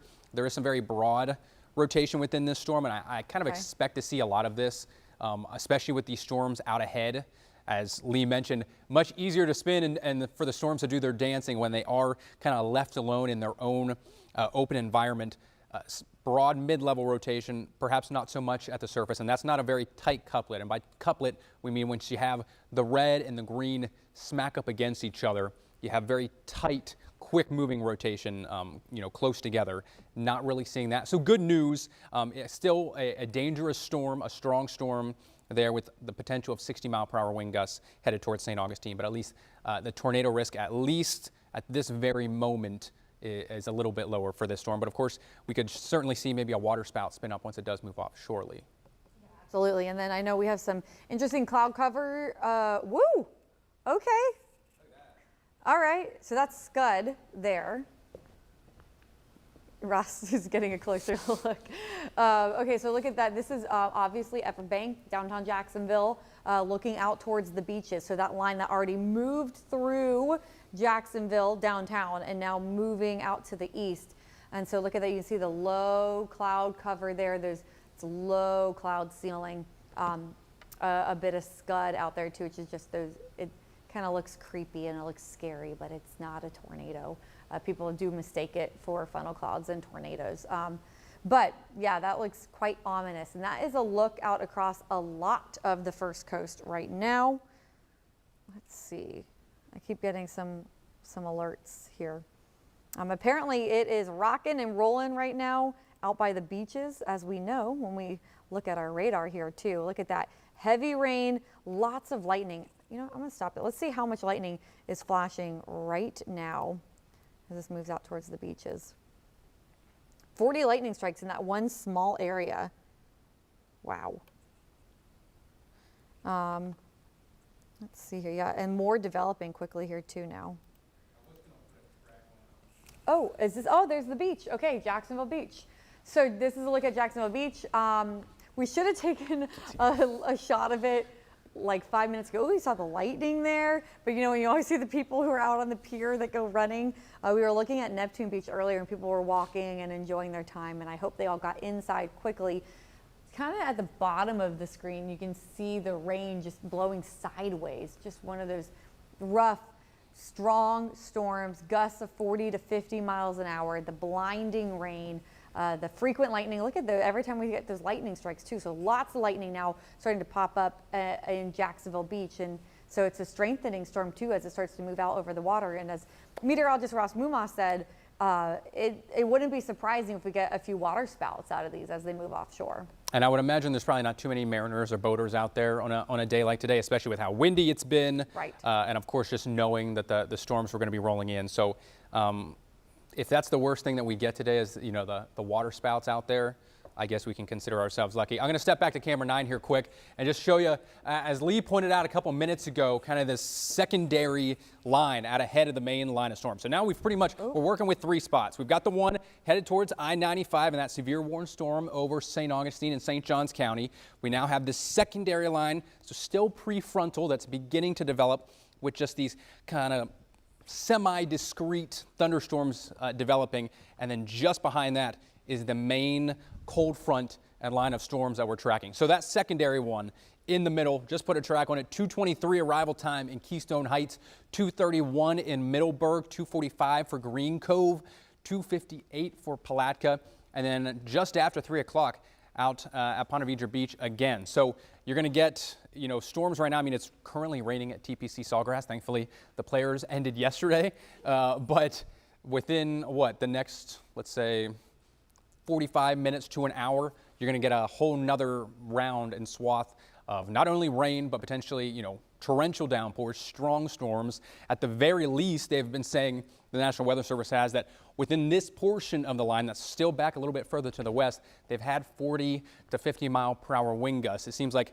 the greatest wind gust threat has still kind of been somewhat isolated to these storms that are still in the warm sector out ahead of that main line. So just to make sure you stay kind of alert and weather aware and on guard here over the next, let's say, 2.5 to 3 hours, because just because this first line is about to hit I-95 and eventually move offshore within the next 15 minutes or so, we've still got much more beginning to pop further off to the west and also northwest. I guess, Lee, we might be a good time to check back in on like southeastern Georgia. We haven't really done that. Thunderstorm. I was waiting for you to finish up, but yes, we have a severe thunderstorm warning in effect for parts for Brunswick and for St. Simons Island.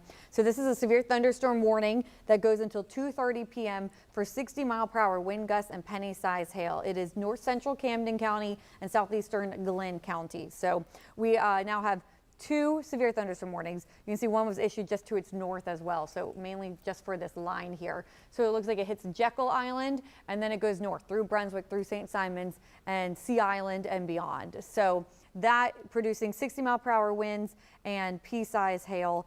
And then we also do have that severe thunderstorm warning down moving into St. Augustine. So 2 severe thunderstorm warnings in effect now.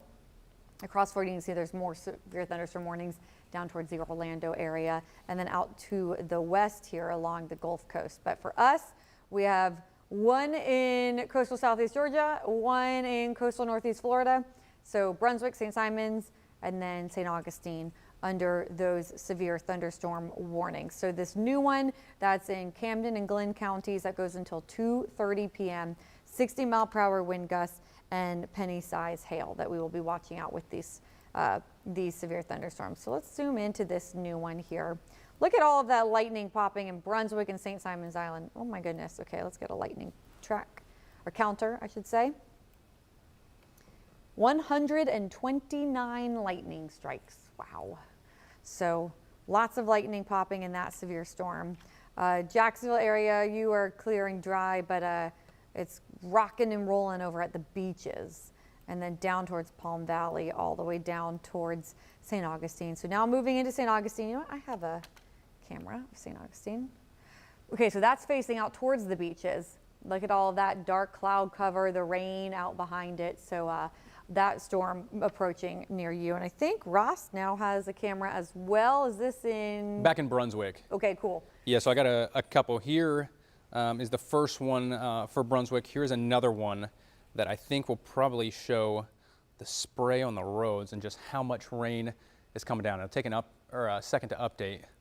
Well, if we get some cars going through the intersection, it was like fully torrential rain, fishtails or whatever you call them, back behind the cars. So yeah, certainly treacherous driving and traffic conditions up there in Glenn County and what was that, northeastern Camden County as well. It's really just a small sliver of northern Camden County in that warning.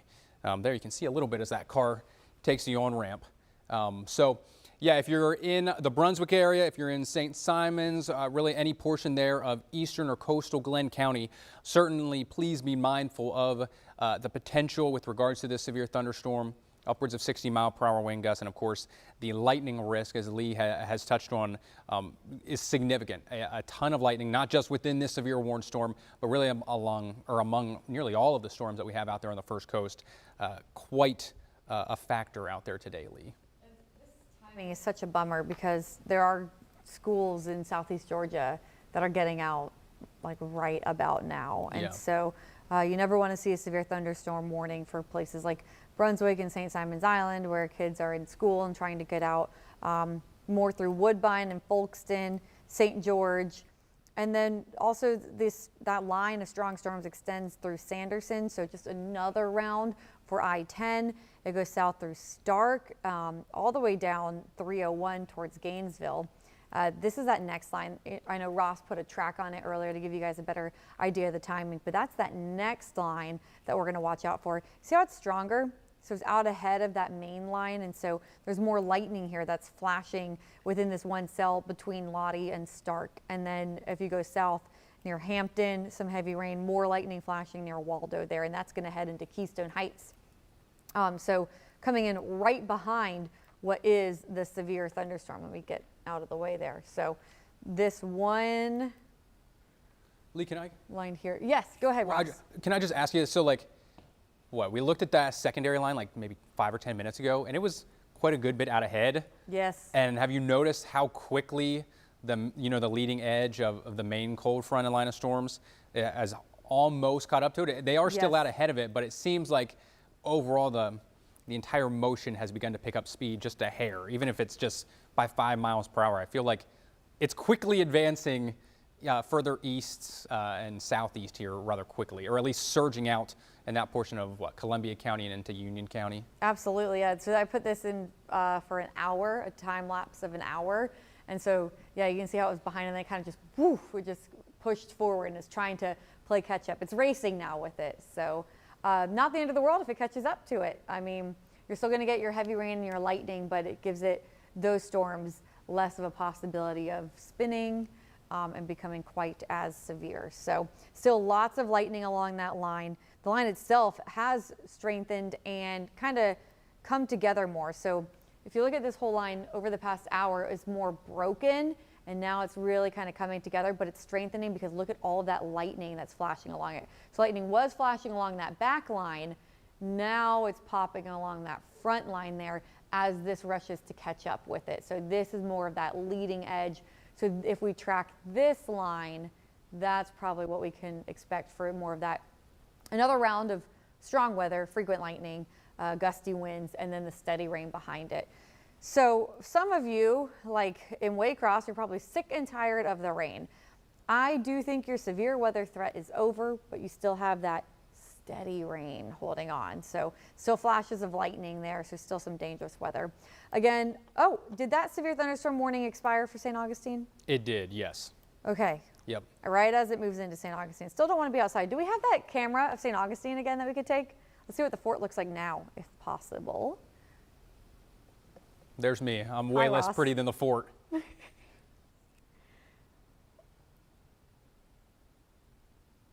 And a fort. And a fort. Yay! Oh, this is Jacksonville. Okay, that works still. Okay, there we go. Here's the fort. So the rain, you can see the rain coming down. Remember, it's looking out to the beach. So you can see one lone cell. That rain that you see right there, that's way out in offshore, out in the Atlantic. So the rain now moving in, so you still see clear skies, but because it's that dark cloud cover coming in from the other direction. So if I pull up my camera here from St. Augustine, looking in the other direction, it's a lot more ominous. There's a dark cloud cover as those storms move on in, and I will show you the radar. Yes, go ahead. It looks like, I think it's Kingsland High School. They were holding dismissal for 30 minutes. Oh, wow. From 2:15 to 2:45, just as a quick tidbit. Check it out. There in Camden County. Okay, Kingsland. I mean, I like it because if it was 2:15, I mean, there would be actively leaving right now, and look at that, another round of heavy rain and some lightning moving in. So I like that they're going to get through that rough part And then they're unfortunately going to have dismissal and all of this steady rain behind it, but at least the stronger weather, they're letting it clear through first. So that is a smart thing. And then beaches, Bridge of Lions behind me. Okay. There we go. Look at so the flags are flying in the wind here. The rain coming down. It's a little, you see like some blue sky, but again, it's because the cloud cover, the thunderstorm, is behind the camera moving out in this direction. So put your headlights on. You, put your headlights on. Headlights on when it's raining. Okay, my director wants me to get off my soapbox. Here is the camera for Jacksonville Beach. A little spot there. Raindrop on the screen. Traffic behind Lee. My traffic computer up for her. Whoa! There you go, Lee. This is beautiful. It's always beautiful, first and foremost.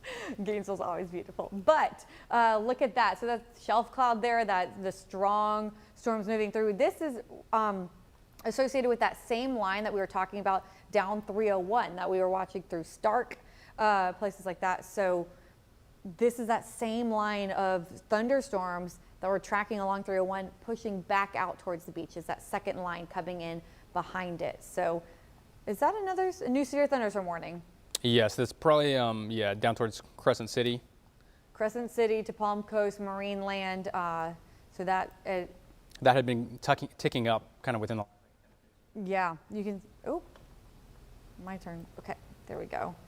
Look how, that's a pretty strong storm there. So more lightning flashing. Again, remember when we see lightning, a lot of lightning starting to form, it's a sign of strengthening. So a lot of that lightning starting to build, heavier rain, gusty winds. So let me look and see what they said about this severe thunderstorm warning and the hazards. 60-mile-per-hour wind gusts and quarter-size hail possible within this cell. Let's get a look at our hail tracker and see if we can see anything pulling up there. Oh yeah, our hail tracker wants to show us the possibility of hail right near and south of Crescent City. So that would continue to head off towards the coastal areas. So across Flagler County, watch out for the possibility of some hail. You are under a severe thunderstorm warning for the possibility of quarter-size hail and 60-mile-per-hour wind gusts. This severe thunderstorm warning goes until 6 p.m. I'll put this into motion here. You can see how it's, just starting to develop there. Anywhere else showing hail? Let's see. Tiny little bit out by the beaches. Okay, so now we once again have a couple of severe thunderstorm warnings in effect. Brunswick, St. Simons Island. Here's a closer look at the storms rolling through your area. I'm going to try to see if I can get a camera up in St. Simons Island or the Brunswick area. I was going to say, I was just trying to do that for you. Let us know, please, when you have that. Thank you for doing that. So heavy rain, frequent lightning. I mean, again, I just want to put a tracker on this lightning here. It's just so much. There's a camera on traffic computer then. Perfect. Has a 185 lightning strikes. 185. Can we pull up the traffic camera and get a look at? All right. Yep. There we go. So heavy rain coming down. People going slow on the roads. Good job. Hope your headlights are on. Ooh, look at those the lights swinging back and forth. So severe thunderstorm warning in effect for parts of Glenn and Camden counties, and then another severe thunderstorm warning for parts of Putnam and Flagler counties. So north central Camden County, southeastern Glenn County, 2:30 p.m. That's when your severe thunderstorm warning is set to expire. So it's just a couple minutes away. That's for 60-mile-per-hour wind gusts and for penny-size hail. And then we also have that severe thunderstorm warning down in Putnam County. You can switch back to probably Lee's. There you go. Flagler County, St. Johns County, Putnam County until 3 p.m. for winds of 60 miles an hour and quarter-size hail also possible. Look at that. Anyone, anyone down in like Volusia County, they have a thunderstorm moving their direction as well. So, right, our next door neighbors. Here's another look at that line. As Ross pointed out, it was the initial leading line was being caught up to, and that's really happening. It's kind of merging into one big mess right now. Look at that, heavy rain and lightning, tiny break, heavy rain and lightning, and then the steady rain with some flashes of lightning behind it. But really merging, it really caught up to it right here now on 301. Do you have your cameras pulled up? Do we see anything out of Stark? I know we have a Lake Butler camera. I believe we have a Stark camera. I will look at it quick. If you want to pull up my traffic, I think I have just a track for downtown. Okay. Because it looks like it's going to hit the Perfect. west sides rather soon. Yeah, go ahead. Yeah, you do what you want to do. Sorry, I didn't mean to ask. But I will. No, I will look for a camera here quick.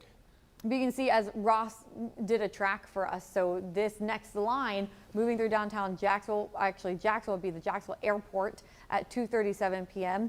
If it continues to move to the east, Fernandina at 2:45 p.m., St. John's at 2:56 p.m., Ponte Vedra at 3:06 p.m. Was there another? Meteorologist Robert Speta says that we can go to him in the Protector. He's dialed in. Can we confirm that with our director? Mike Prangley's Okay. back. If we just want to pop him back up again. Yeah, Mike, you want to just keep to show his working? face. There he is. Hi. Hello, Just sir. wanted to say hi. Okay. Check on you. How's everything going? Looks like watching this line continue to move off to the east, huh? Yeah, well, we Y'all just been- said it. It looks like it's about to move into the west sides of downtown here rather soon. Okay. And that second line probably not as potent as the first line, you think? Probably not. Okay. Fingers crossed. Now, we don't want you to get on the roads. No, I'm gonna. So, I know we got. Mike's gonna heed our warnings and stay put right here. Y'all do a great job. We don't So, need him hydroplaning anything like that. You take the Protector. The Yeah. truck is a beast. It is a beast. It's a meteorologist's dream come true. Did you say it's kind of like a tank on wheels, like a weather Tank on tank? wheels. Is that what you said it? Because it does have those big tires. You That like how was big me. the tires are? Was that you? That one definitely was me. Tires are? All right, well, keep up the good job, and thank you all for streaming with us. We've been going since 10:30. I said, are we going to go all the way till 4:30? I believe the plan is to go until at least 3:30, but That's by impressive. that point, That's this might be offshore. There's a kind of a look out to the west, Mike. Okay, yeah, there's that second line. So Yep. I think you're right. By 3:30, we can get a little respite. Okay. And I think we also have. I'll go get you some. I'll have to be a food Tea, runner. It looks tea- like at this tea point. time, you know, Tea time. tea time. Tea and biscuits at 3:30 with Mike. That's what we do in England. Okay. Okay. Let's get the whole team, Yep. besides Chief Meteorologist There's Lewis Robert. Turner. Hey, there's Meteorologist Robert Speta from the Protector. Robert, you have been all over the place this morning. You were streaming with us at 10:30 a.m. Can you tell us about all of your You say travels? 10:30. It's 10:30, Lee. Actually, I got in the Protector at about 6:30 this sunrise. morning, and we even had the radar and the Protector side by side, and we've just been watching where this is going. I might have to take off my headphones. I have massive mix minus, so I'm going to figure out how I can do this here. But basically, where we have been, went from Jacksonville here in downtown up towards Baldwin, where I was watching the first storm of the day. That was about 7:30 this morning. If you were watching our live stream with the Protector, about 7:30 this morning, we were in Baldwin. Then we went up to Waycross. From Waycross, headed towards the west. Watched a severe thunderstorm coming across just towards the west of Fargo. We went out to Statenville, and live here with Lee, we were watching that storm as it pushed right through into the Statenville area. I actually saw some down tree limbs in that area. And then after that kicked on by, turned towards the south to Lake City, and then due west, where I raced to catch up to this severe storm in Duval. And if we were having that stream going the entire time, basically I caught, some tree limbs flying onto I-95 right there near University Boulevard. So about 3 different storms today, I suppose, so far, strong to severe, that I've gotten into. And right now we are actually here on I-95, moving over towards I-10, and we're heading towards the west. We're going to try to pick up this one right near Sanderson area at this time. So yeah, let me know what you okay, looks like my mix minus has gone away here. That's fantastic. So what do you guys think? Yeah, right now we're heading west towards towards Sanderson on I-10. Probably going to meet up with it even before that, though, probably around, I would say, just near 295. And be careful. I mean, these storms here, even though it's not severe warned right now, they still have the possibility of producing wind gusts of 50 miles an hour and even some penny-sized hail. And Robert, we actually got a couple of reports of very strong wind gusts and of some very small hail near Middleburg as well. So please keep us updated with what you can see. I also see here a report coming out of southern Putnam County that there were some trees and lines down in South Putnam County. So you were talking about the limbs that you saw blowing around. As you're heading to the west now, right? What do you expect to see as you intercept this next line? Well, let me pull up the radar right now. So we might just, what we might do with this next line? What's interesting about this line, it looks like it is one line merging with another one right behind it. And then behind that, we kind of get into this rain shield. So I want to try to stay ahead of this as much as possible.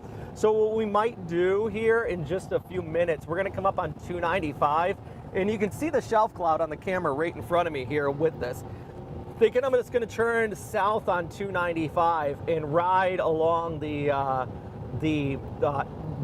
east side of this whole line, and then basically do the loop and go across the Bucknam Bridge, all the while trying to stay ahead of this thing as it pushes through. So let me know what you guys think about that. What I'm expecting with this one right now, though, I don't think it's going to be as bad as the last one as that came through. Of course, when we just had this one storm move through, we had that severe thunderstorm in downtown. I'm telling you, I got caught up, like I said, right near University Boulevard on I-95. That was definitely severe rated. It had all of the hallmarks for it. Then you're saying there's some downed trees even with that same system around St. John's. I don't think this one's going to have it, but I mean, looking right towards the front of us here, it definitely has that look that is producing some gusty winds. We have some good downflow and outflow with that shelf cloud right in front of us out here, Lee. Yeah, that looks like quite a storm, Robert, so please stay safe. I think we would love to definitely keep your shot up on the screen as long as we can too, right, Ross? To watch the scary cloud cover. Yeah, I mean, I was just going to really add, like, he probably doesn't need to go much further. Further on I-10, I think that's a good idea to just start heading south on 295 because just of how quickly these storms are moving. Right.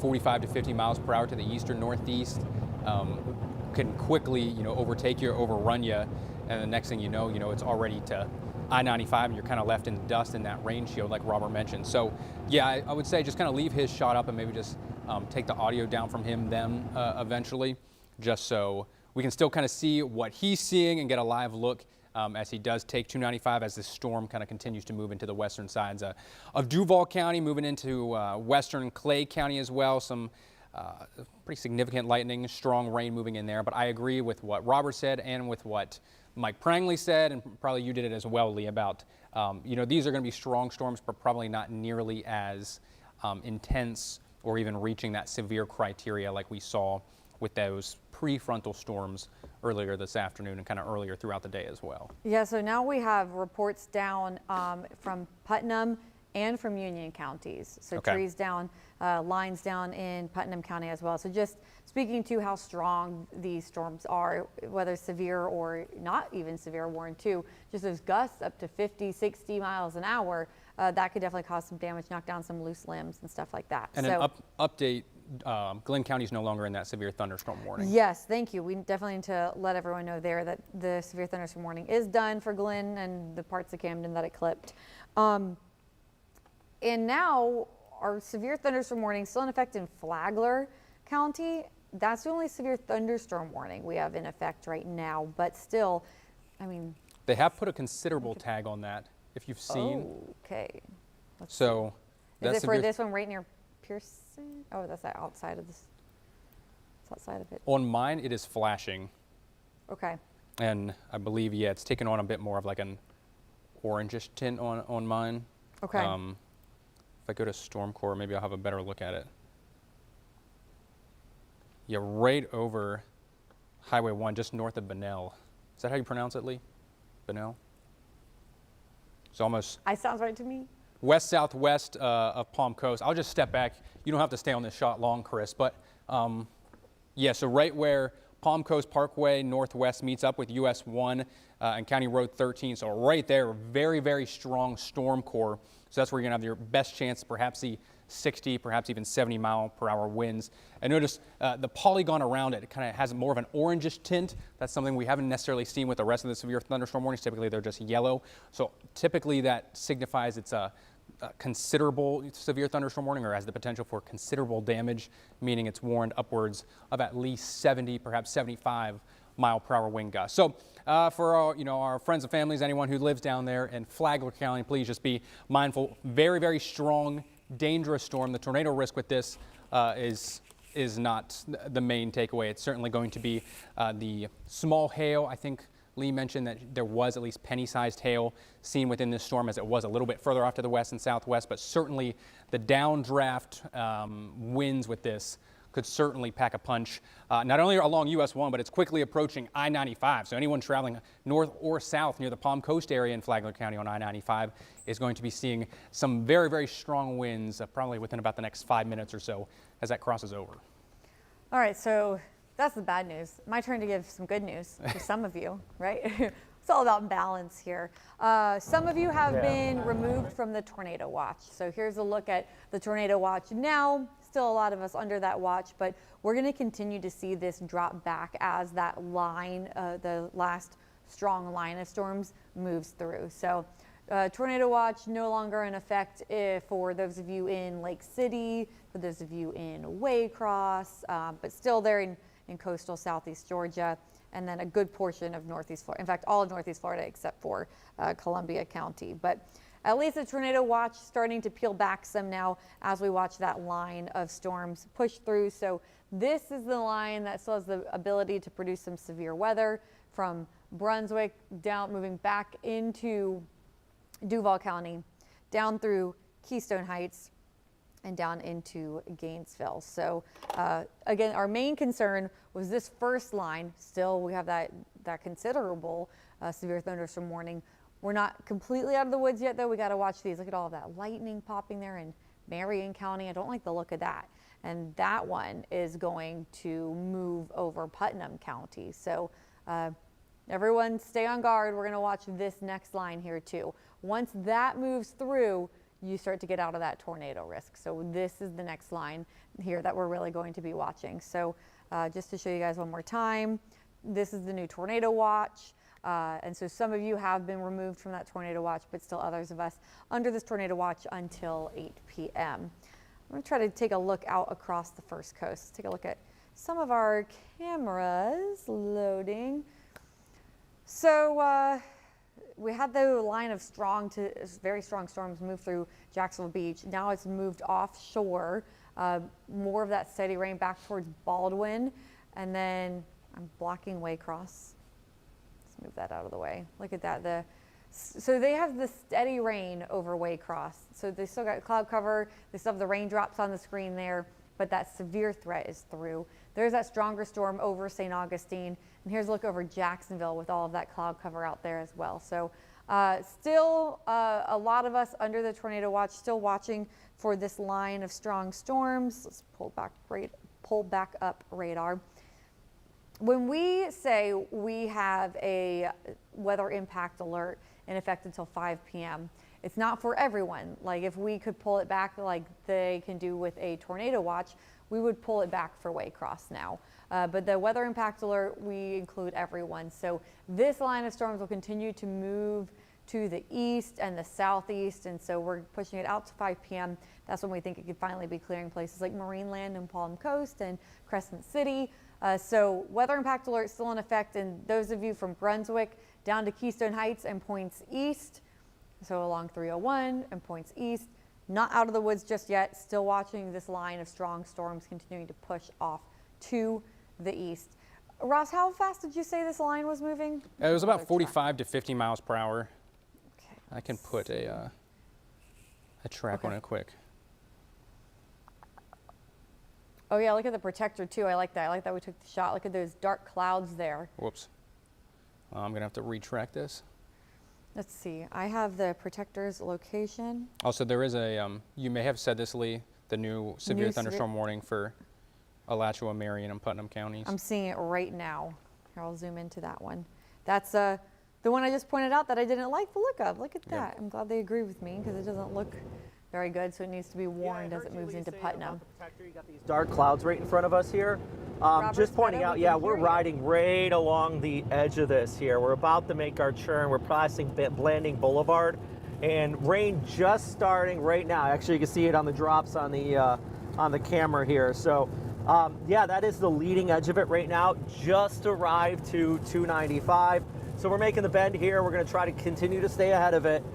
As we continue to go towards the, basically around the loop, we're going to go across the Buckman Bridge. So hopefully we're able to stay out of it here.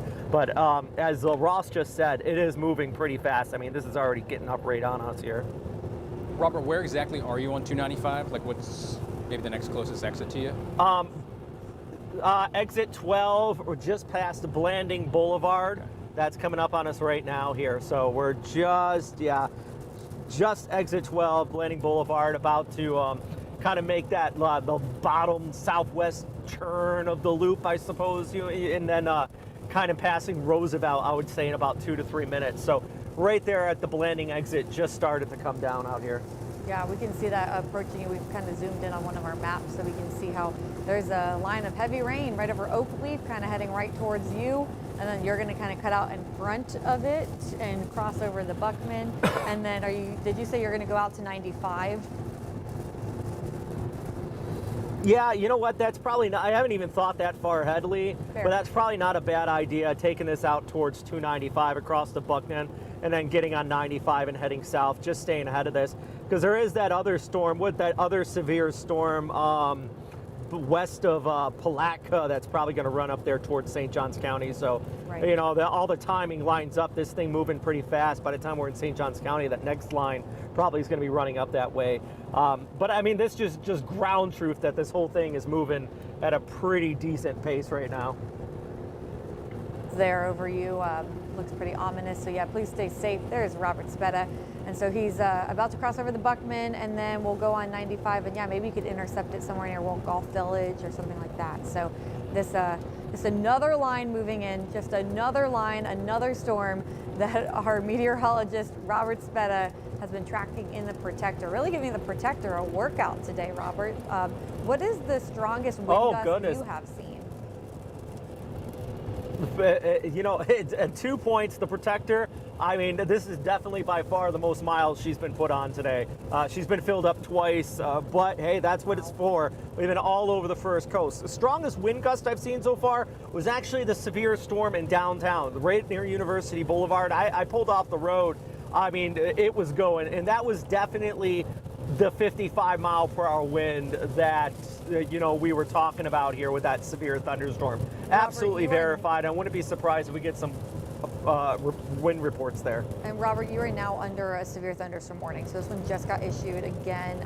So it's for Duval County, northern Clay County, southwestern St. Johns, and central Nassau County.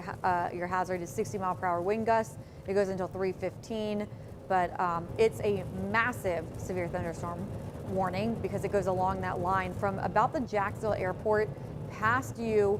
It includes Green Cove Springs. It kind of extends all the way to almost Stark, and it's just along that line moving east. So it's kind of what you're trying to outrun now. They have issued that as a severe thunderstorm warning for wind gusts of 60 miles an hour. And it's moving at about 55 miles per hour. So I mean, it's picked up even more speed within the last 15 to 20 minutes, Robert. Wow, look at that. Look at Yeah, that. and right now I'm looking behind me here, so we're right in front of that main line where those winds are kicking up. In just a moment, I'm going to go over the Buckman Bridge, and I'm sure that that's going to give us a good view. So right now, just since I'm just ahead of this, to give you a perspective, like NAS Jacksonville for our military friends there, moments, it's going to be right there for you. I'm about to cross over Roosevelt. Actually, that's the exit I'm passing right now. You can see that right here. If you're up here on Roosevelt or anywhere there up towards Middleburg, Orange Park, going to be moving into your area in just a few moments here with this ground truth. You can see exactly where this is.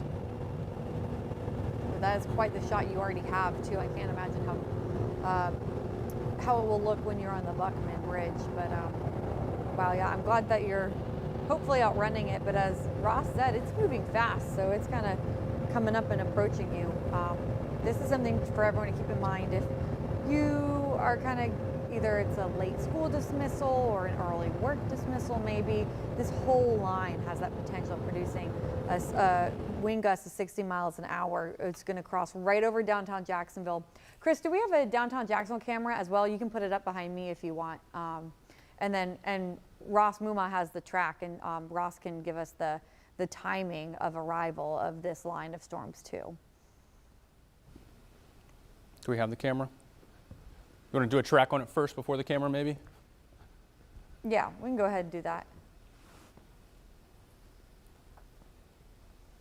Sorry, we are definitely sending our director in a million different directions. All right, I'm gonna step off the screen. Go for it, Ross.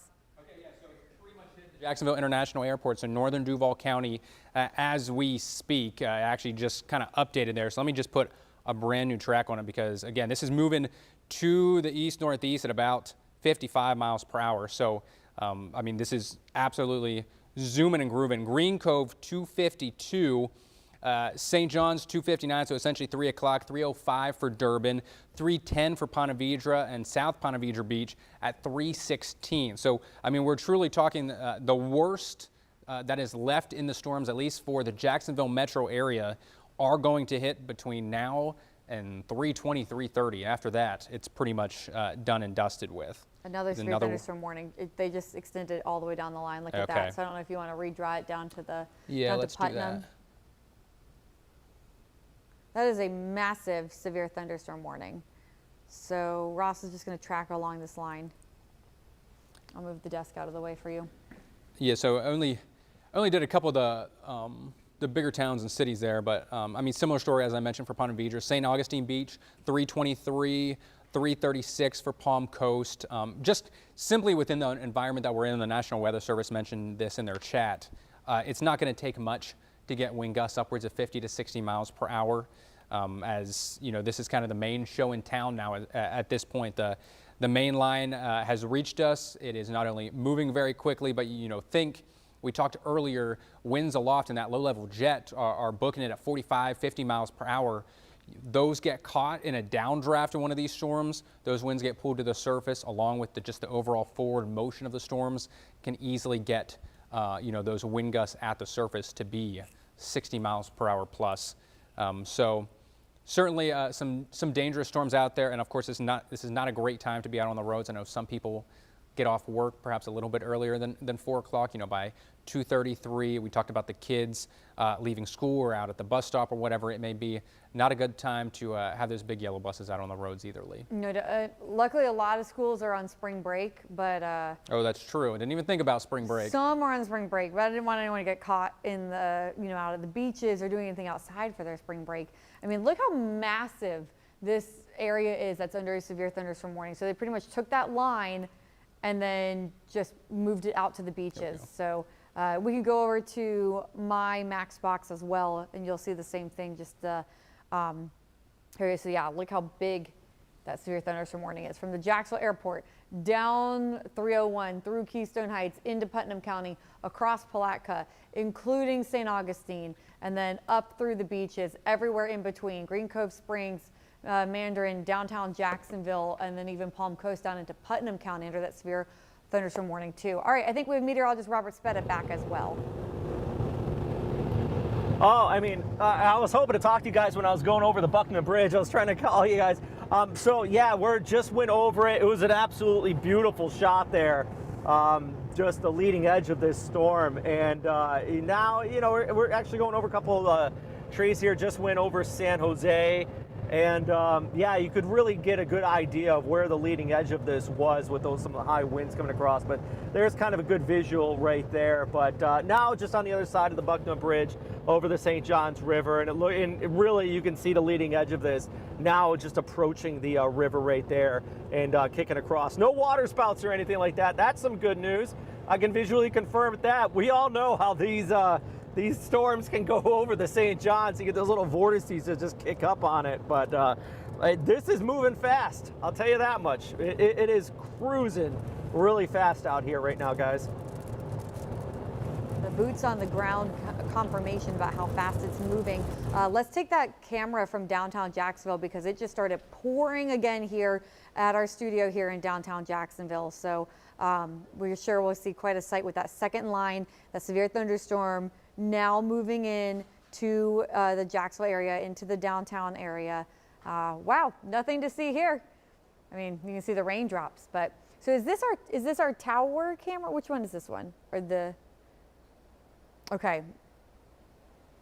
And then roof camera coming up next. Okay, so one looking into that storm. This one facing away from the direction of the storm. The storm's approaching from behind it. So you can see it's just getting darker and darker, and the heavy rain starting to fall, some of the raindrops popping up on the screen. And I think as we continue to sit on this camera, we'll see it slowly get worse and worse. This is the severe thunderstorm warning.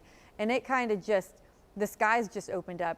We heard maybe for 5 seconds as Robert was talking, a little like tink, tink, tink, and then boom, just that downpour.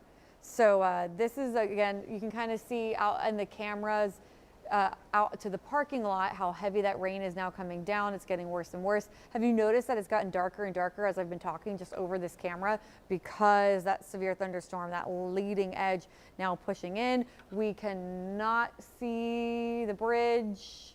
Yeah, I don't see it. So just that heavy rain really now rolling into downtown Jacksonville. Next camera we have is St. Augustine. We've been watching St. Augustine. Still raining there a bit, but that first line moving out. However, St. Augustine still under a severe thunderstorm warning because of that second line that's quickly moving in behind them. So if we just show radar really quick, I just want to show you all how much of our area is under a severe thunderstorm warning right now. So I'll zoom in first. Notice that it looks like parts of Fernandina, even included in that severe thunderstorm, goes to Jacksonville, the airport, downtown, Oakleaf, Ponte Vedra, Green Cove Springs, St. Augustine, Keystone Heights, Palatka, Palm Coast. Just so much of our coverage area here in Northeast Florida under that severe thunderstorm warning. What does it look like where meteorologist Robert Speta is now? Because again, he's been trying to book it east. Yeah, oh wow, it is raining. Robert, are we able to talk to Robert? Okay, we're gonna get him pulled up as well too. Wow, Ross, look at that. Ugh, I don't envy them driving in that. Woo! All right, meteorologist Robert Speta now back with us. So, Robert, that looks nasty out there where you are. Yeah, you know, we just got into one of these little kind of leading edge showers. Coming down pretty heavy. I mean, we're right now just about to get on the 95, 295 to 95 exit right here. So hopefully once we turn south, we might just drive out of this. Our goal is to get there just towards the west of St. Augustine ahead of that next severe thunderstorm warned cell. But boy, these are really moving fast. I mean, absolutely cruising. Isn't that our exit right there? All right, yeah. Robert, let me ask you, have you seen as much lightning within these storms as you saw in some of the earlier ones? Because at least based on radar, it seemed like the overall lightning count has come down. Not much lightning at all, to be... Okay. Not much lightning at all. Yeah, this one, I haven't really seen much. I know the earlier ones, we've yeah, hold on a second. We missed our exit here, so I'm trying to figure out the next. Okay. Well, we'll come back to you when you're ready. Please just let us know. Yeah, hold on a second, guys. If you could take down my mic real quick. Yeah, you guys go right ahead. We want you to focus on driving safely and driving carefully. So, but thank you so much. You can see their live stream there still too, and as that storm kind of overtakes them because it's moving so fast. And Ross, just to your point, look at all of that lightning popping in that line that already went out over the Atlantic. So not nearly as much lightning. Still lightning there, but more about the wind gust possibility here with this next line. Yeah, very much so. The wind gusts, the heavy rain, especially as we get closer and closer to that time that folks are going to be leaving work. I'm kind of just looking a little bit closer down towards the southern part of the First Coast, where we have the severe thunderstorm warning for St. John's and southern Clay, northern Putnam County.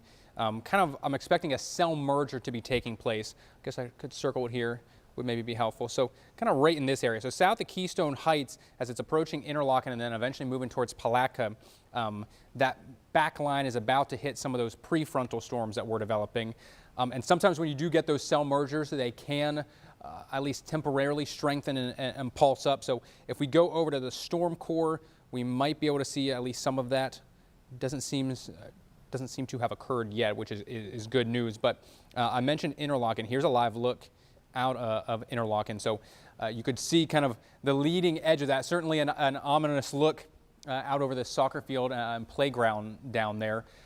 I didn't see much in Robert's shots over the past 15 minutes or so with regards to scud or lowering. So you don't have a whole lot of those kind of low-hanging clouds out there that can sometimes, turn tornadic. That really hasn't been a concern. Looking at the velocity values and looking for notches within the line also doesn't seem to be a big concern right now. So as Lee mentioned earlier, it's really just the wind gust threat of 55, 60, 65 mile per hour winds. And I believe all of these are warned for 60 miles per hour, right, Lee?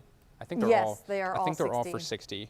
But with just how quickly they're moving, I mean, by the time we get to the 5 o'clock newscast, I mean, all of these are going to be offshore. Now, we will likely still have rain. We could even still have some quote-unquote storms, meaning there is still going to be the potential for some lightning as you kind of have this kind of lingering rain shield, as Robert mentioned, on the backside. So through Columbia County, Baker, Charlton, up into southeastern Georgia, that could still bring us some rain.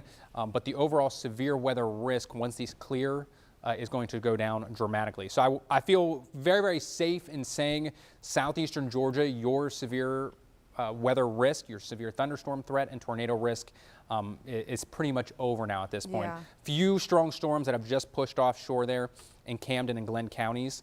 But otherwise, I mean, we are not expecting any more types of severe weather there for southeastern Georgia. Nassau County's got a little bit while longer as that storm moves through Fernandina Beach and kind of the, I guess, almost the south sides of Amelia Island.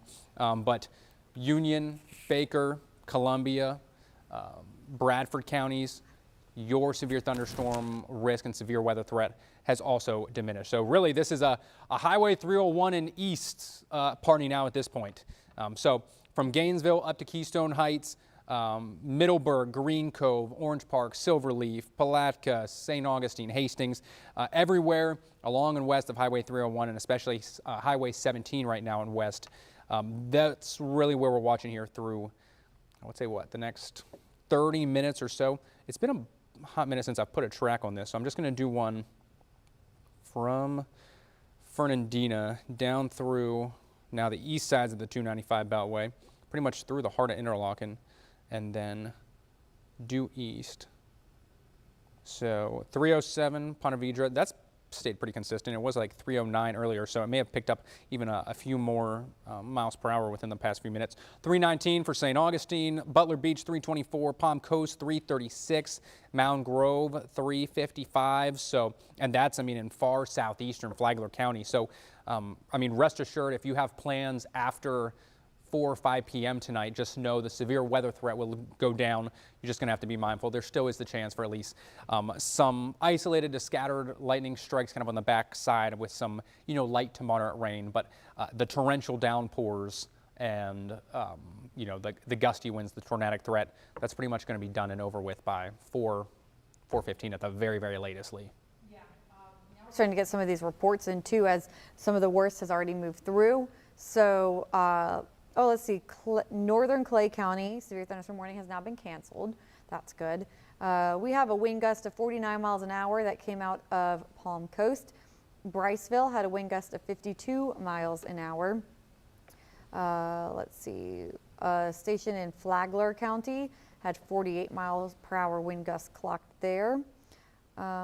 Another one in Middleburg at 43 miles an hour. At the Jacksonville International Airport, there's a peak wind speed of 52 miles an hour. St. Augustine had a wind gust of 46 miles an hour. Keystone Heights had a gust of 55 miles an hour. Our friends down in Gainesville had a gust of 61 miles an hour.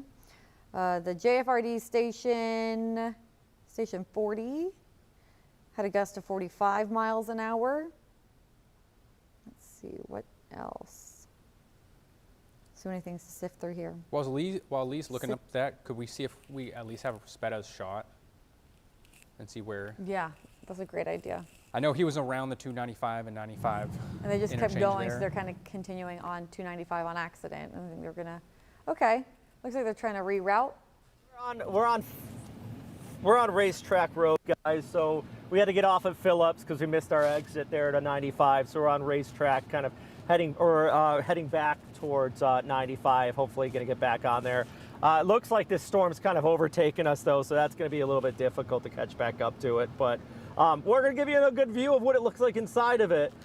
Basically, heavy rainfall, but I mean, even here where we are right now, it's not that bad, to be quite honest with you. I haven't really seen any lightning strikes come out of it, and even when that leading edge of it came through, just verifying what I'm personally seeing, it may not be the whole line, but I mean, it's definitely a leading edge of a thunderstorm, but it's not packing like straight up severe weather with it. I think before last, when you left me, when we were on 295, that was probably the worst of it, and after that, it really hasn't been hitting that hard. That's good news. You know, I think when we look at radar here too, it kind of looks a little bit more of a broken line, and I'm glad to hear that it's not as rough driving conditions for you and for everyone out on the road right now. Now we're pointing up at the sky. Still, you know, dark clouds, rain coming down for sure. Is it gusty out where you are right now, Robert? How's the wind? I mean, let's take a look. So we're coming up on 295, so this is right near World Golf Village, and yeah, I mean, there's a little wind gust right there, right in front of us. Kind of see it right there, the trees blowing us a little bit. But yeah, I mean, yeah, look, take a look at the palms right here. Let's go that way with the camera. There's the anemometer. That's always moving. Yeah, those palms right there, kind of blowing, but not destructive or anything by any means. Just some solid kind of breezy conditions here. I mean, there is like Spanish moss on the road and stuff like that, so you can tell that a good solid wind gust just came through here a few minutes ago. All right. I mean, I'm glad there's not a lot of debris out on the roads for you to be dealing with too. We just heard a loud boom here in downtown Jacksonville, so another rogue lightning strike hitting nearby. It was a pretty loud thunderstorm, or excuse me, thunder. And then we also just got a report of a tree that was snapped at St. George Elementary School in Georgia from the wind as well.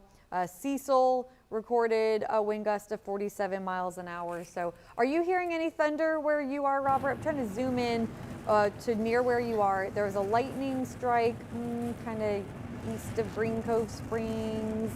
But I'm not seeing a whole lot of lightning near where you are. Do you hear anything? Nah, you know what I'm seeing right now? It's mainly just a lot of blowing leaves. I haven't heard any thunder or any lightning or seen any lightning or anything like that. Open, have you? Yeah, you know, neither of us have seen any like lightning flashes. I think the number one thing right now is that it's just this reduced invisibility. We have this rainfall, but a lot of like blowing leaves and stuff. So the wind is here. I would estimate, and just purely based on like Beaufort scale, so just kind of a rough estimate of the wind, I would say probably about 20 to 30 miles per hour. I wouldn't really give it too much higher than that. But I have seen some down tree limbs back there, which would probably put it up a little bit higher to about a 30. I mean, look right in front of me right now. So this gives you a good idea. Right there, we got, I don't know if you can see that on the leaves kind of blowing into the windshield of the protector here. Kind of gives you a good idea. And this is all coming off from the trees just on the side of the road here. The problem is if you're not used to driving in rainfall like this, or if you're not slowing down and paying attention, obviously you get the heavy rain, but then you get some like light debris flying off. That can actually, hold on a second. Let me see if I can get this flag right over here. See it kind of blowing in the wind there. I lost my shot. Oh, there it is.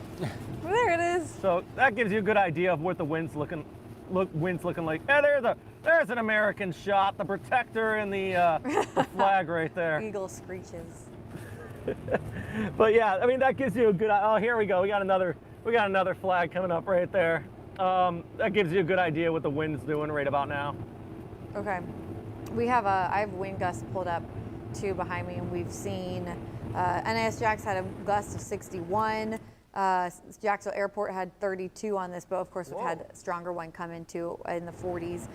St. Augustine at 20, but yeah, so it's still gusty with those storms, Ross, that are popping up along where Robert is now driving with the protector. Yes, very gusty, but I think the other maybe beneficial part of this, of course, is going to be the rain, right? You know, we don't want the winds, we don't want the severe weather, but we do desperately need the rain. And it's something we haven't really talked about because we have had so many severe warnings, but I am just going to touch on it quick. Oh yeah, please do, because this is important with the drought that we have. Yeah, exactly. So I have just kind of radar estimates behind me, but I've got a map just pulled up here, kind of just going around and seeing some observations. 0.55 seen in Callahan, 0.58 at the Jacksonville International Airport, so just over a ½ inch there.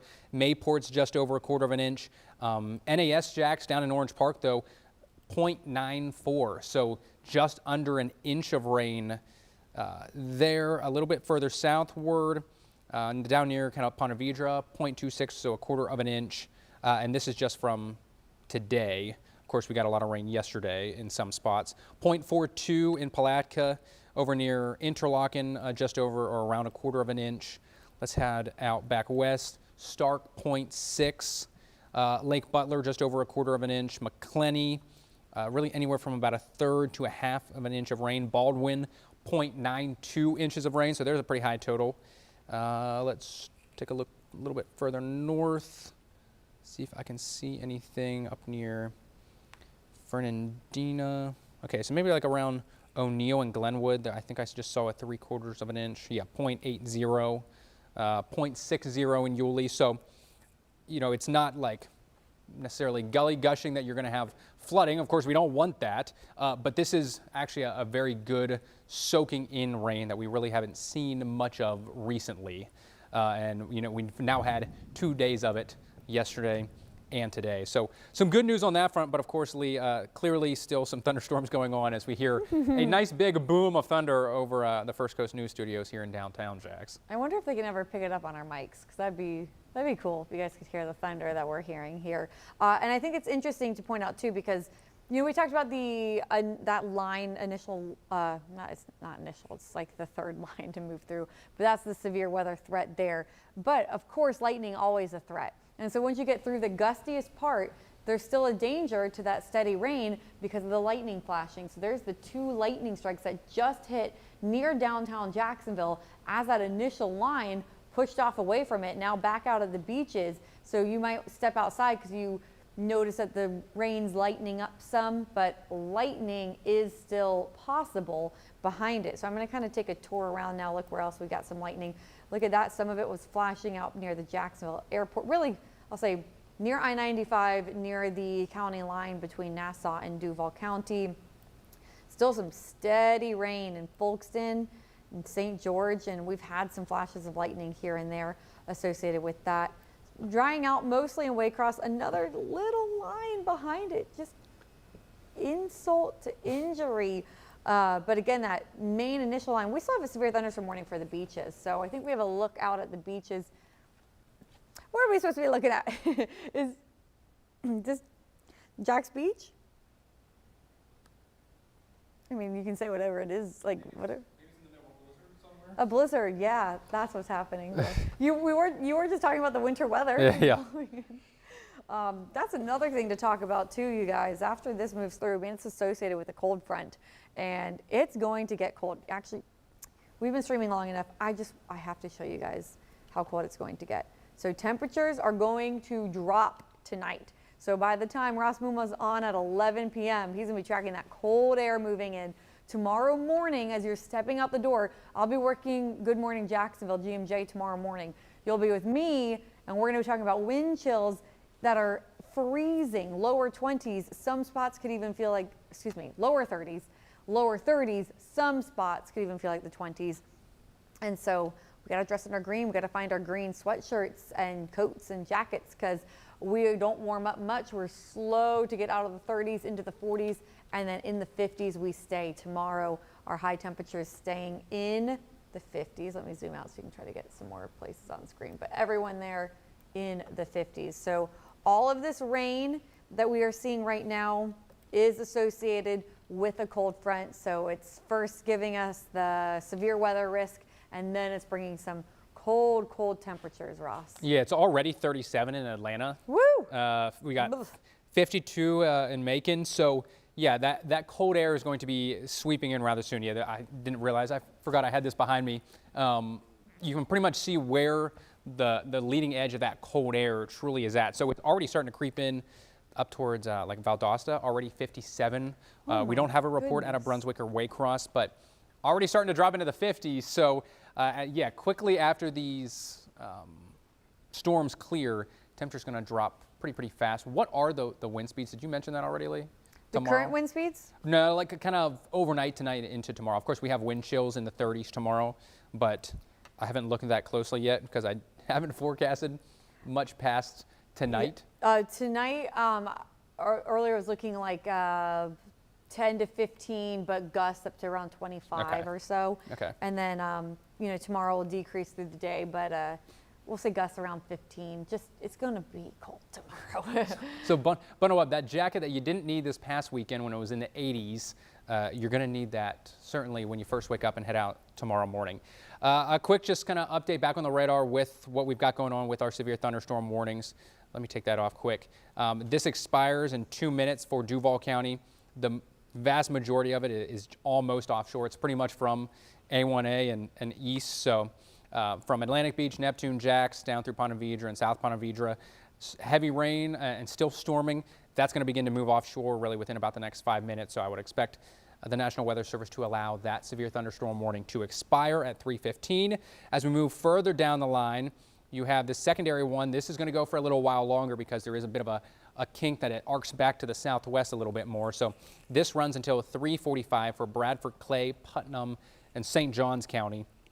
But it has kind of lost some of its, I don't know, scary look. Well, there they just cut off a little portion of it, so it's been slimmed down even further. So now it's just now it's just Bradford, Clay, Putnam, and St. Johns. I guess it's still the same, just they've shrunk it a little bit. So areas north of Middleburg and Green Cove are no longer included in that for Clay County. But Lee, yeah, it doesn't seem nearly as impressive. Your reflectivity values aren't as bright and in the red as what they were. Still certainly could see some gusty winds, but you know, we heard from Robert Speta out there. He was on Racetrack Road in St. Johns County. You know, 20 to 30 mile per hour winds were kind of more of what we were shaping up to be. The 50 to 60 mile per hour wind gusts, we haven't seen those pop up, you know, over the last 30 minutes or so. So it does seem like this secondary or the final line of storms is much weaker than what some of those prefrontal storms they kind of had some supercellular tendencies or characteristics to them. I don't want to say they were all supercells because I don't think they were, but some of them certainly had that look. They were stronger, had more lightning, gustier winds. This final line, perhaps not so much. Yeah, and if we can take Robert Speta's shot again too, that would be awesome. And so we still have that severe thunderstorm warning until 3:45 for southeastern Bradford, St. Johns, northern Putnam, and southern Clay counties. Still for 60 mile per hour wind gusts and the possibility of penny-sized hail. Still looks pretty rough out on the roads there with Robert Speta. Now it's freezing. I was about to ask if we can talk to him. Is that possible? All right, let's get another check. Yeah, hey, if you guys can hear me. I can hear you now. Yeah. Oh, hey. So yeah, right now, I mean, just looking at the road cam, it's just still the same deal. A lot of blowing leaves out here. I mean, the winds are definitely kicking on up, and in fact, we're right on the backside of, well, I mean, another shelf cloud right here. This is this cell that is located basically just due west of St. Augustine. There's like a little break behind the one that's moving over Volano Beach, St. Augustine. Then there's another one behind that that's coming in from Hastings. And I think that's what we're looking at right here in front of us. That's actually the one we're going to try to intercept. So we're going to try to basically go out, probably just out closer to Hastings area here in St. Johns County and go towards the, just get ahead of that one. But I'll tell you right now, I think the number one thing is just the rain, especially here on I-95. Give you an idea of exactly where we are. We are currently, is this Buc-ee's right here we're passing? Yeah, we're currently passing the Buc-ee's at World's Golf Village. So that's about where we are. And yeah, it's just a steady rainfall. I think the clouds look spookier than they actually are. There's another flag check here for you. We'll look at this one right here. Right in front of us. Yeah, give you an idea of the wind. Give it a little. It looks messy. Hey, how are the drivers out there? Are they driving safely, carefully? Do they have their headlights on? Yeah. Hey, you know what? Let's give props to Florida drivers. Everybody gives them hate, but everybody out here, you know, I'm not seeing anybody get too wild. You know how people are when there's these storms. People start to get a little messy, but right now it seems like everybody's just moving along at a pretty decent pace. It also helps to be in the protector. I'm going to be honest with you. Whenever you guys say you like the tires, this thing has good traction out here, but which is why we're able to kind of move right along at a pretty decent pace ourselves here in this type of storm. But everybody else I'm seeing is moving pretty slowly. I'm not seeing anybody go a little bit too wild. Everybody has their lights on. It's just this kind of take your time, we'll get there and we get there type of mentality. It feels like, at least around me right now.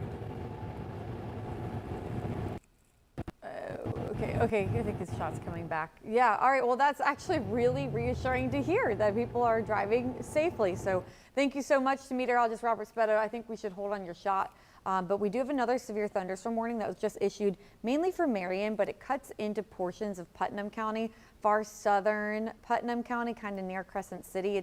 It's a weird shape here, Ross, this little point, but yeah. I wanted to mention it because they issued the severe thunderstorm warning for winds of 60 miles an hour, for the possibility of hail, but they did put a tornado possible tag on this cell. Okay. Let's move it. Let's see. Let me pull up the velocity here on that area. Okay, cool. Thank you. Let's. So they said at 3:16 p.m. there's a severe thunderstorm located. It's a line from Ocala to 9 miles northwest of North Brooksville. This is moving northeast at 45 miles an hour, 60-mile-per-hour wind gusts and penny-sized hail possible, but they did put that tag of a potential tornado, which just means it has the possibility of rotating, maybe a little bit of more untapped energy down in parts of Marion County. Yeah, they had a little bit warmer temperatures today. Their dew points were also higher, whereas Jacksonville and most of the metro area, we had dew points 68 or so. Once you get down towards Ocala, or at least south of Gainesville, dew points were closer to 70. Down towards I-4 then, dew points were 74, 75. I know we don't talk about dew points a lot, but just think the higher the dew point, the more moisture, the more energy and juice available for some of these storms to feed off of, and that can just kind of lead to further instability and storm intensity as these storms, kind of develop and grow and continue to trek eastward, not just across the First Coast, but across kind of northern and central Florida here this afternoon, Lee. Yeah, and it looks like just very broad rotation near the Ocala area, so nothing too concerning with this line, and that's why, again, it was issued for the possibility of strong wind and hail. It's just something that we'll watch too with that line that is moving across Marion, but we're talking about it because it does kind of extend up into portions of Putnam. So the severe thunderstorm warnings we have now in our southern areas, if we look at southeast Georgia, I think you're done with the severe weather. You got that steady rain, you got a few flashes of lightning, but you're good, you're cleared. You still got rain on the way, but the strongest line of storms. Now the line extends from St. Augustine. You do have some flashes of lightning back towards Green Cove Springs as well. And then it extends down to Palatka and down towards Crescent City, about to move into Crescent, or that's going to pass right near and north of Crescent City, right over Wielaka, where we had a report, I think, of some trees down there in Wielaka. And then, of course, it goes back down to Ocala. I also want to add, for anyone who might be like watching us on their phone, but then they have their TV on and they're watching, I don't know what's on programming right now, Jeopardy or one of those, the tornado watch is probably scrolling. I do anticipate that to probably be expired long before we ever get to 8 p.m. Yes. Just to kind of give everyone a sigh of relief if you still see that, or you're just now. Okay, well, I guess it's not on the TV as they said, or as Chris mentioned, but just know looking at it, they're behind Lee. For all of our southeast Georgia counties, I would say Nassau, Duval, Baker, Union, Bradford, that tornado threat is now almost, if not at zero. Really just kind of rain and, isolated lightning strikes and thunder behind this main line at this point. If we can, maybe we go back to meteorologist Robert Speta, because just looking at radar here, I'm going to guess he's somewhere right around here on the map, and you can see that next round of heavier rain with a few occasional lightning strikes heading right for him, or heading right for I-95. Robert Speta, where are you right now? So we're just passing the outlet malls here in St. Augustine, just passing it here, and it went under one of these little shelf clouds, that outflow from the cell that's moving over St. Augustine right now. Now I'm going to swing the camera around. We're going to look north, or southward, excuse me, ahead of us. And this is the next one, and I'm actually watching it. And you can even see, I wouldn't call it a bow, but there's definitely some pretty decent outflow coming across Hastings right now. So my goal is to try to get ahead of that. I was thinking about churning on towards Hastings, but no more I'm looking at this, I think we should our best bet's to stay on I-95 and just stay ahead of this whole line here, because it is moving so fast with this. But right now, though, we are within this severe thunderstorm warning, and that's this kind of darker cloud you can see off here right there to the right. That's the leading edge of that severe thunderstorm that's moving now through St. Johns County. So yeah, right now just trying to stay ahead of this one, but just past the outlet mall and heading towards basically just west of St. Augustine. No damage or anything, so right now looks like the rain's just picking up just a little bit. That is to be expected with this line coming out of St. Johns County just outside of Hastings. So that looks like it's just about to cross I-95. So if you can see where the kind of leading edge of that is, St. Augustine Shores, between Hastings and Crescent Beach, that's my goal, is to get ahead of that so we can kind of give you a front view of this overall storm cloud here. Yeah, I think that was a good point to point out, Robert, about it's not necessarily bowing, but it is surging, I would say, out ahead. So certainly could be hitting some of those gusty winds on that leading edge that you mentioned. I put a track on it here quick, just for timing purposes. So St. Augustine, 3:28 arrival time, at least for that kind of leading edge there. So within the next several minutes, 5 minutes or so. St. Augustine Beach, 3:31, 3:38 for Summerhaven, and Marineland at 3:40. So we probably only have at least this portion of the line of storms until 3:45 to 4 p.m. here at the latest. And I wouldn't lose my camera here. Just if you want to just keep me on standby here, because I'd be expecting us to about to drive into that heavier round of rainfall. Actually, you can see, look at the scud right in front of me there. So scud just indicating inflow, basically, with this, and then that's the rain shaft right below that. So that's going to be some of the gustier winds right there. So I wouldn't be surprised if in the matter of just moments, we go straight to almost zero visibility with this. But that right there, what you were talking about, the leading edge of that and moving, you just put the time on there, Ross. I think that's what you're looking at right there in front of us in the protector, is kind of that scud and the outflow boundary right there from left to right. That's a great shot you have, Robert. Yeah, we're absolutely going to keep you up. And feel free to, chime in whenever. Is there anything else you'd like to mention as you're driving? Anything you're seeing or noticing? Oh, just got a lightning strike? Yeah, right there.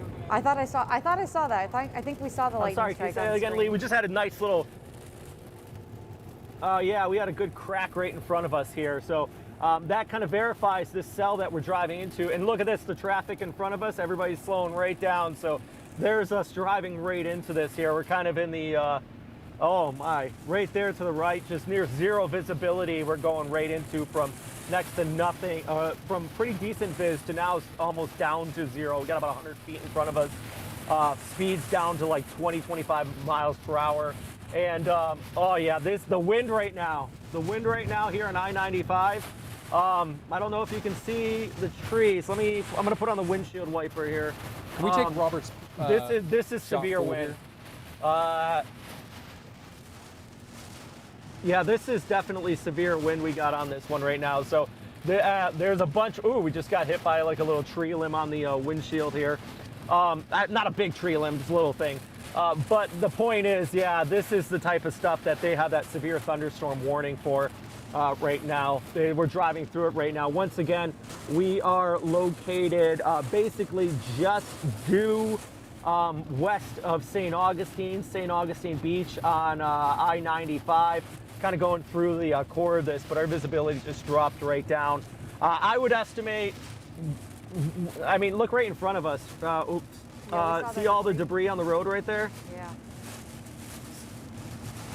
Have you? So all of that. So, I mean, we just had, oh, look at that. Whoa, that rocked the protector a little bit right in front of us here.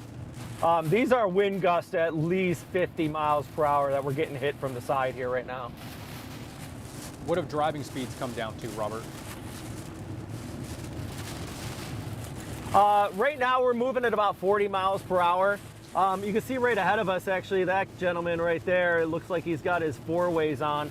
So, I mean, it's slow enough where somebody feels like they got to put on their four-ways on this. So, yeah, it's down. Further, the slowest we got was there about 20 miles per hour. There's not a lot of traffic right now, though, so that's the good news with this. But, I mean, it's solid, just wind hitting the side of the truck. Here we go. There's a flag right there, give you a good idea. Now, the winds have come down a little bit, but, I mean, you can see that flag right there just whipping. Let me see if I can get it right on it. Have you hit 207 yet, or the exit for 207? And let me see. Have we passed 207 yet? I don't think so. Okay. No, not yet. We got Anastasia State Park exit 311 coming up here in just a minute. Gotcha. Then, so yeah, that would be it's really exit, like the worst 311. of that leading edge is still a little bit to your south there on 95. Yeah, so yeah, we're just behind it. You're right. I think we're just behind some of the worst of it. So we still might drive into it here. And the other thing is that it feels like we're almost in like this training pattern here from the southwest towards the northeast with this specific line. So I think we're actually going to be, even how slow we're going right now, we're going to manage to get ahead of it. So we're passing 207 right now, Ross. That exit, as said, 311 is Highway 207 there. Yeah, so Chris, if you pop Robert up Whoa, with right in radar. front of us. You see this? You see that? Oh. So that was, see, these are all palms. Palms, we got one on our, oh, that's a leaf on the protector. Oh, goodness. You see that, right? So that gives you a good idea. There's, like, that's the debris that's flying up there. So we had a bunch of palms. Looks like one just flew right on the protector there, blew off our, landed on the camera. Gives you a good idea of what you're experiencing on I-295, and likely all this going into St. Augustine right now. Oh, that's still on the protector. Yeah, there it is on the lens. Yeah, so anyone tuning in right now, Robert is traveling southbound on I-95, just right past there. 207. Yeah, so Lee is circling it. Him and Oben, his photographer who's driving, are truly in the heart of the storm in the protector out there right now. You saw not only the torrential rain on Robert's stream, but the amount of debris that was also on the roadway. Leaves, big palm fronds as well. We can hear the rain in his mic right now too. Yeah. Robert's not even talking, but we can hear the rain hitting that windshield. And there's the lightning strikes are popping up that they saw and now populating on our radars. So he really is in the worst of it right now. Robert, would you say the winds have picked up again, or? Yeah, yeah, oh, 100%. The winds are like, right, once we went over 207 there, where you saw those palms on the ground, that's where it really hit up. It seems like a lot of people got their four-ways on around us right now. This is where we're in right now is why it is severe warned. This is some pretty messy weather right now. And not like trees are falling down, but there are definitely a lot of leaves and stuff flying around right now. This type of stuff where if you left your trampoline outside not tied down at this moment, I guarantee it's going to get a little tossed about. But yeah, 100% picking back up. Pretty much everybody around us looks like they threw up their four-ways, just have visibility straight down, like this guy right here has them on. You can see. So yeah, it's a slow go. We're actually, looks like everybody's tapping their brakes again right in front of us here. So I'm going to take the moment because you can see, get a good idea of the wind. is the rooster tail coming off of this truck right in front of us Yeah, let's here. take him full screen again, You or can maybe actually boxes see it with blowing radar up and in kind of them. getting carried to the left with the wind. Now taking you full screen, Robert, so we can kind of see a little bit better about what you're pointing out to us. But yeah, look at all that spray coming up. That's crazy. Yeah, so yeah, that's what so yeah, it's so once again, we're just south of 207 here, kind of in this main line of this severe thunderstorm moving through St. Johns County at this moment. But yeah, I think looks like we may have already passed kind of the gustiest of the winds right there. I mean, as we know with these squall lines, sometimes it'll just be that big quick gust for like 2-3 minutes. But still the heavy rain coming down at this moment, and definitely lacking visibility. I can tell you, if you don't have rain tires out here right now, ooh, gonna be a bad day. Well, and one of the scary things, Robert, I just saw that. I don't know if it was an RV camper van or what it was, but you get like those tractor trailers and some of those taller vehicles, and you're getting those like perpendicular winds of 40, 50 miles per hour. Not just on the protector itself, but on those taller vehicles. That combined with the rain just make things so dangerous out there. I always get so nervous when you're driving right beside one of those in one of these strong gusty storms. Oh, I hear ya. Especially, I mean, you got two RVs right in front of us there, and that wind is coming from west to east, so they're getting full broadside. And then you get them next to each other, you're right, they create those.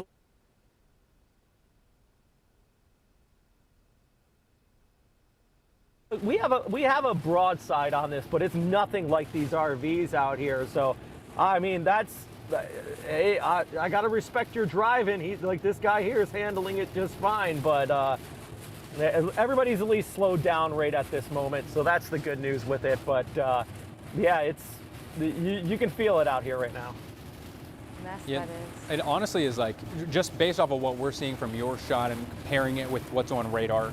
I mean, you're in what I would appear to be probably at this point, now that you're south of 207 and kind of approaching or getting closer to 206, some of those highest reflectivity values, so the brightest red colors on radar for folks who are watching at home, pairing that with almost like near zero visibility just based from our view. Like I'm kind of like peering my eyes in to be, trying to see through, how truly difficult is it for drivers out there right now, for you guys, but also for everyone else. Yeah, it's at least everybody. I haven't seen any. Now, I do want to note, and this is not happening right now, but when I was coming across the Fuller Warren Bridge during that severe thunderstorm earlier, the one that went through right downtown just about 2 o'clock, I did see a wreck right on the median there coming over the bridge. So, and that was right after the storm just moved through. There was one police officer there. So I'm just guessing that took place because of that quick drop in visibility and the heavy rainfall. I don't really have more information than what I've seen with that specific accident, but you're right. I mean, this does have visibility dropping right down. It can get a little bit sketchy out here. So right now we are about to pass exit 305. So we're starting to get kind of closer to the Marineland exit here in southern Putnam County at this moment.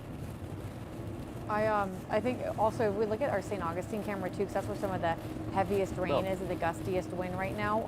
I have that pulled up.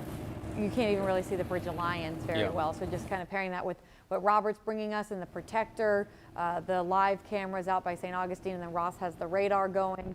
Just that whole cluster. This is it. This is the worst part. It's kind of moving down into our far southeastern coverage area, but. Oh, and it's starting to brighten up already there in St. Augustine. The worst is already through, but look how rough it is still with Robert and the protector. So that one line that associated with that cold front really now pushing on through.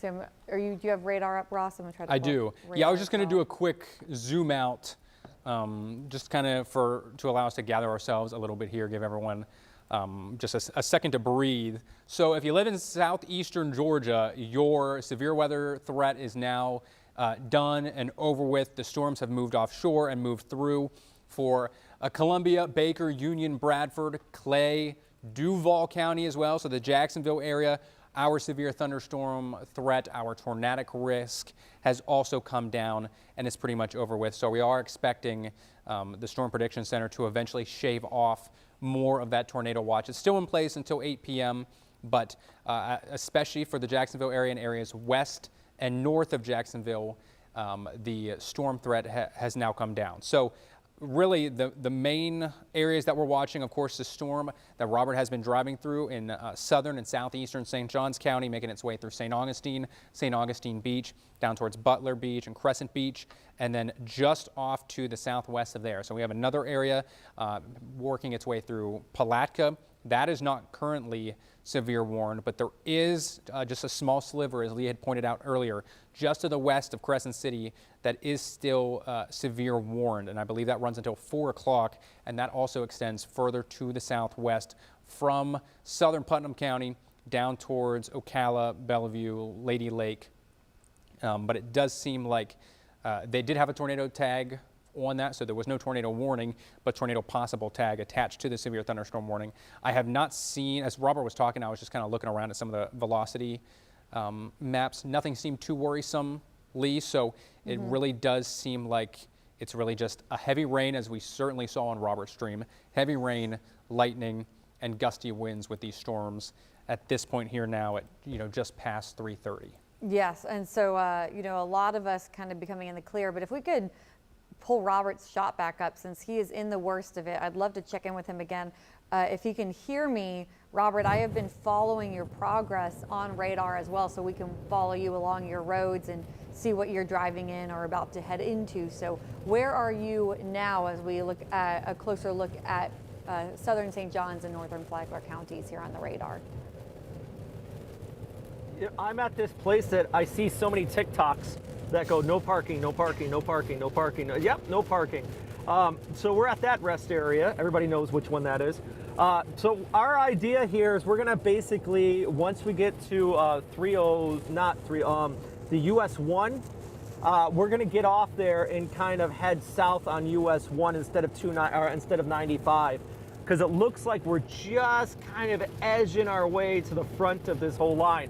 But since we're riding along with the very front of it, I mean, look at the scud rate out there towards the east of us. We continue, we get behind it a little bit, it feels like, then we pick back up and we get hit with these wind gusts again. And I tell you, it's been a bumpy ride. We're just basically riding the wave of the leading edge of this thing right here. So we keep on occasionally getting hit with these winds, where you start to see the leaves pick up again and some light tree limbs flying around.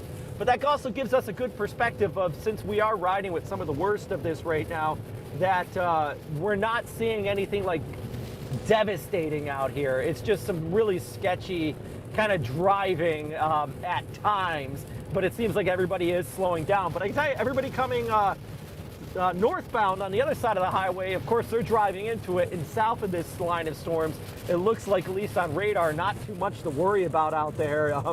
Kind of not too bad at all, at least the further south you go. But this whole line still, cruising along. So it looks like we just exited that severe thunderstorm warning. Personally, not overall. Personally, we just there. So we're right near US 1. Now there is that other line just east of Ocala. So my idea is we're going to get on US 1 here, and we might park it up and try to find a spot to kind of look towards the north.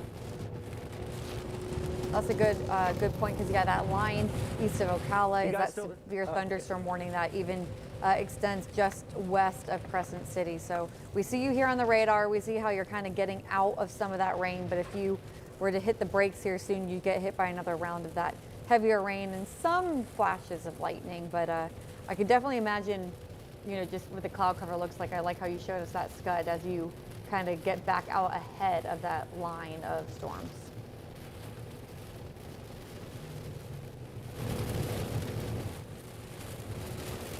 There you go, Lee. Kind of showing that gust front right there. Nice. So I believe we are coming up on US 1 here, so just watch out for that exit. We're going to try to get ahead of this thing. Going to cut off to the right a little bit. I was going to say, Chris, if you want to pop up either traffic, or mine, that will work great too. So pair this with what you're seeing with Robert. We are essentially showing the same thing. Robert's showing The leading edge of that shelf cloud as it's beginning to move offshore, and a little bit of scud with those low-hanging clouds. Similar story here. So, I mean, truly just dark blackness with these clouds as they're rolling on in. The latest shot doesn't have nearly as much of a scud look to it in the last kind of iteration of this. There were just a few little spots of some of that scud on the very, southern or leading edge of it. I shouldn't say southern, but on the lower edge of it. So certainly a very strong, dangerous looking storm still moving through. This is at a marine land as well. So Lee's got it pulled up right there. I mean, so I mean, literally just a couple miles to the west of marine land. This is about to roll its way on through. Yeah, so we can see that's, just about to hit marine land. Robert Speta's right there, so it's kind of catching back up with him if he's getting off on US 1 here right now. There he's exiting, so Robert right there. The live cam, is that looking to the west or to the north, Ross? This is looking kind of to the northwest, I believe. Looking at that. Or maybe it might be southwest. That makes more sense with the, the light. So. Yeah, but you can see just a little bit. It's kind of hard to tell once I'm so close. I almost have to step back and look at it a little bit. You can see just a little bit in a few spots, some of those low-hanging scud clouds on the leading edge. So it's probably like right around here. So you, Ross, you are looking at where Robert is, and Robert is there, and we're looking at this area too, where Ross has his camera up. So just in that area, which is where some of the worst weather is, which is, funny enough, outside of that severe thunderstorm warning, which goes until, it should be expiring here in a minute and a half. Yeah. But this, little notches here, tiny little notches here and there, Ross. Just, that's what we've been watching with these storms that pop up in our southern areas, where Ross already explained to you about dew points, instability, and so just some of these cells down here, far southern Putnam and portions of Flagler County. Well, this is what we're gonna have to watch next. This is it. This is, if you are up in the Jacksonville area, just to give you a quick look, you're good. There's some showers, but it's not that severe weather. So we're just watching closely now for our friends down in Flagler County and in Putnam County and far southern St. Johns County as well. So strong storms, a few little inflow notches here. That's the area that we were watching. Can we take Robert's shot back up too? Okay, perfect. Thank you. Because he's driving this way now. So he just exited. He's going south. So he's going to look back at these storms here coming in from the west. And he wants to watch that storm over Crescent City that's going to move to the northeast and kind of take the same path and eventually move back over him. Robert's moving the camera around. Robert, if you can hear me, what direction are you pointing the camera at right now? So we're heading basically south-southwest on US 1. We're just kind of cruising along here trying to stay ahead of this. So yeah, right now it looks like we're kind of hitting one of the little gust fronts once again here too. Starting to kind of see the trees blowing around in the wind there. So we just went through like this little roundabout just on US 1. We're heading out towards Bunnell. So right now the camera is looking kind of south-southwest. So what I'm looking at radar right here, what I think is happening, we're just ahead of the heaviest of the rainfall, and that little cloud feature right in front of us is the gust front. So we're kind of in the middle, the outflow with the shelf cloud and the scud, and then the rainfall, the heavy rainfall, is just right behind us. I'll even swing around the camera, give you an idea of what we're talking about here. Ooh, that makes me a little motion sickness. So yeah, the heavy stuff is right behind us. So we're kind of right in the middle, where all the wind is, of course. So yeah, that's where we are right now though. So I'm gonna swing this back around in front of us, kind of give you an idea of this gust front. So we're basically southwest now of Marineland on US 1 towards Bunnell here. And yeah, it's still, let's see if I can actually see. I'm trying to get ahead of this where I can get a good shot off towards our right. I think we're gonna get like a big kind of broad view once this clears up of this leading edge of this storm coming out of Lake City here too. So a lot of different views we're trying to kind of capture right here with this, giving everybody out here in Putnam County. And well, now I guess we're in Flagler County, a heads up. Okay, so you are now, that's right, Robert. So you're now in Flagler County. We're watching this kind of head in your direction pretty quickly. We can see great shots from the protector. Thank you for doing that. All the rain hitting the windshield. Robert, compared to when you were on the interstate earlier, how heavy is that rain? How does that? Well, his shot is now frozen, but it keeps coming back when it freezes. Hello? So I hear him now. Hi, Robert. Okay. Your shot is frozen, so we might wait till you're back in some better coverage area if you can hear us, but definitely keep us updated with what you got going on there. Okay, now we're back. Would you mind just letting me know how the rain differs where you are now compared to when you were driving on the interstate just a bit ago? Definitely, I think we just got ahead of it and we're kind of cleared out a little bit here where we're at this moment. But I mean, that's going to change pretty quickly. In fact, I think I got a kind of a good shot just towards our east here. There's the kind of that broad view I was just talking about, I was looking for here of this storm cloud just basically due our west on US 1. Yeah, right there. So there's the kind of the photogenic shot of this thing here. Gives you an idea. So right now we are just ahead of that, but I almost guarantee that gets on us in the next like 5 minutes. It's going to be bringing that heavy rainfall in just a moment. So we're kind of a little bit of a break at this time, but things are going to change up here pretty quickly. Yeah, we have the radar in double boxes next to your live camera, and what we can see is that, it is moving east, but it's also kind of moving east-northeast. So the faster you go south, the more you'll be out. It feels like. Sorry, what'd you say? I said it feels like it's like almost training. So what my idea is, we're kind of running along the side of it here as well. So hopefully we do kind of come right out of it. And there's a good broad view of it right here. So I can visually see what you're talking about on radar here with that southwest to northeast flow. And you are now under a severe thunderstorm warning again. So this is a severe thunderstorm warning with a tornado possible tag on it, but it has been issued until 4:30 p.m. It's for 60-mile-per-hour wind gusts and penny-sized hail. It's for Flagler County and southeastern Putnam County. So that's what Robert's looking at, that leading edge. You can see that here that just crossed over Crescent City. This line here, that's what the protector's camera was pointing at. That's what meteorologist Robert Speta was pointing the protector's camera at. He's somewhere right in this area now as he goes south. And so there's that line of storms starting to approach on it. So here's a new look at the severe thunderstorm warning. It is an interesting shape, I must admit. So it cuts across southern Putnam County, including Crescent City. This is going to kind of move in this direction. So they have issued it for Flagler County as well. This is what we're going to be watching. As it kind of moves this direction. So as this whole line kind of crosses in. So let me take a look at its speed, and we'll put a track on it. So moving to the northeast at 45 miles an hour. And if we could if it's possible, if we could keep a box up of Robert's shot, just to continue to watch it.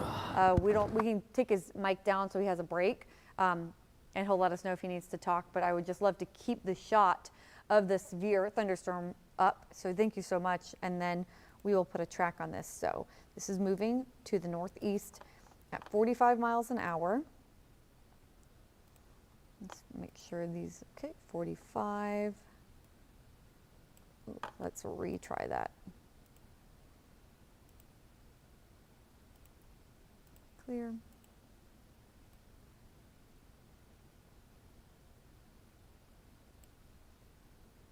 To the northeast at 45.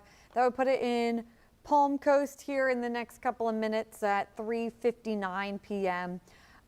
It would put it down in Flagler Beach at 4:26 p.m. So that's the line of storms that can produce severe wind gusts of 60 miles an hour. It has the possibility of producing hail, and we can't rule out the potential for rotation.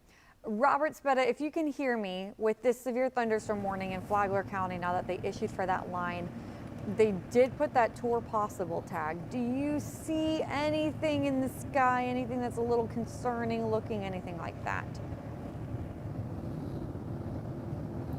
Let me pull up this so that, yeah, I mean, this whole shelf cloud right in front of me here, it definitely has a lot of that inflow. I see a lot of scud. I don't really see any rotation. That's why we pulled over here just a second ago and kind of getting our lay of the land. And I'm telling you, it is, I don't see any rotation or anything like that, but we're gonna, let me see if I can point the camera out here towards the east. I'll see if I can get a good view, because I do see kind of like some smoothing along one of the clouds just off here. I keep on saying east, I mean west, right, left, right out in that area. And I do see a little bit of lowering, but that very well could just be scud, especially coming over the St. Johns River. It'll pick up a lot of that moisture off of that. That's true, but we can see here on radar, like you talked about, those inflow notches, and we can see it all along that edge too. So that's a great shot, Robert. And then this is when the National Weather Service is concerned about some spin-up tornadoes possible, they kind of look for those inflow notches here. That's what we all look for, to see the possibility of rotation. We now have more lightning flashing in this one cell here, and so that's concerning because it shows a strengthening cell, and so that's going to continue to move to the northeast as well. So this is heading for Flagler. Right now, what you're looking at, this storm is back out of our coverage area, but it is heading for Flagler County. And so that's why Flagler County is under that severe thunderstorm warning. So this severe thunderstorm warning goes until 4:30 p.m. We're going to continue to stay on air streaming with you until we can clear out our viewing area and make sure that we are clear and good to go. So we're going to hold on with you. Of course, meteorologist Robert Speta is down in there with you in Flagler County, kind of taking an eye to the sky, using the protectors, cameras, moving it all around, giving us many different views. You can see the scud out there too with his cameras. So it's when those kind of clouds look a little creepy with those fingers dipping down, because it's moisture that's coming up into the clouds. So here's current radar. Robert would be right about here, I believe, if I am guessing his speed correctly, somewhere over there on US 1. And so this line, that's what he's pointing the camera at, showing this line as it approaches in. And again, this is a severe thunderstorm warning in effect until 4:30 p.m. for 60-mile-per-hour wind gusts and penny-sized hail. But we will have to watch out for the possibility of some rotation along that line. I'm going to pull up a hail tracker. Let's see if we can see any sort of hail associated with this. Yep, right where I was thinking. Okay, so that is what is trying to show hail. And when we pull back up radar, give me 1 second, it's going to reset. It's going to be annoying. Okay, there we go. So not surprising, because you kind of see the darker colors coming in here on radar. So that's one sign of the possibility of hail. Usually it's heavier rain, and then it can become hail. The flashing lightning is just a storm that's growing. And when you get those big updrafts, that's what causes the rain pellets to go up high in the sky, freeze, come back down as hail. So this would be the area that we're watching out for hail as it continues to move to the northeast and cross over Flagler County. So I'm going to pull back up our map here on US 1. Robert, do you know where on the map you are? I would love to zoom into your area on the map too, so we can kind of compare your live shot to the radar. We're just north of Bunnell, so just towards the north there. I'm actually trying to find like a decent spot to set up and just kind of point our camera to the east, because we got a lot of lowering in the clouds here just off towards our east. So I'm just trying to find a clear view. There's a lot of trees. And then when I say lowering, I mean scud. I'm not talking about rotation or anything, but I can see how this storm is severe indicated here just from this view that we're getting right now. So yeah, we're just towards the north of Bunnell, kind of getting an idea of, see right there, you can kind of see that leaf is still there, by the way, kind of stuck in our camera. So apologize for that. Kind of let's see if I can wipe it out. Get out of here, leaf. Yeah. There we go. Hey, success. All right. Oh, right there, that road would have been good. That's all right. Let's see. If you need me to leave you alone so you can. Sorry, I'm decide just where you wanna talking to set up, Oben here. We're let me trying know. to.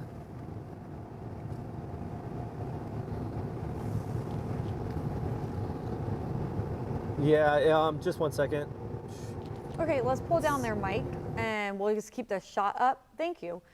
So what you're looking at is this line, leading edge of that thunderstorm with the protectors shot. So we've been seeing oh, perfect, we got them back now too, so you can see the dark clouds out there, and they're just traveling on US 1, heading south, keeping an eye on this system. So I'm going to zoom out. Let's take a bigger look. More of this line has now moved into Flagler County. A loop over the past 15 minutes shows its approach towards Robert and towards the protector. So it's continuing in that direction there, out towards them. So this line here, that's the strongest part of the storm, down towards Pearson. And so that will move into southern Flagler County. Flagler Beach getting a whole lot of rain too.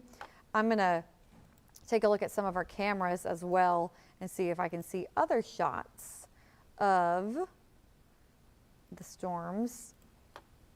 I'm wondering if we have a camera near Crescent City.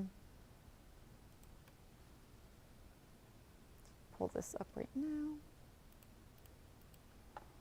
And obviously Robert's shot is good. Look at that, so dark and ominous with those clouds moving in as that line of storms continues to move to the east and head towards them. I am trying to find some other cameras around the First Coast where the worst of the weather is. Again, friendly reminder, if you're watching from the Jacksonville area, especially up towards Waycross, your severe weather threat is done. This is more of these southern areas that we are, or southeastern areas really, that we are watching out for the strong weather, the heavy rain. Okay, I'm gonna pull up a camera behind me out of Hastings. 1 second. Here we go. So I'll step out of the way. You can see the, come on, desk. There we go. Cloud cover moving over there. So this is Hastings. And it looks like Robert has pulled off to the side now. Let's get back with him. If we can hear him. I'm set up. Lee, I'm set up right here, just north of Bunnell. I think this is going to be right. I'm seeing like an inflow notch right in front of us here on radar. It's directly in front of us. And I just decided, you know what, this is the spot. You can see the scud lowering right out there. Wow. Oben, do you mind just get out, film this? Can you feel that cloud coming in? I can't get up Teamwork because makes the dream sorry, work. I'm talking to my photographer right now. Just, yeah, go for it. Yeah, because we're about to get hit by kind of like the main line right here. So just point it out there at that way, Oben, towards the storm. There you go. Yeah, so yeah, basically right there, you can kind of see the lowering. And Do you I think hear that's where we're rumbles going of to see thunder kind of the yet? 'Cause gustier there's some winds lightning coming in with that. when they come in. Yeah, I haven't seen any lightning out here right now. What does the atmosphere feel like? Does it feel, primed? You know how you can kind of feel and tell when a big storm's coming in? Definitely very humid at the moment. Okay. Very humid. Yeah. So right now it is very humid. You can kind of feel that moisture blowing in right ahead of it here. So yeah, right there, that's one of the spots I have a little worry about with that lowering. But we're about to get hit by this gust front here any moment now. Kind of seeing it right there. So let me pull up the radar. I'm just trying to see based on my position. Yeah, basically this spot right here, there's almost a couplet on radar just west of Palm Coast. I wouldn't call it too much of a couplet, but yeah, right there, that's what I'm looking at. If there was anything. Okay. All right, that's good, Oben. I don't want to. You're good. It's starting to rain here right now, so I'm asking our photographer to come back in. If it's okay with you, Robert, I'd like to just keep you live with us as this continues to move into you. Of course. It looks Yeah, like I think we're just going to sit on this one, although just south of... Go ahead. Oh, I was just gonna let you know that there's this one cell just north of Pearson, and it looks like it could contain some hail with that as well. And on its trajectory, it's gonna kind of head right near where you are stopped, it looks like. Maybe a little south of you, Oh, yeah? actually, kind of All right, let me- not reconsidering, but if, you know, there's that possibility of hail associated with the severe thunderstorm warning. I see that too. So, oh gosh. Let me, Yeah, I was thinking about that too, heading just south of Bunnell and trying to stay in ahead of this. Yeah, so we turn right here. Because I can see that one you're talking about right now, Lee, that's just south of Bunnell. Mm-hmm. But Yeah. because this one, it's actually blowing over us right now, and already you can see how dark it got on the camera here, and how quickly that rain is picking up. Yeah, so that's definitely the worst one, and it's, yeah, the radar's getting dark. Let me look at some stuff here. Let's see how. A little bit of rotation, broad. So I mean, rotation. just right in front of us here, you can see the gust front kind of hitting right there. These trees are starting to blow. Let's see. So yep, we can see where you are too. So yeah, you can see the rain on radar overspreading where Robert is in the protector. They're driving, so you're driving south now, Robert, right? Yeah, we're gonna continue, excuse me, south towards past Bunnell. That's my goal, because we might just drive right out of this once more time. On our radar, it looks like although you're this pretty is much racing kind of stuck fast, in so- the rain now. Yeah, I got refreshed. I thought I was right on this, but it looks like we kind of, that outflow boundary's already kicked right past us there. And you kind of see that right there, wow. just towards, this is looking south, so where this outflow boundary just already kicked on by is basically that line right there. You can kind of see it, but that's where all the gusty winds are, so we're just kind of seeing the leading edge of where those high winds are right now. Yeah, and this looks like please be careful. Like, that's going to be a mess driving through that. Lots of lightning heading your way, heavy rain, and of course the possibility of those 60-mile-per-hour wind gusts and small hail, maybe some penny-sized hail also possible. And so we're going to keep Robert's shot up the entire time as he drives there now. Okay. Yeah, go ahead, Robert. Oh, so I was going to say we're just going to basically go straight through Bunnell here, so just stay on this road straight through its town. And then we're going to come out the other side there, and I think I'm going to park ahead of that next storm that's coming in out of Pearson. So that's kind of our goal, is just kind of park up ahead of that one and watch that one come through. And I think as far as the first coast is concerned, that one coming out of Pearson that's basically due west of us almost at this point, after that goes through, the first coast, I mean, for all intents and purposes here, Lee, I think is done. Absolutely, I completely agree with you. This storm's going to be gone by that point. That's why I think we're going to stay on this stream until you get through that worst part of the storm there.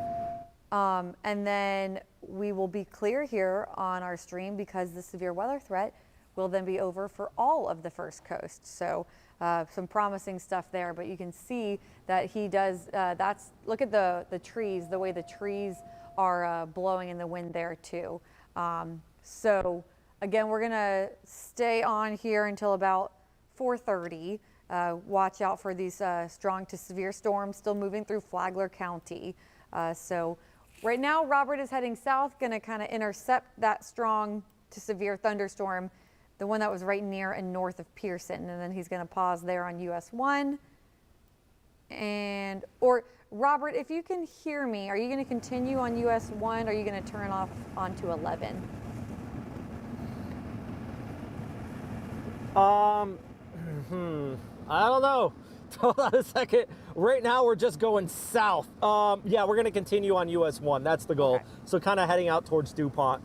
So that's where he is. So then you'll just stop and set up That's there. that's the magic of storm chasing. I'm telling you, done a few hundred miles today, and I just don't really know where I'm going until we kind of get there. And I'm like, all right, that way. The storm's over there.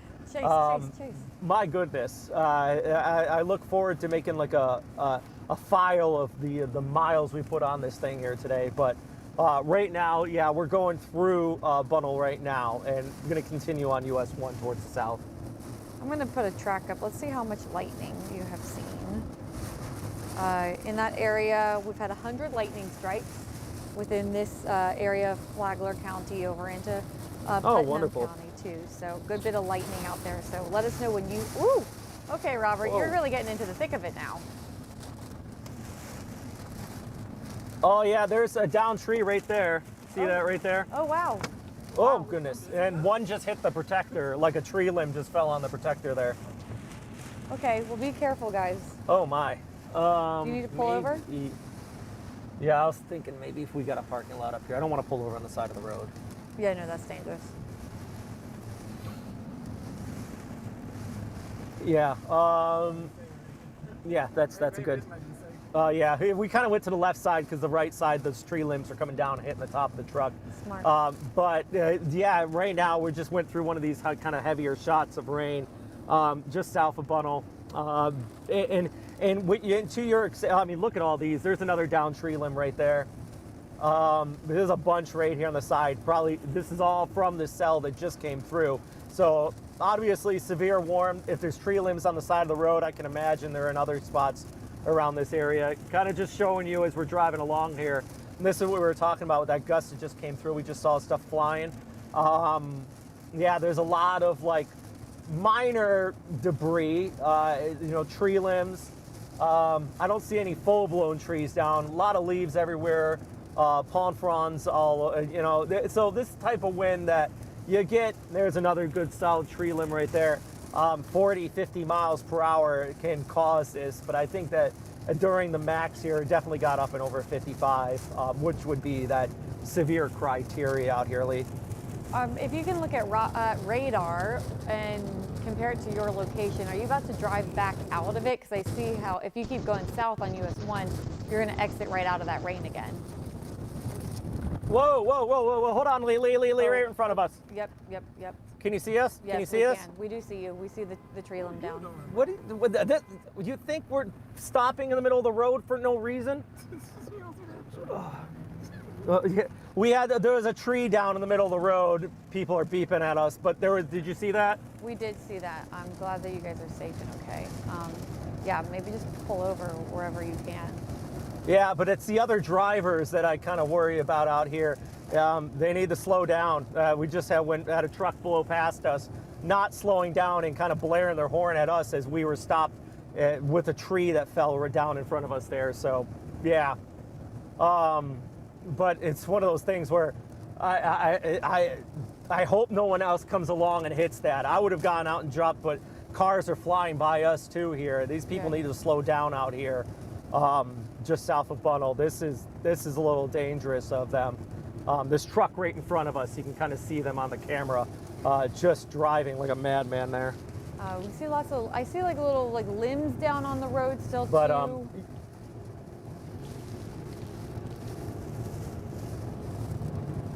Yeah, we still see them there. That was the worst I've seen. That was a full-on tree branch in the middle of the road. Still got some stuff here just off towards our right. So, I mean, this is, the solid wind gusts coming through here right now. Oh, and a little hydroplaning. So, yeah, heavy rainfall too. So, you know what we're going to do? We're going to probably find a spot to... Yeah, please pull over, guys. I think that we really appreciate you being out there. And this is we're going to pull over right now. The protector is built for weather like this, and if the protector is struggling, everyone's regular cars would be struggling in this.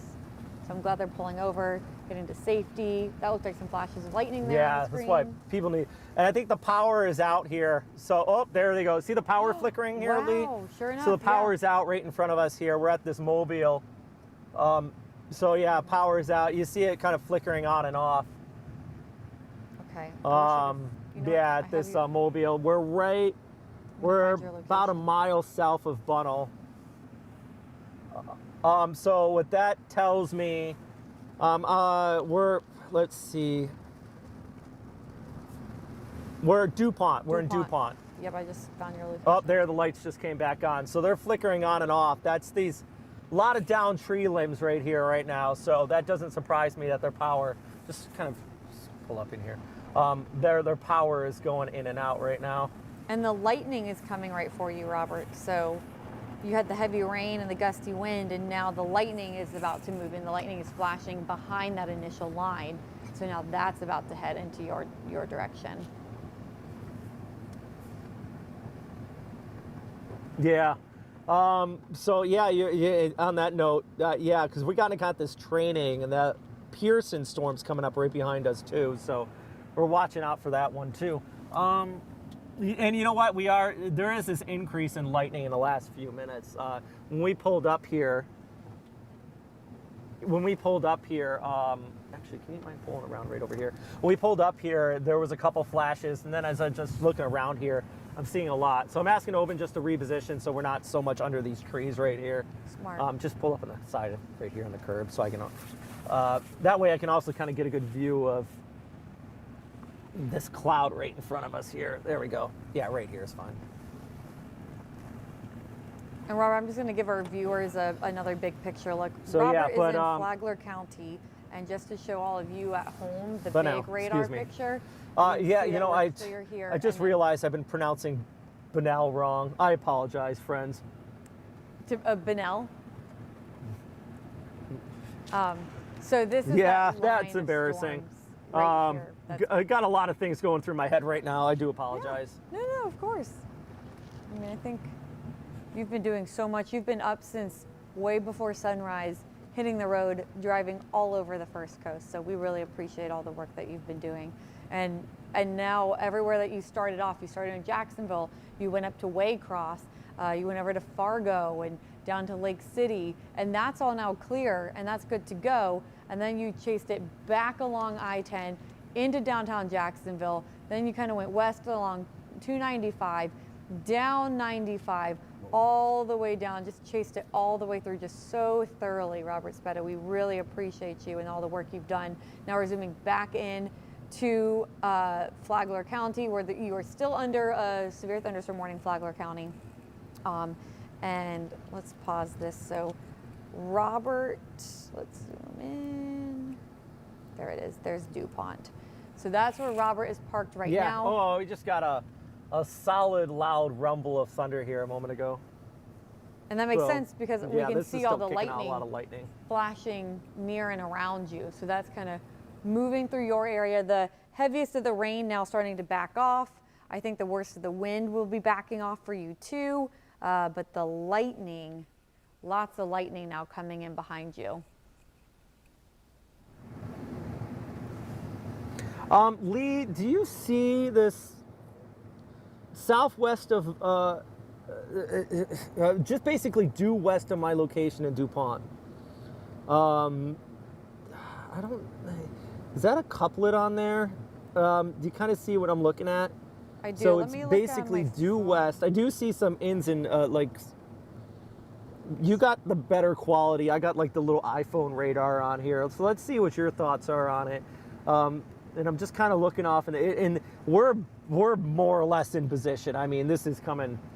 If it was going to come in this direction, it would be pulling out right in this kind of way. So we're also, the other issue where we are right now, and it's not something I've really thought about a lot, but we are in an awkward position, and that's one of the issues with Flagler County, with just storms in general, is that we're so far away from the radar that if you see anything out here that even looks remotely like rotation, it very well could be like, 5,000 feet up in the air versus on surface level. So that is something that kind of keeping an eye on here too, and keeping in the back of my mind as I look at some of these. Yeah, any sort of potential rotation looks like it would be south of your area.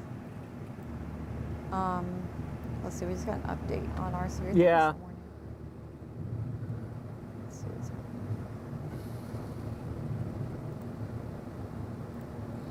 Yeah, I kind of see what you're talking about there.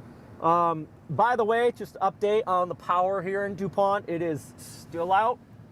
so just a heads up, just letting you know. And I don't know about the greater Flagler County area, but I do know at this specific spot, there is no power. This gas station is closed up here right now. Man, okay. So, But I do know it just happened because some people came outside when we came in. The lights were going on and off, yeah, like we kind of saw it flickering. So it's not like the place is closed. Like the power is going. Yeah. And then, so the new update on this severe thunderstorm warning, parts of Putnam were cut out of it, so now it's just Flagler. 60-mile-per-hour wind gusts, penny-sized hail, tornado possible, maybe a little spin up. Was that lightning on your screen? Right there, Robert? Yeah, that was a flash of lightning you just saw right there, Lee. I don't know if you saw the bolt. I was looking forward, the camera was looking backwards, but I did see the flash there. That's the same. I was actually looking down at the screen at our... We're kind of getting another...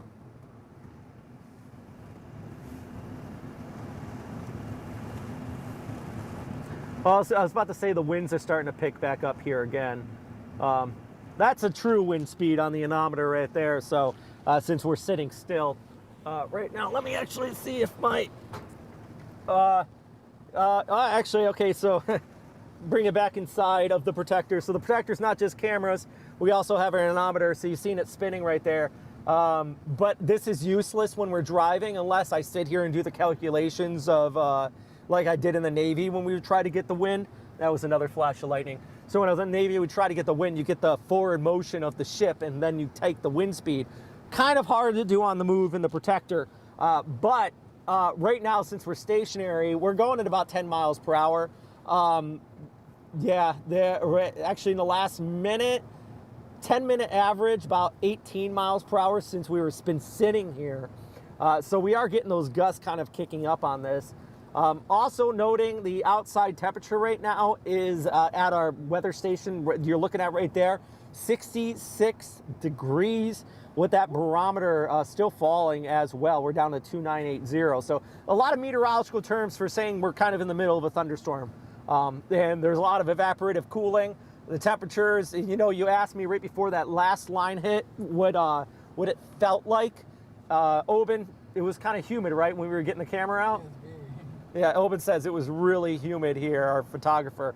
And yeah, he now temperature says is down to 66. So dew point is at 64. So I would say still humid, but definitely a pretty decent temperature drop over the course of the last 15 to 20 minutes here. So I hope you brought your jacket. yeah, once again, we are in DuPont for anybody just watching. What was that? Yeah, right. I do have one in the protector. This is the good thing about driving in this thing, though, is that I don't really have to get out too often.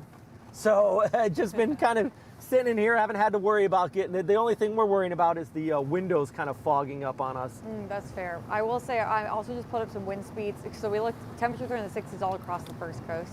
And now wind speeds, we have a gust in Palm Coast that was clocked at 46 miles an hour, probably along that leading edge. And the sustained winds, Robert, again, we can only look at Palm Coast. We can't look at where you are inland. But Palm Coast sustained winds are at 28 miles an hour. And then when we zoom back into radar where you are, it does look like the worst of it is through for you, except for when it comes to the lightning and all those lightning flashes. A lot of lightning has started really popping on this radar here with you.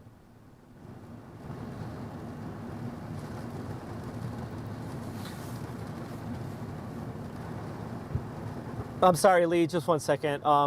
Just give me a second. I'm just trying to read. Well, it looks like the power company is here. There we go. Right in front of us. Power has arrived to If they are DuPont. here because the electric is out, shout out. Like, that is impressive. That is impressive. Or I don't know if that is power. It says communications on them. They might not be the electric Maybe company. cell lines are down or something like that. I'm not sure. Yeah, that People could are be out there too. working, no matter what, you know. When storms come But, through, people are out there. They're out there. They're out here working. Same thought. We can see, are people pulling in, kind of looking for power, or are they pulling in? Are they getting turned away from inside? Because I assume they can't really check out right now if they were going in to get a snack. So,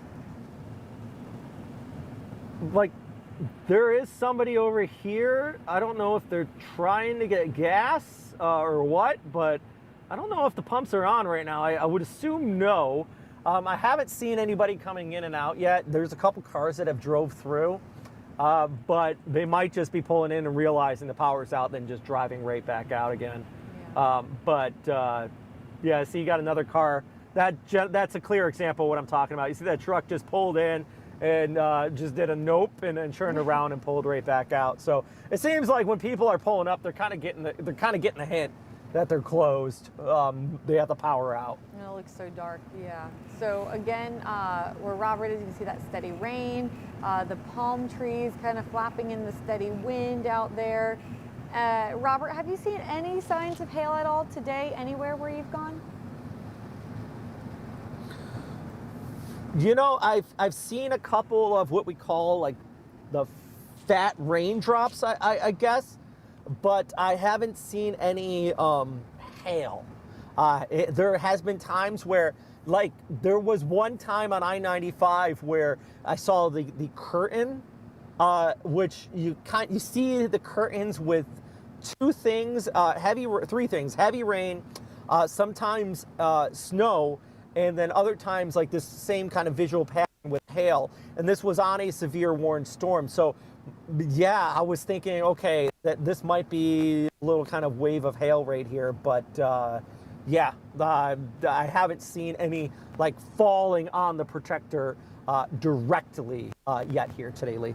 Okay, that's good. I feel like, considering where you are, your hail risk probably done, since after this you'll drive back north. Yeah, and then as you drive north, you get back on I-95, there's some showers, some light showers still south of Palatka, moving east along the county line in St. Johns and Flagler County. But then as you kind of head back towards Jacksonville, it's looking pretty good. There's a few little light showers, one that just moved through Lake City, traveling along I-10 towards McClenny now, another one near Keystone Heights, but a lot of it's really clearing out. So as Robert mentioned, those temperatures are dropping because this was a front. Let me pull up those temperatures for you too. So you have the two stories here. You got Robert's protector camera up right now. You can hear the rain coming in through his microphone, and the rain and the wind. Oh, we lost it. Okay, that's okay. And then temperatures. Right in the 60s, 50 now, 58 degrees in Waycross. Brr, brr, brr, brr. Let's get a quick look at our winds and wind gusts to see how it's going there. So a lot of those places kind of slowly calming down now when it comes to the winds across our area. Not really completely calming down because wind chills will be a big concern tomorrow. But when it comes to the severe weather threat, it's really starting to wrap up here. So Robert, just so you know, I was told that we will be cleared at 4:30. If you want to just give us one more kind of look around where you are, because you were in the last of it at the very edge of our coverage area here at First Coast News. Yeah, so right now, power's still out here in DuPont, but as you say that, I look off towards the north, and let me put the windshield wiper on this right now. Just starting to see kind of, I wouldn't say the sun breaking through, but some clearing. The rain's definitely backed off a bit here. But just a few minutes ago, we were getting that heavy rainfall, lightning strikes right here in Flagler County. We did have some tree limbs down. We had one fall right in front of us in the middle of the road here on US 1. Good thing in the protector, you don't have to worry, but the smaller car, that might have been a bigger issue here. And I am curious how many tree limbs fell around here because the power is still out. Here in DuPont. We're right here at the mobile gas station, just off of US 1. So once we do wrap up here, we're probably going to turn around. We're going to start heading back because all this is exiting. This is legit the last storm of the day. They started, we were in the protector 10 hours ago at 6:30 this morning, streaming live, and now this is the last storm of the day, kind of wrapping up here. But from what I've seen, there's a lot of reports of some small damage, some moderate stuff, but I haven't personally seen any major damage or anything like that today. And we've been in probably intercepted about 6-7 storms at this point nearly. Yeah, you guys have done such an incredible job. Thank you for chasing all of that today. So if things are calming down for you, I think we'll be good to clear you. And the man I need to talk to, Jackson, is in this room. Are we good to clear the stream? This is kind of moving out now. The worst of it is offshore. Okay, so we are gonna let Robert Speta go on the Protector, give you guys one last look here. You can see the severe weather threat pretty much done for the first coast. Flagler County still got some lightning, but the worst of that weather has now moved offshore. So we are going to close it here, but we have been streaming to you live continually. We have been, what am I trying to say? Don't laugh at me, you can tell it's been a while. We have been continuously live streaming since 10:30 a.m. So we really appreciate all of you who have tuned in, watched us since this morning. We've really been streaming since before that with Robert Speta, just with that live look out of the Protector and then the radar. And then meteorologist Mike Prangley and I jumped on at 10:30, and we've just been go, go, go since. So we really appreciate you all tuning in with us here on First Coast News Plus, watching this line of storms move through the First Coast. Now I am so happy to say the severe weather threat is done. We're going to take a break, and then don't worry, meteorologist Ross Muma is coming back in about a half an hour, starting at 5 o'clock, to bring you all of your weather, what you need to know now. It's about to get cold. Seriously, you need your winter coat for tomorrow morning. And meteorologist Ross Muma will have much more on that coming up here in about a half hour. Thank you, guys.